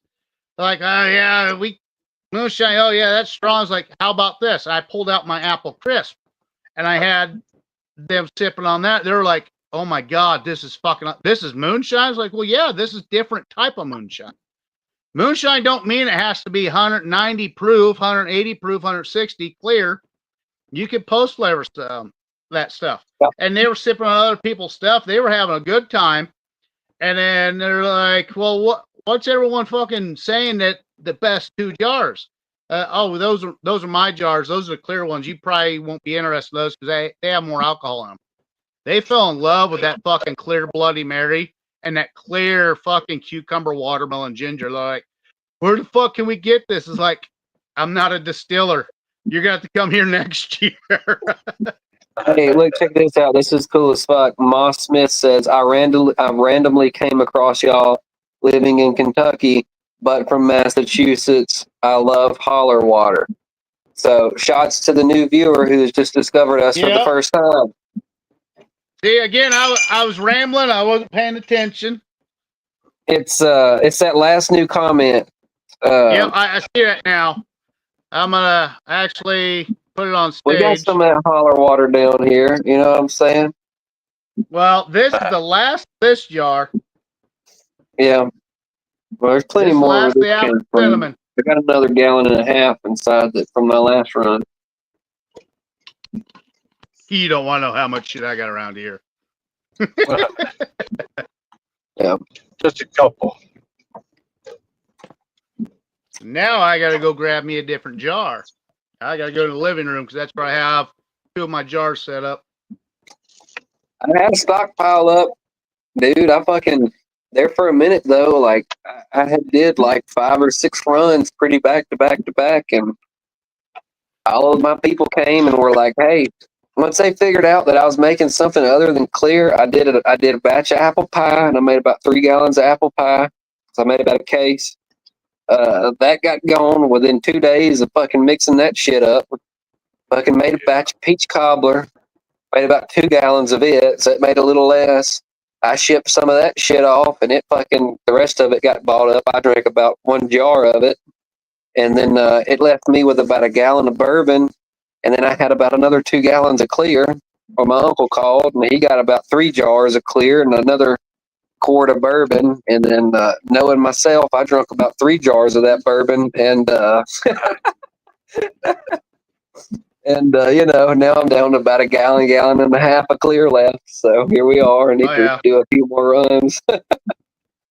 Moss Smith says currently Harlan County, Kentucky. Dated a shiner from Smith, Kentucky for a while. Laugh out loud. We don't give a shit where you're at. You just got to make sure that you kind of cover your bases. Don't post shit that's going to get you in trouble. Because we are being watched. Yeah, 100%. We'll let everybody know that. Don't, well, I'm not, all we do is just distill water and we reflavor alcohol that we buy from other places. Oh, yeah. Yep, wink, 100%. Yeah, and I make wine. I make my own wine. I make a lot of beer. Come up with different things, like with lemon tart. I remember my grandma when we went to Iowa to go visit her. Number one thing she always did was when we showed up, she had a fresh batch of lemon tarts already made. The second day was homemade vanilla ice. Yeah. So I'm going off of what me growing up as a kid, doing, eating, and all that shit. Mm-hmm. When I got in the Marine Corps, I fell in love with Bloody fucking Marys. Now I got the recipe, a pure recipe for fucking clear Bloody Mary. That's me, dude. Like, I didn't get into doing anything else for any other reason other than if I can do something myself, I'm going to do it. Because why not? Like, I'm not an electrician. I can't weld. I don't build houses. But there are things that I can still do to provide for myself and that are different, and I'm going to do them things. I understand the science of a couple of different things. I'm more of a scientist or an alchemist than I am anything else, but, there's certain things that might not be the most legal thing to do in the damn world that I think that's kind of bullshit, because if you can do something for yourself, you should be able to fucking do it, I mean, why not? There I shouldn't are have to also those assholes out there that fuck our system up too. Exactly. If I could provide a service for myself and not have to go, like the weed stuff that's legal, I do all of that in legal bounds. I live in a legal state, but if I can provide a medicine or grow a medicine for myself and not have to go to Walgreens and take a bunch of shit and pay somebody else all this fucking money or worry about having to have insurance to get that provided for me, then why am I not allowed to do that? You know what I mean? It's fucking crazy. Like, I don't need any pain pills. I don't need any psychiatric medicine. I've got ADHD. I need something that's going to chill me out and make me focus on the task at hand. You know what I mean? I don't need to take a bunch of bullshit to do that. Yeah. No. Understandable. That's but the same way some of the cool things is, if you don't play with it, you don't know what's going to happen. Yeah. That's the same you might go blind if you're playing with the wrong thing. Yeah, what were you saying, Scully? Yeah. That's the same way with my son. He gets, he's all over the place, but once he takes a few hits, He's like sit down, focused, does his work, and just relax. He's in Yeah, college, so he's got a lot of yeah, shit going on. yeah. Well, it's fucked up. Even if your kid was 9 or 10 years old, that you could be sent to prison or to jail for giving your kid not. And I wouldn't recommend letting your kid hit a blunt at that age, but a CBD gummy or something non-psychoactive. You know what I mean? Yeah, Something like hemp derived. It's not going to get them high, but it's also going to you have an endocannabinoid system in your body for a reason, and we're all born with yeah, it from early Oh yeah. stages. You're not meant to be smoking weed from whenever, but you don't have a Tylenol system. You don't have an ibuprofen system in your body. You just don't. right. That's not a Nope. thing you don't have. You have a cannabinoid system. And a lot of the problems that we have as kids that get attributed to ADHD and diabetes and all these other things that I think, and I'm not a doctor, but this is just what I've seen in my years of helping patients and serving patients in the cannabis community. And I've seen thousands of people that have gotten relief for thousands of things by using this plant, and not all of them smoke at all. Some of them only take Right. edibles, and some of them only use CBD. But it's like it really helps a lot of people, and especially with seizures and shit like that. And it's real shitty that instead of being able to give your kid a CBD gummy or an oil from a natural plant, you have to go give them something that you don't really know what's in it. It's just some little white pill that your kid's supposed to take Yeah. every morning when they wake up. You know what I mean? That's scary as fuck. Well, that's why my cousin, she had to move to Colorado because her daughter was born different. She would have seizures, and she outlived everything that the doctor said. Like, she won't become a teenager. She lived to fucking 20 years old. Lots of great memories with her. And it was the gummies that fucking saved her. Yeah. Because she would have seizures. Ever since she was 6 years old, she basically was put into a fucking wheelchair.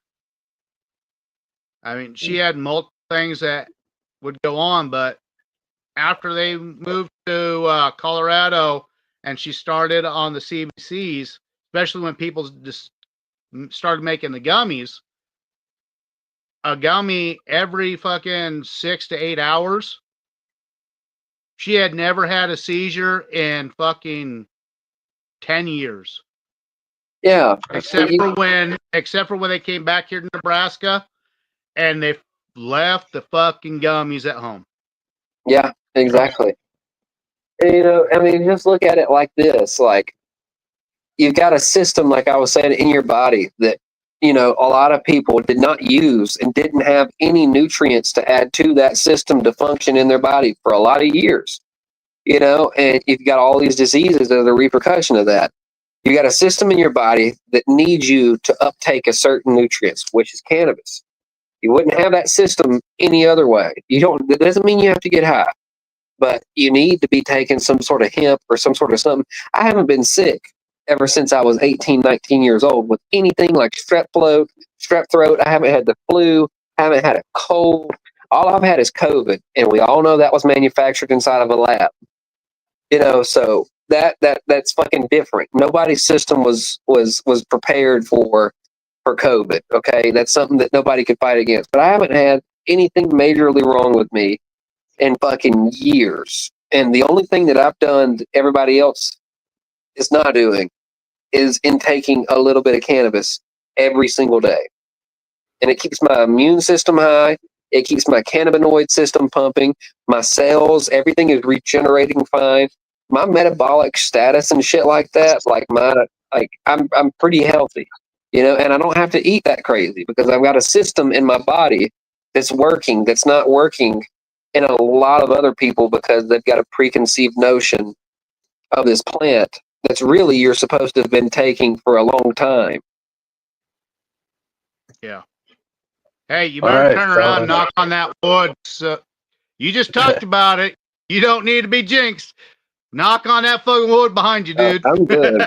I still get sinuses, but I haven't been sick in a long time. I know, but we all look out for each other. That's why we give each other opinions and shit like that. I'm gonna get back to comments right here. Moss Smith, being from Massachusetts, I can talk more about THC than I could the value of a bubble in the holler water. Laugh out loud. My best friend's a chef, herbal blender. She makes so much therapeutic stuff. And you all located in Virginia, Florida? Nah, we're everywhere. I'm in Oklahoma City. I'm in I'm in Nebraska. PA, Pennsylvania. Yep. We got people every fucking where. We got Uncle everywhere. Moonshine that's in Florida, Virginia. You're talking about Jay and Amanda Bryant right there. Patrick's in Mexico. We got so many people everywhere. I mean, we do have some friends that are very popular, famous and stuff, but we all fucking reach back and chat with one another behind the lines and all that other stuff. Isn't Jason Bartolozzi? He's from Pennsylvania as well, isn't he? Or Pittsburgh? Yep, Pittsburgh, yep. Yep, Pittsburgh. Yep. And then Amanda and what's her husband's name? Amanda and who? Beyonce, Jay. They're not married yet. Yes, okay. Jay. They live like 3 hours from me. They're in the Poconos in Pennsylvania. Extremely good people. Extremely good people. Yeah. We have them on the show quite often. They've been so busy right now with the show and Jay doing his stuff. Yeah. Well, they're opening up that distillery that too. They're going to be on more once it gets more fall and winter time. They're just so busy working on their distillery, getting it done. Yeah. Where are they opening that at? It's in Pennsylvania, isn't it? I don't know. That's the first time hearing about Pennsylvania. No. Roy knows better than I do. Pennsylvania is totally illegal so far. Yeah. So where is it going to be at? Fuck, I can't remember off the top of my head. I've been drinking too much. I know the name of it's Unholy Beginnings, but I don't know exactly Beginnings. I don't know exactly what to be. And with Amanda, she is so particular on everything. Each jar, everything. Hold on, Roy. I think Scully's trying to. Scully, you trying to hop off? Yeah, I gotta get boogieing. I gotta go in and clock in. I hate to even get off here because I like chatting with y'all, but I like a paycheck too. Hey, brother, there you go. Take it easy. You gotta pay those bills. Yeah, see you, dude. Night, fellas. Later. You too, man. Take it easy. My bad. I just wanted to let him go. I figured he looked like he was going to work, so 10:52. He looked like he needed to go pee. He's like getting that antsy mode. Well, I don't know exactly what the hour is, but the minute right now is 52, and I assume that he's probably only got 8 minutes to clock in, so he's got to get to going. Yep. He don't like his job, but he's like, it's the best paying job that he can get around there for now. I mean, same thing with me, dude. I don't like being a fucking delivery driver, but you think anything else is going to pay me $20 to $30 an hour right now? No. I can't even work right now. They don't even let me work. I fall over. I get hurt too often. I can't pass no fucking physical whatsoever to fucking work. Well, you get some sort of disability at least. And here in Nebraska is a bitch to get. This week, Monday, I actually have an appointment video chat for unemployment. Gotcha. Well, good luck on that. We have burnt through all of our savings, everything that we've had. Yeah. There's so many people that do fake and fraud shit has made this so hard in Nebraska to where it takes years to fucking go through the shit to get it right. They're like, well, if they're not fucking fucked up, they'll just give up eventually. Yeah. Yeah, it's fucking. Yeah, I'm fucking. Same thing with us. It used to be easier, but since fucking we have so many of these new liberals that moved to this fucking state that fucking became on our fucking our little list, they make it fucking hard for a fucking normal person that's fucked up to fucking get shit. Unless you're born with it. Yeah. Yeah, I get it, dude. It's been rough over here too. I haven't told many people, but fucking, me and fucking Priscilla were gonna get married. I had like, close to $2,000 in savings. Was about to dump like $1,000 on our debt. We were in like pretty close to $12,000 of debt 2-3 years ago.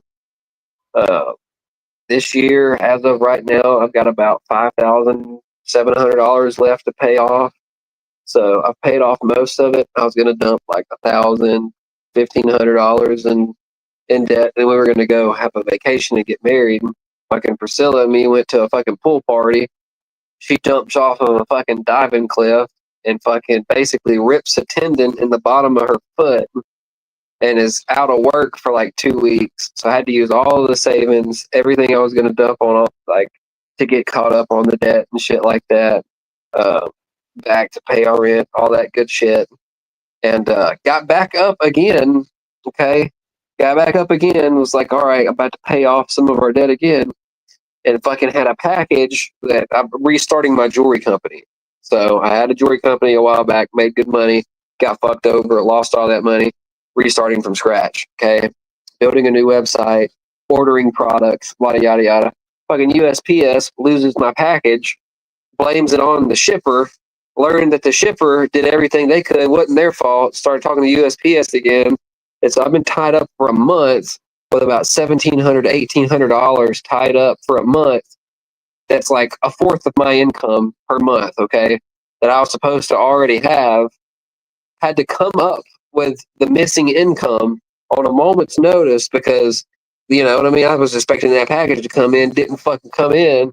Now I'm stuck. Learned they lost the package, and I'm just now, a month later, getting a new package sent to me.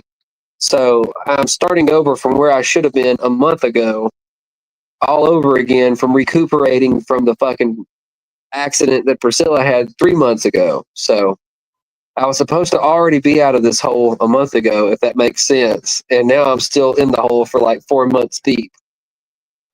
I've been in that hole for fucking 2 years and 4 months now. Yeah, it's hard to get out of it. I'm at the point where like I'll get ahead for a second and then I'm down. I'll get ahead for a second and then I'm down. It's like, what the fuck? Well, when it comes to us having our kids, when tax season comes, like this next year, it'll be $12,000. Boom. So we'll have all our fucking back shit all paid off. We'll be all good. But if I can get this other stuff going on like it's supposed to, but now we're down to vehicles to where my son drives the Jeep Cherokee, takes both boys to school and back, and the head gasket's out of it to where it can only drive 10 minutes here and 10 minutes there. Then the old lady's vehicle, she goes to work in early in the morning, and then back afternoon, I have nothing because the JJ's car is in the shop at school, which all we have to do is pay for parts, a portion of the parts, because it's at a shop class. They're paying for a lot of that stuff. They had people that donated money for the class to keep going. Well, my pickup transmission fucking went out in it, so it's sitting in there, but it's number 5 on the list. They've been working on number 1 and number 2 and number 3. So our vehicle for me to do my fire safety stuff to get out of town, I don't have that opportunity because we're out of vehicles. Yeah. I've had a lot of that go on too, man. Like, so the former president of the company and the president of the company, they'll work with me, each one of them, usually one day out of the week. But the last 2 weeks, both of them been sick. Yeah. I get it, dude. Fucking car trouble.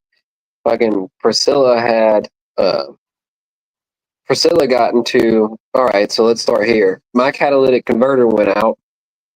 Or no, let's start here. I took a trip to Alabama back home to see family.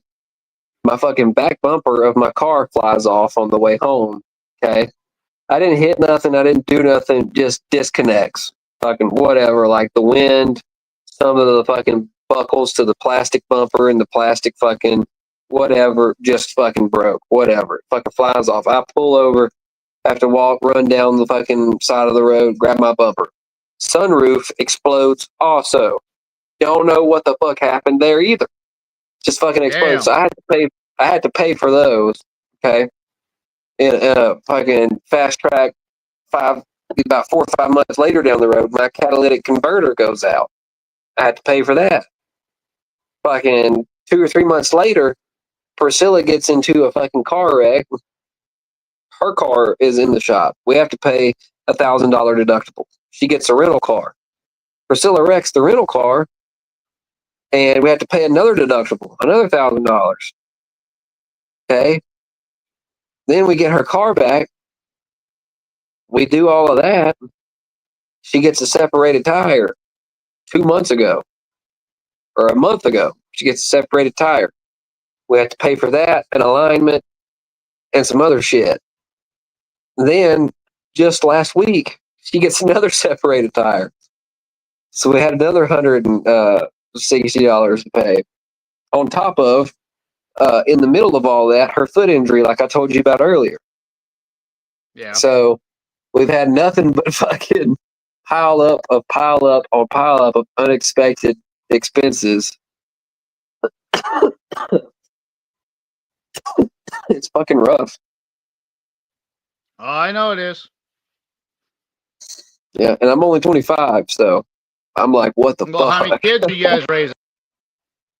Shit, she's got one 18-year-old, so I mean that's been hard enough for me, like not having that experience to get thrown into like me and her started dating when he was like 14. No, he was fucking. We've been together for almost 6 years, so he was probably like 12, 13. Teenager. So yeah, it was a little different for me hopping in because I was 19 when me and her started dating, and he was 12. So I was closer to his age than I kind of was to her. She's 13 years. She's 13 years older than me, so it was a little bit different. But Yeah. Well, I've got 4 kids. One's out of the house, and I got a 16-year-old, 14-year-old, and close to being a 13-year-old.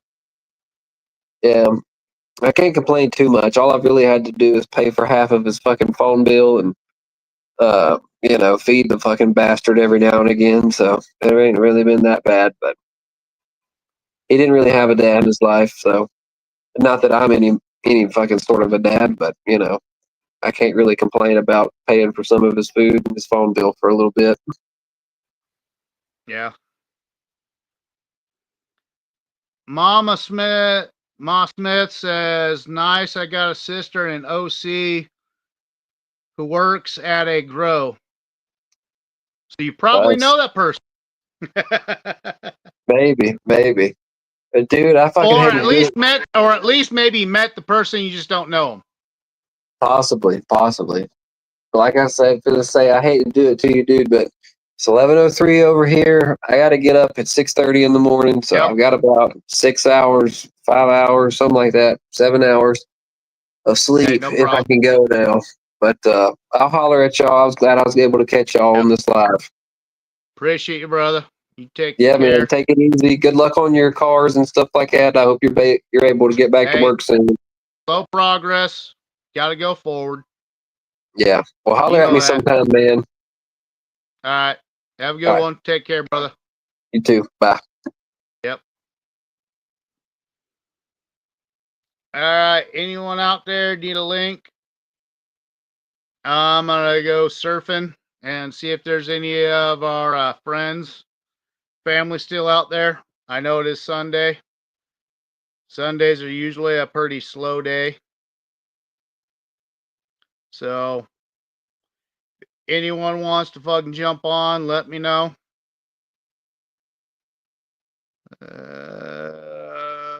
Don't see hardly anyone on here. Pickle's on here. Callum McMillan's still on here. I'll send him a link. My mom's on.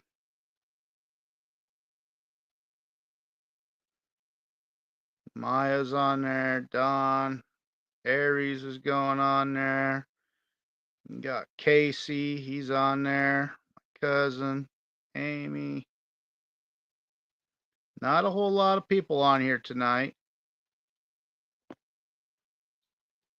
So I'm going to give it 5 minutes. If no one else jumps on here, we'll call it quits for the night. I'm going to jump and go grab a beer real quick. So give me about 12 seconds. I'll be right back.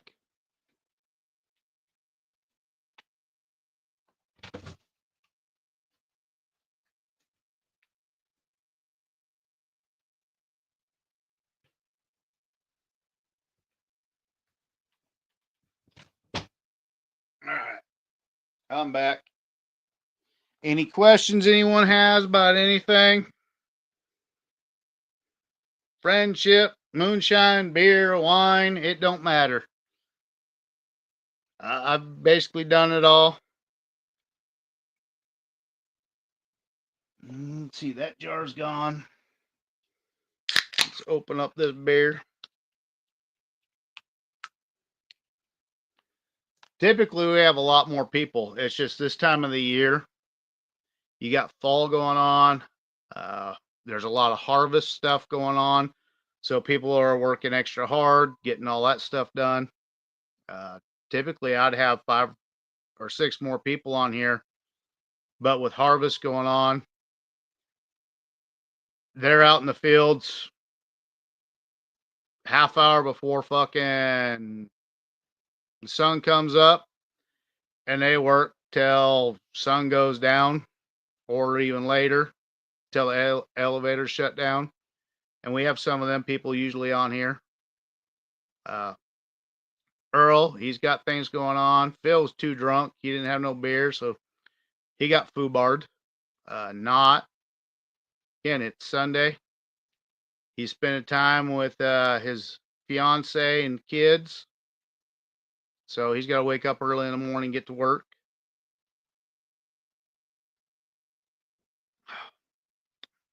In the past, we've had a few other people on here, but they're gone. Bambooed. They're done. Again, you get too drunk, too stupid, act like a fool, you become a fool. Let's see. On that note, ding, ding, ding. Even though it's just me, hopefully one of you all drink something. This is my friend Shonda. Her fruit punch. Take a little swig of this.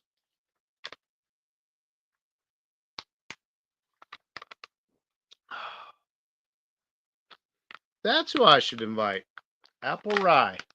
Apple's always up, seems like. He's always a party man. So let's see if Apple's out and about. If he is, he is. If he isn't, he isn't. Sent a link to Kimbo. He can join anytime he wants. He's a damn good brother.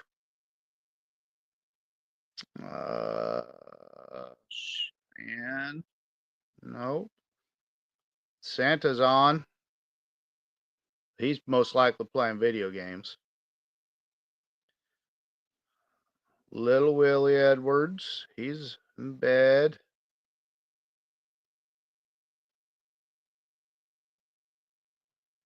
Sean Rigsby's active. Michael Flynn's active. My cousin Mackenzie's up. May is up. Don Aries. Dave Banner.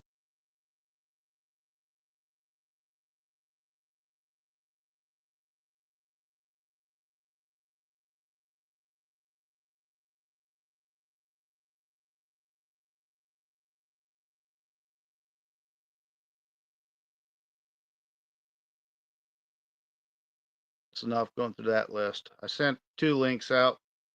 Someone wants to jump in, hang out a little bit, bullshit and all that. There's no problem. I'm going to give it another 3 more minutes, and if no one else joins on, we'll just kill it for the night. Appreciate all you guys watching, showing up, hanging out with us. Moss Smith, how long you been on here? I haven't seen you on here much, so you must be one of our newer folks. Appreciate y'all showing up on here. Again, this time of year, the harvest really screws with a lot of our people that's been on the shows and stuff. And again, it's Sunday. Tuesday. If it's Tuesday, we always have much more viewers. They go longer, hang out more. Tonight, we had Paul Moose on here. He usually hangs out with me more, but I think he's actually taking over running some of the equipment for his wife, Michelle, which we still appreciate you, Paul and Michelle. Michelle, she has sent me some specialty honey. This is their bourbon barrel honey. Take a little swig of it right now.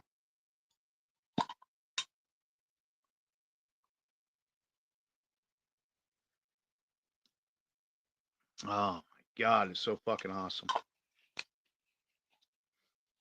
Now, they get a 55-gallon barrel from a personal distributor, and they fill it full of honey, and they'll do that 2-3 times, and then they send that back, and then they use it on a specialty run. And one of the things I'm going to do here, as soon as I get ahead of the bills and everything else, I'm going to buy me a fresh 5-gallon barrel.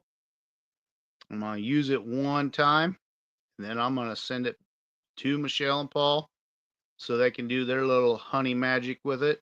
That way I can turn around and make a special batch just for them. And the mind just going and going and going, what do I want to do with that? And that's probably going to be like maybe a second or a 3rd generation corn sour mash, or it might be a bourbon. I'm thinking maybe doing a specialty bourbon run it through there, let it sour up, let them get down with it, and then do like a 2nd or a 3rd generation bourbon mash, or not a bourbon mash. It'll be a whiskey mash out of bourbon, which will be a specialty sugar, which I'm not going to tell you what kind of sugar, but I got a friend that's down south that's going to send me some specialty stuff that he rarely uses, but any chance he can, he uses. It's just on a specialty run that he does it on a sour mash. So since no one else is going to jump on here, I think I've rambled on enough. We're 11:13 right now. Appreciate all you viewers watching us, hanging out, killing time. But I'm gonna go hang out with my wife for a little bit before going to bed. So, shine on everyone. Take care.